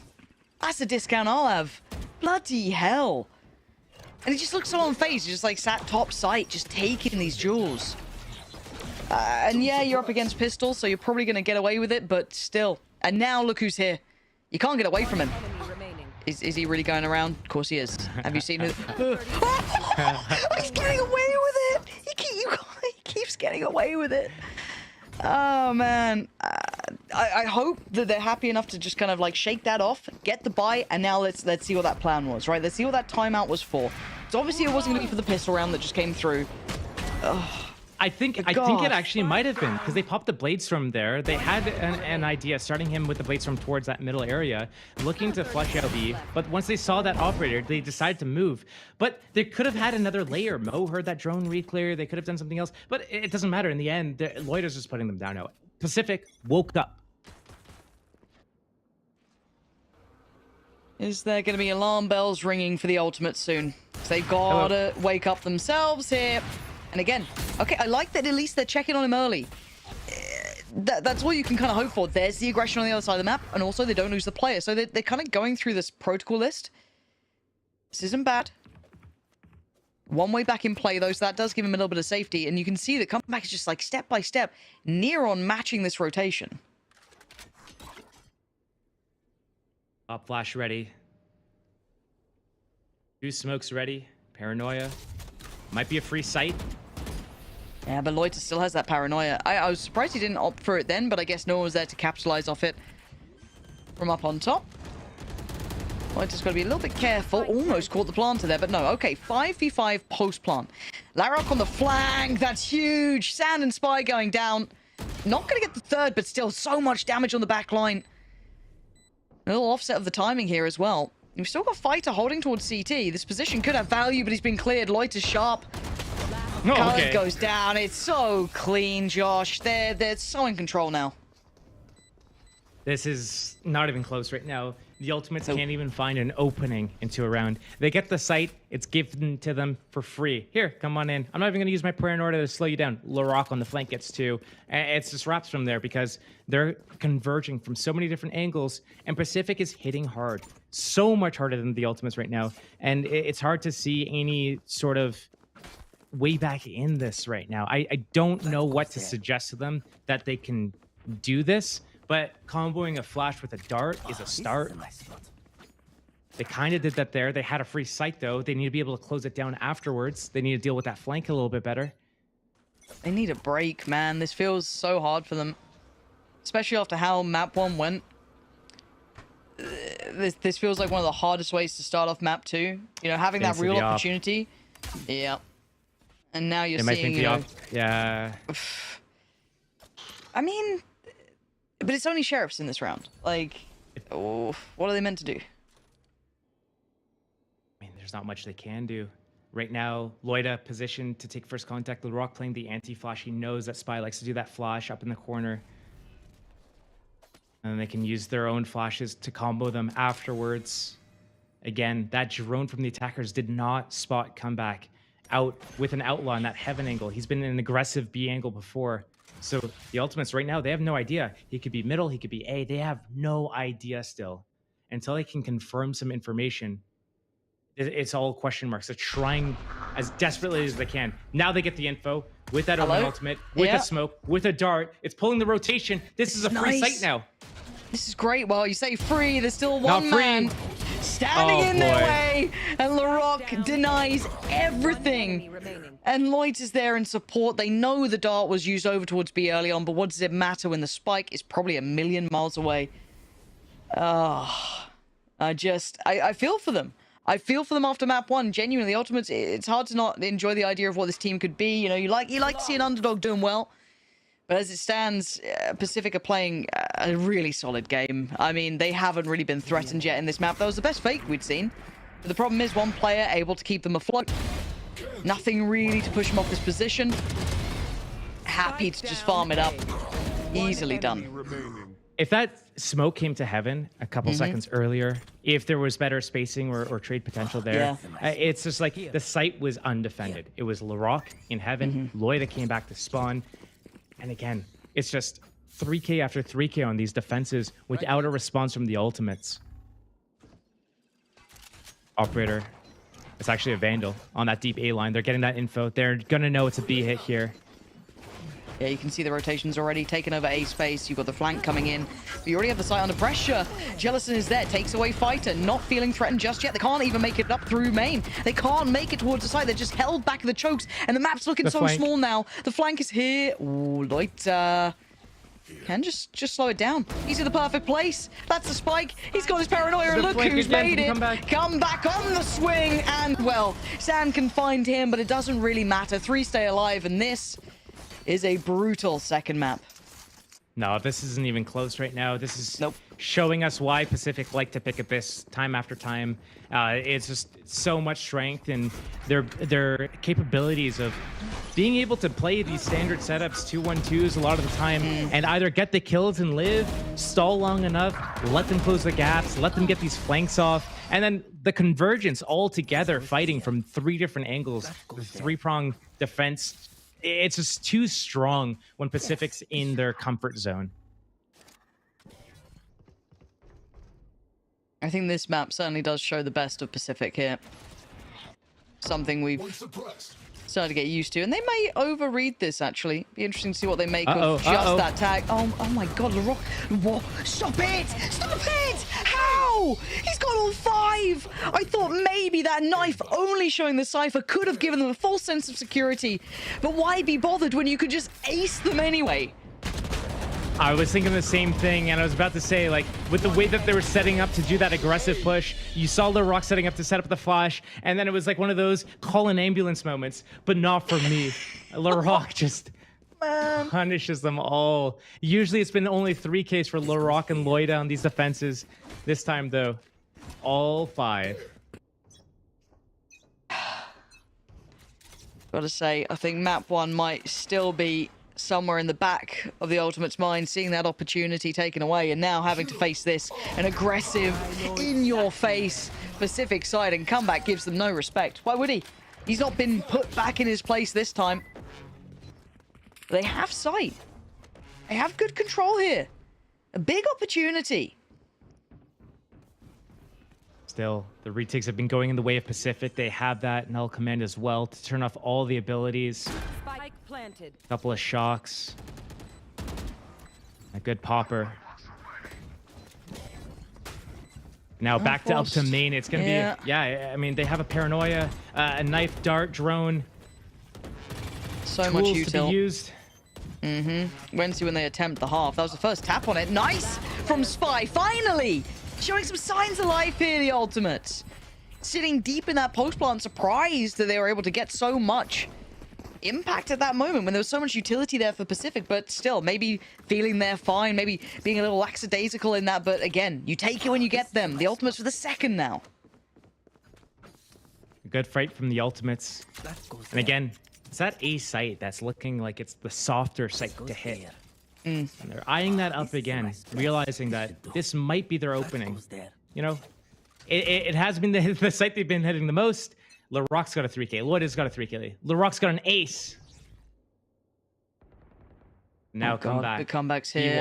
He wants a taste too. Oh god, what does that feel like? That's oh my god. Where's he off to? Where's he off to? There was no escape. Okay, we've got a sight. And we've probably got a plant here. You're looking at the first rotation being LaRock. Does he wait or does he try and springboard forward? Flashes there. He's going in. He's got already sand down. Cut them down to size. Second flash. Couldn't get it. Fighter staying alive on 2 HP and turning back around for that. Incredibly impressive. Spy planted. Jellison in a 1v3. If 3 rounds, I mean, this could be enough to give him a little bit of a push. I don't know if Jellison could really change this. How are you meant to pry these players out of these deeper post-plant positions? Well, that's not gonna draw too much. As Jellison does take away Spy. And does get Fighter. Okay. Kali's there in the end. We're okay. We get 3 rounds, Josh. That's a bare minimum, at least. You know, that's something to work with. Fighter didn't turn around there. He gave himself whiplash on that one. That was a quick 180. He come back, tried to jump off to go around the side of the map. And I thought for sure with these flashes coming from LaRock, like these guys were going to convert this round as well. And it was looking so good up until Fighter just decided to not let them run away with another round. Okay, time out here. Use them, you might as well. Yeah, I mean, might as well. It's get this last round of the half, get to the 9-3. One thing I have to look at though is the ultimates. The only success that they've had really has been at that A site, but they've also hit that site more often and have been shut down there as well. Yes, at B site, they haven't really gone to it as much, but also whenever it's been defended by Pacific, there's been that omen smoke, the cages. It's so hard to break through. And A site has been having less players there. So I have a feeling that the Ultimates wants to kind of go there again. But at the same token, that's where Pacific might look to reinforce. And because of that, the Ultimates, especially after a timeout, might decide to change it up and actually go B this time. Yeah, it's that, like, which way do we want to read this sort of situation? But we're looking at the ults as well for the Ultimate. You do have Hunter's Fury, Knives there for Fighter, Knives as well for Comeback, and I mean, it's mirrored. So interesting to see how they want to apply this. Comeback is on this side of the map. So maybe hedging their bets a little.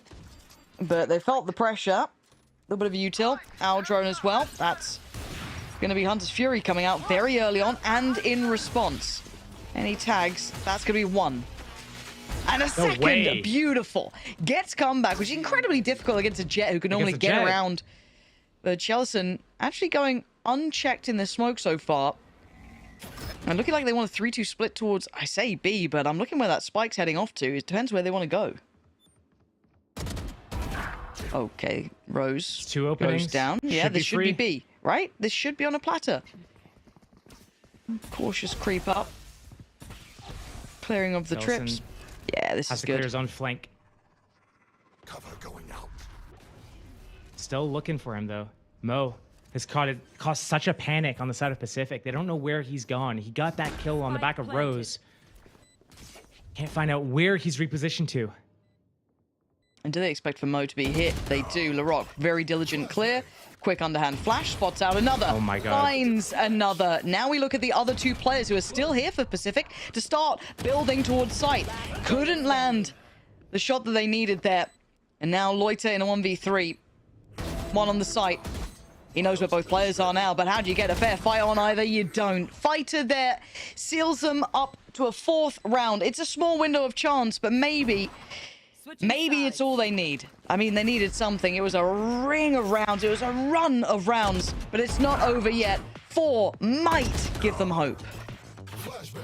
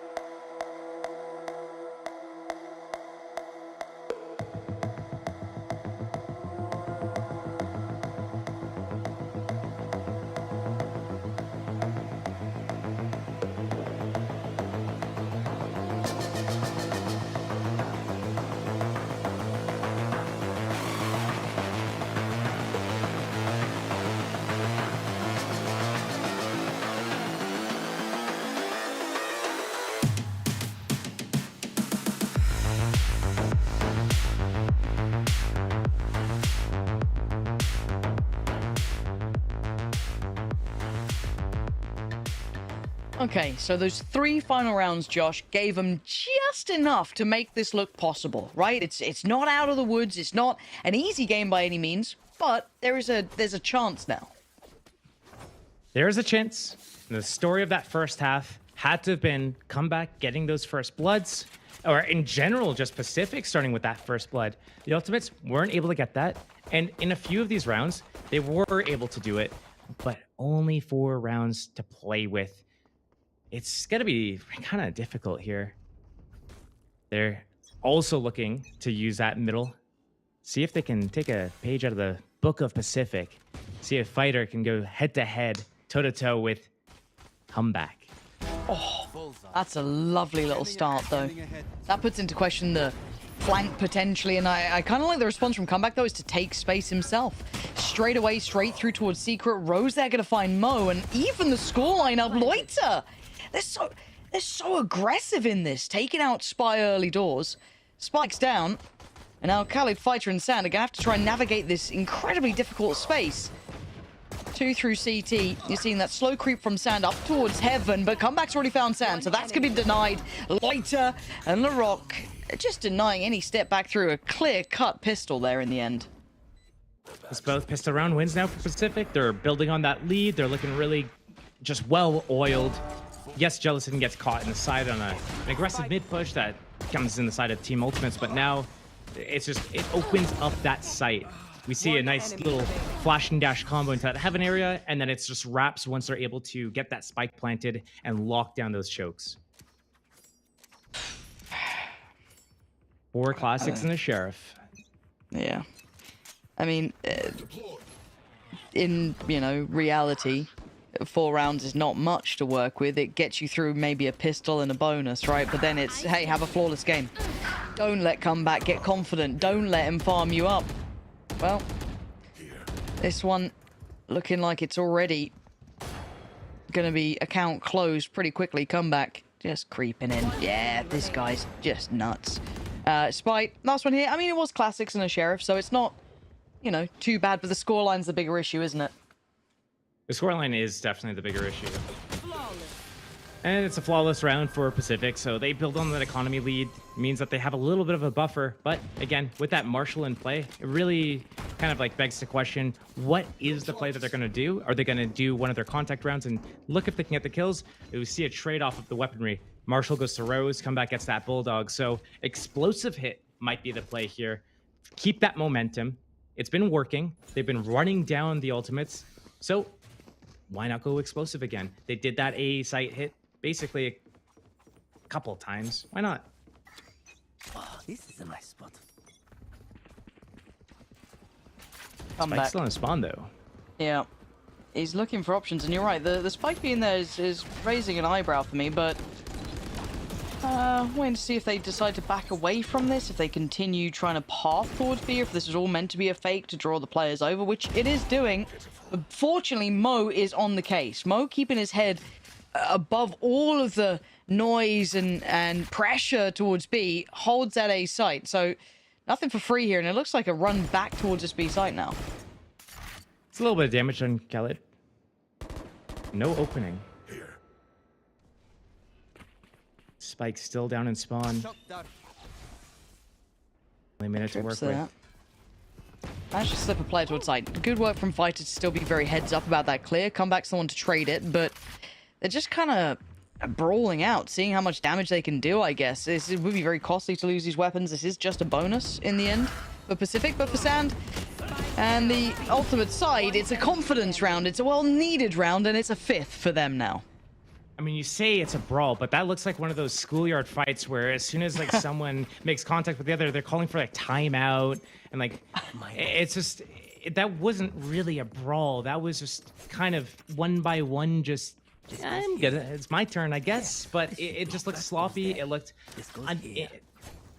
just no energy, no confidence, no anything. Show me something. I thought for sure we're going to see an explosive hit there, and then they just like, it's a whimper. Let's see now. Now onto the rifles. Do they carry on like this? I mean, Pacific's attacking side has left us wanting a little more in the past, but again, it's whether or not the Ultimates can match them enough and pressure them enough to bring out some of those problems that we were seeing before. But Comeback's still feeling confident enough to be continuing these fights. Taking a fair bit of chip damage early on, but look how far they've crept up middle. Has it been spotted? It certainly has now, but it's too little too late as Larocque breaks through, takes away Sand. They know there's at least one on the side. They know the Khaled is going to be here. And Pacific just crunched the site. You're going to be gutted about that one. As Mo and Spy, both positions will have been considered. Mo's been over towards that A site. Spy's been there with him. They're very aware of this, and it's an arduous step back and come back on the second peak. Gonna get his reward on Spy as Mo. It's time to save, really. There's no good outcome from this point onwards for him. Night and day difference in their approach in these rounds. They look so revitalized. Pacific gonna get to their 11th round. 4 people alive, building on that lead, and oh man, look at the side of the Ultimates right now. 50, 150 credits. Their buy next round is not going to be great. Mo keeping this Vandal is going to be so crucial for them to be able to stand a chance. Getting hunted down here, though, there's not really many places he can go. Spike exploded. That's only a few seconds now for them to converge. I think he's managed to keep this one. Yeah. That's really big. Yeah, that's a chance and a buy. Oh, the timing. Bloody hell. I mean, the fact that they got 3 up middle, I don't know what you're meant to do about this, really. They look so confident taking across the map. So what's the buy going to look like for the Ultimates here? We said that the money wasn't great, and it's certainly not. So as it stands, looks... Yeah, Bladestorm's the one to kind of even it out, but there's still that Guardian, still light shields. It's going to be tough.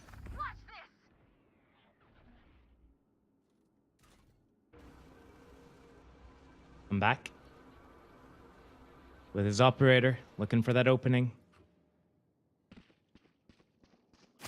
I mean, he's 21 to 7. Oh, that one goes astray. But I think Fighter should go for this fight. Spike. You think so? Yeah, they could combo with a flash maybe, but it's just... You can't be so scared. Like, if you're so scared that you have to run away from this type of fight, then it's already over. And the fact that they're drawing... Yeah. I mean, they kept 3 players here. Rose has done his job. You can see the spike's on 8. The spike is already on 8. Mo behind the curve, but still lands a shot. Lloyd's has gone down. That's huge. Okay, a 2v4. This is so winnable. One enemy remaining. And now, Trip goes down. This is perfect. They can completely flank Larocque. There's not much he can get out of this. Maybe need a massive over delivery, but he should know about the flank. But well, with the Cypher going down, you're only hoping that no one was there. But at this point, that's what they needed. I mean, Mo's timing to come back and still win that fight was wild to me. You've got to be over the moon with that. It's 6 rounds for them here. They're not completely out of it yet. There's still a chance. It's so weird that Pacific's going straight back into kind of like a split work the map thing. I'm going to drone this site for you. You're going to post up for me. I'm going to walk in if it looks clear. We're going to also walk out A at the same time. This feels so limp. They need to be able to find some way to be stronger together.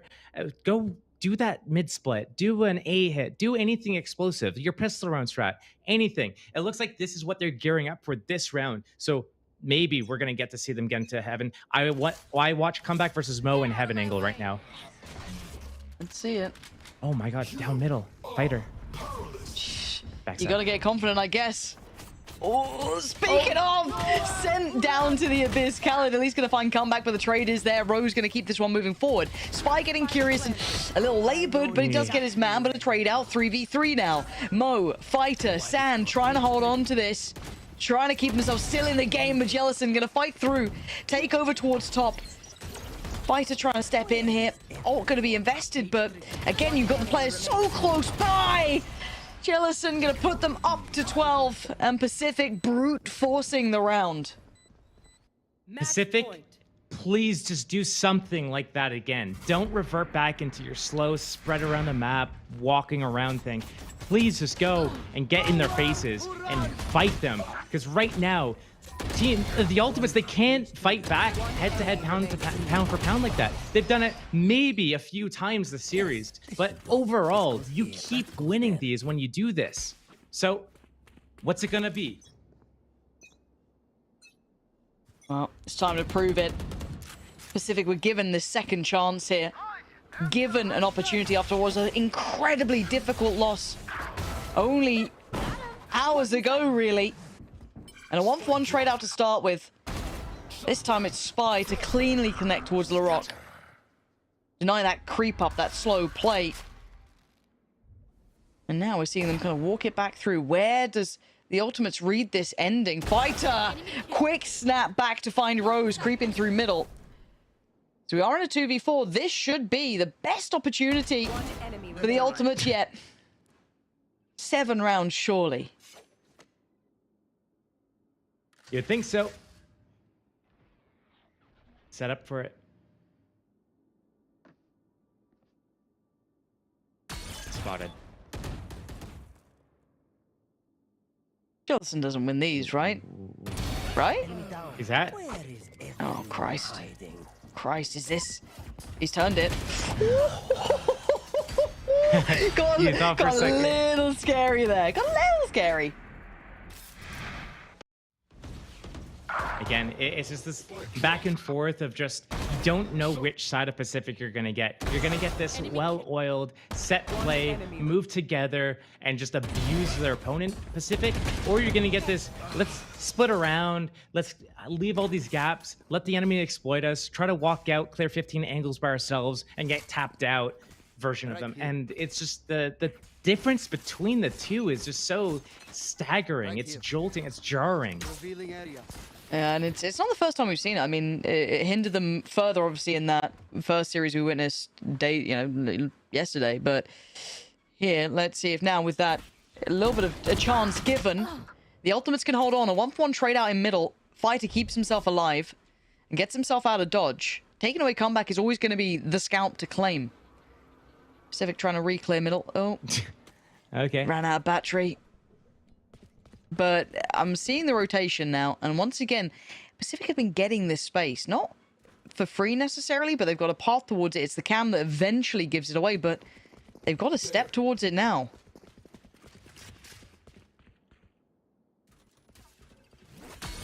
Gonna go in contact on this one. Sand was never too far away from it. Spots out the player of Loiter, but the plant is in. Fighter wants to gap close or do something. Find some impact here. Almost caught him in the heels. Nice towards Larocque. And now, Jellison. Oh, man. That is done for. Jellison's instantly decapitated Spy into a 3v3, and the backline is pressured. Turn around and get the job done. Rose, though, still standing in a 1v2. Rez could come in potentially, but not in the positions they're in. And Rose finds Mo. It's down to the 1v1 here. A little bit of a spot on the spike. He knows that he's not going for this one. Can go for a safe little dart here. Doesn't need to overdo it. Can wait for the ping. Here's the shots. Time is ticking. This is all but over. Pacific make it up to 13. And with a second chance at life, they take it with both hands. And Pacific showing us so much about what they can do. The Ultimates fought as bravely and as hard as they could, but that's going to be the end of the line for them. Pacific I want to be able to see them more consistently get to their highs. But right now, they're showing that there are more things that they have to work on. Yesterday was the first real test on the side of CGN, taking a series away from them. But now, just showing this sort of weakness towards the ultimates that, you know, they were sitting there waiting to see the result of, I believe it was that Mao's JL game where they were waiting to see if a certain result comes in, that's when they make it through. So they didn't capitalize on that opportunity they got.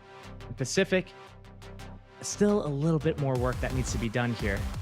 Yeah, and I'm with you in that. Because again, when you see the highs of Pacific, they're unbelievable. They're one of the most dangerous teams. You can see what they can achieve, and you can only imagine what they could really make happen for themselves once they get to that higher standard of play, once they really push themselves forward. But today, they managed to stay alive. They managed to keep themselves, you know, in this competition, moving forward with an opportunity to now make it to Berlin and prove what they can do. But that's us done for the day. A relatively quick 2-0 in the end after what felt like it was going to go a little bit longer after map 1. But here we are. It's Pacific moving forward, and we will be moving over to the desk. Very smooth. Thank you very much, Pansy and Steel. And of course, with that, we have all 3 teams confirmed for the next stage of this competition. It will be Apex, CGN, and PCF. Kukuka and Ash, is that what you guys expected before this tournament was started? I'll start with you, Ash. Okay. Expected? Yes, at the end result. Yes, I think all things considered. When you look at the series as a whole, though, I think the way that things started off was extremely unexpected on the first map that we saw there on Haven. We knew that there might be a little bit of warming up that Pacific needed to do after their loss yesterday, and they did heat up into this matchup, but it also goes to show that the peaks and valleys that Steel and Pansy were talking about there as well, as far as their consistency as a team and where they're going to need to eventually kind of level things out if they want to be able to reach that final stage of potentially ascending and competing against teams in VCT. To me, if I look back at groups, there are some teams that I could have seen them perfectly making it. I was looking at Mouse, at Go Next as well, even Job Life. I'm a little bit sad, I don't want to think about Soul. And maybe like the top 2 after seeing Pacific, I would put Apex. Maybe, yeah, before coming into groups. And the third one would be, I was thinking about something along the lines of Mouse and Job Life. But hey, I am very happy that CGN have proved that they have what it takes, that they have all the hard work coming in through play-ins and having to play a lot more. So I'm happy with the top 3 at the end of the day. Yeah, I think we have something for everyone, right? We've got a home team in CGN. You know, the German fans are going to absolutely love that. We have Apex returning with Soulcast on the roster as well. Of course, he has a lot of fans. And we have a full Turkish team. And we know how much everybody loves Turkish players. And so that's going to be very, very exciting, I think, when we move on to the next bit. But before we bring in our guests for the post plan, we have to say goodbye to TU. And I am very proud of them to see how far they made it, especially after that first game. I think Kukuka, maybe we thought, oh no, they might get smashed a little bit in their groups. But hey, they made it to playoffs and they made it all the way to top 4.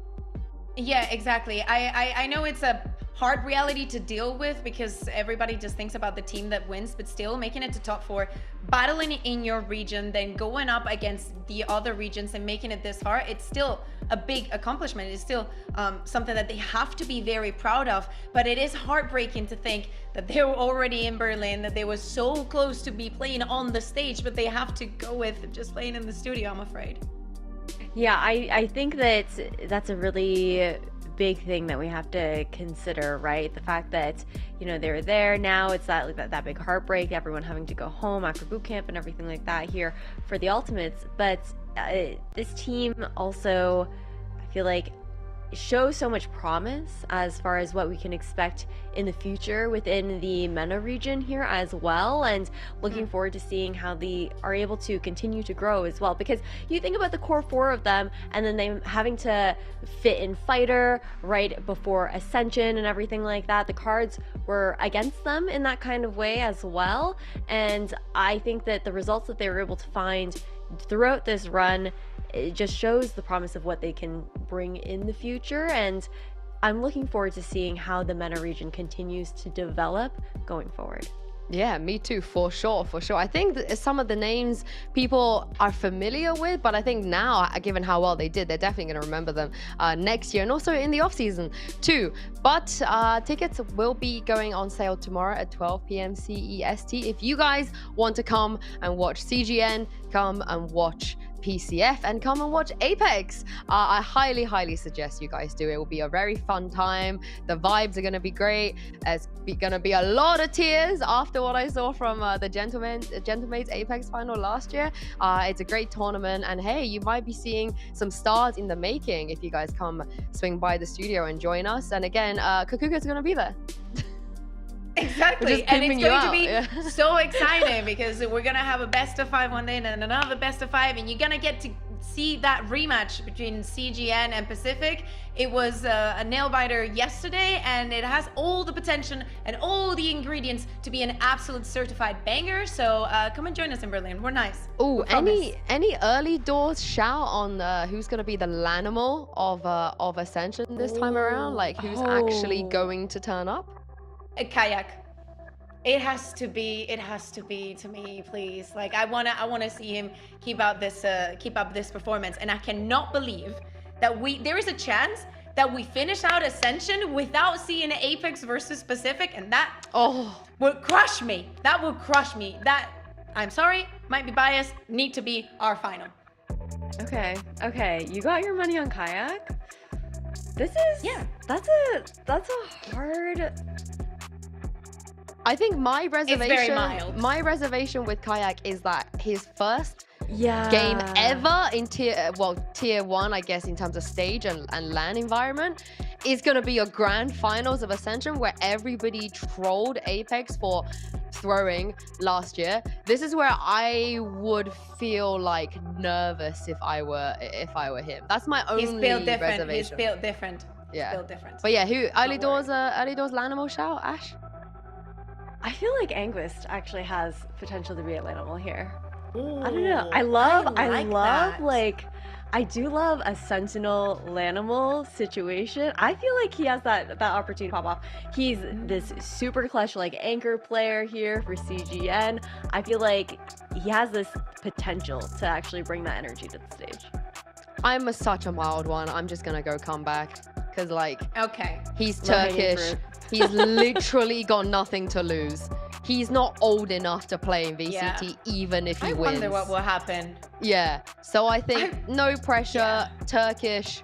Every single Turkish player we've ever had in our studio has somehow just been ice cold and not had any issues. So I feel like he's definitely going to be an early doors Lanimal shout. But yeah, of course, we have 2 matches left, and that will be taking place next weekend, starting with CGN versus PCF, and then followed by Apex versus whoever wins the day before. 2 back-to-back best of 5s, and it will be a fun time, and of course a nice way to kind of put a bow on this season and see how well the team, whoever wins, is going to do next year.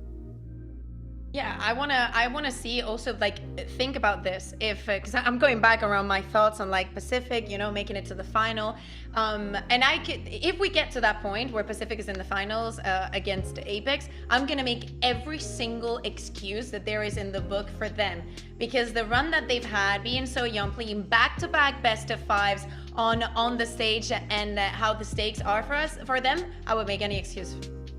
Okay, I'm with you. But yeah, that is all we have for today. Thank you very much, Ash, for joining me. Thank you very much, Kakuka, as well, for joining me. And for all of you guys for following this tournament and keeping up with us. The next time you see us, we're going to be in Berlin. Well, I'm currently in Berlin, but in a different location in Berlin. And we will have the players there with us. You don't want to miss it. Have a lovely week, and we'll see you next Saturday.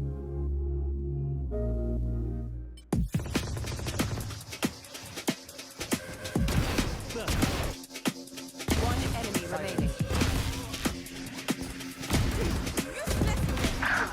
30 seconds left. One enemy remaining. how man stay fly, man, I just that guy and I work rate high. They don't know how man stay lit, man, I just move quick and I stay active. They don't know how man stay boss, man, I pay that cost long nights on the job. They don't know, I'm a pro. They don't know, I'm in the zone. They don't know how man stay fly, man, I just that guy and I work rate high. They don't know how man stay lit, man, I just move quick and I stay active. They don't know how man stay boss, man, I pay that cost long nights on the job. They don't know, I'm a pro. They don't know, I'm in the zone. In my zone, yeah, I feel at home. Silence on my phone, focus on my goals. Whoa, doing my thing, got the blinders on. Filling my stack, yeah, high and low. Diamonds on, I am a bomb. Golden touch, got the mind is on. Man, I don't play, I'm on the way. Beef no King Kong coming today. Obstacles try to delay. Crush that, we don't just do okay. Hey, on a wave, from the cave to main stage. I'm about to engage. Raise the price of my wage. They don't know how man stay fly, man, I just that guy and I work rate high. They don't know how man stay lit, man, I just move quick and I stay active. They don't know how man stay boss, man, I pay that cost long nights on the job. They don't know, I'm a pro. They don't know, I'm in the zone. They don't know how man stay fly, man, I just that guy and I work rate high. They don't know how man stay lit, man, I just move quick and I stay active. They don't know how man stay boss, man, I pay that cost long nights on the job. They don't know, I'm a pro. They don't know, I'm in the zone. In my zone, yeah, I feel at home. Silence on my phone, focus on my goals. Whoa. Eyes down.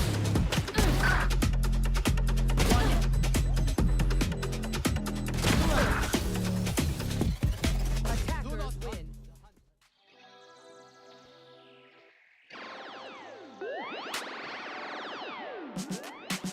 Feeling good, feeling great on my time. Won't let a hater block my shine. I'm just living my life. Too busy chasing good vibes. Chasing good vibes. Chasing good vibes. Chasing good vibes. Too busy chasing good vibes. I'm feeling good, feeling great now.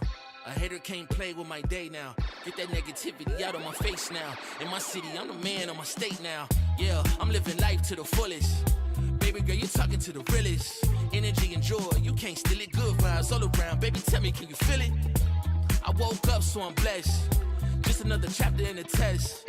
I know I'm doing better than the rest. Got a smile on my face, showing teeth for the crest. It's no sweat, I'm a vibe in my own right. Go time in the sun, yes, I'm gon' shine. So fine, got a baddie on my phone line. Feeling good, feeling great, chasing these good vibes. Feeling good, feeling great on my time. Won't let a hater block my shine.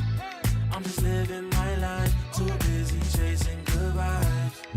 Chasing good vibes. Chasing good vibes. Chasing good vibes. Too busy chasing good vibes.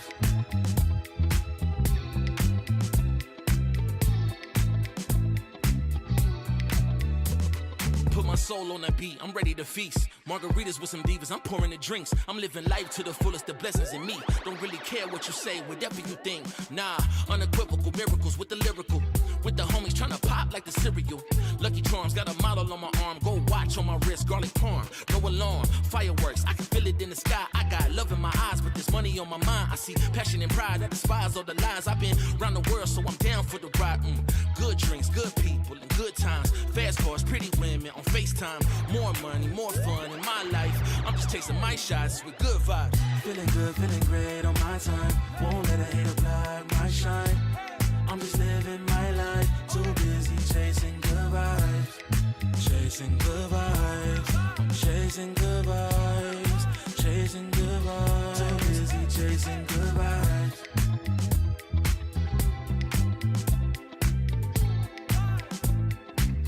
Too busy chasing good vibes.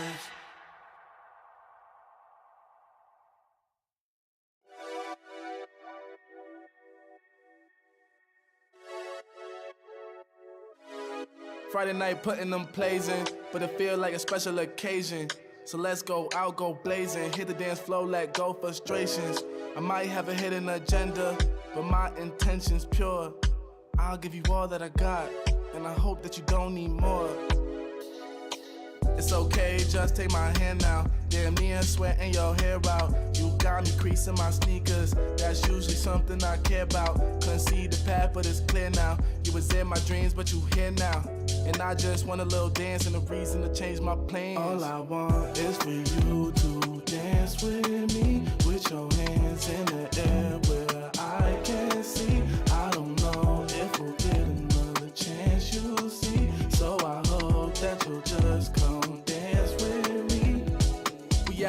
outside, did you hear what? I called the ride cause I'm going up. And it's something mixy going in my cup. Don't say much cause they know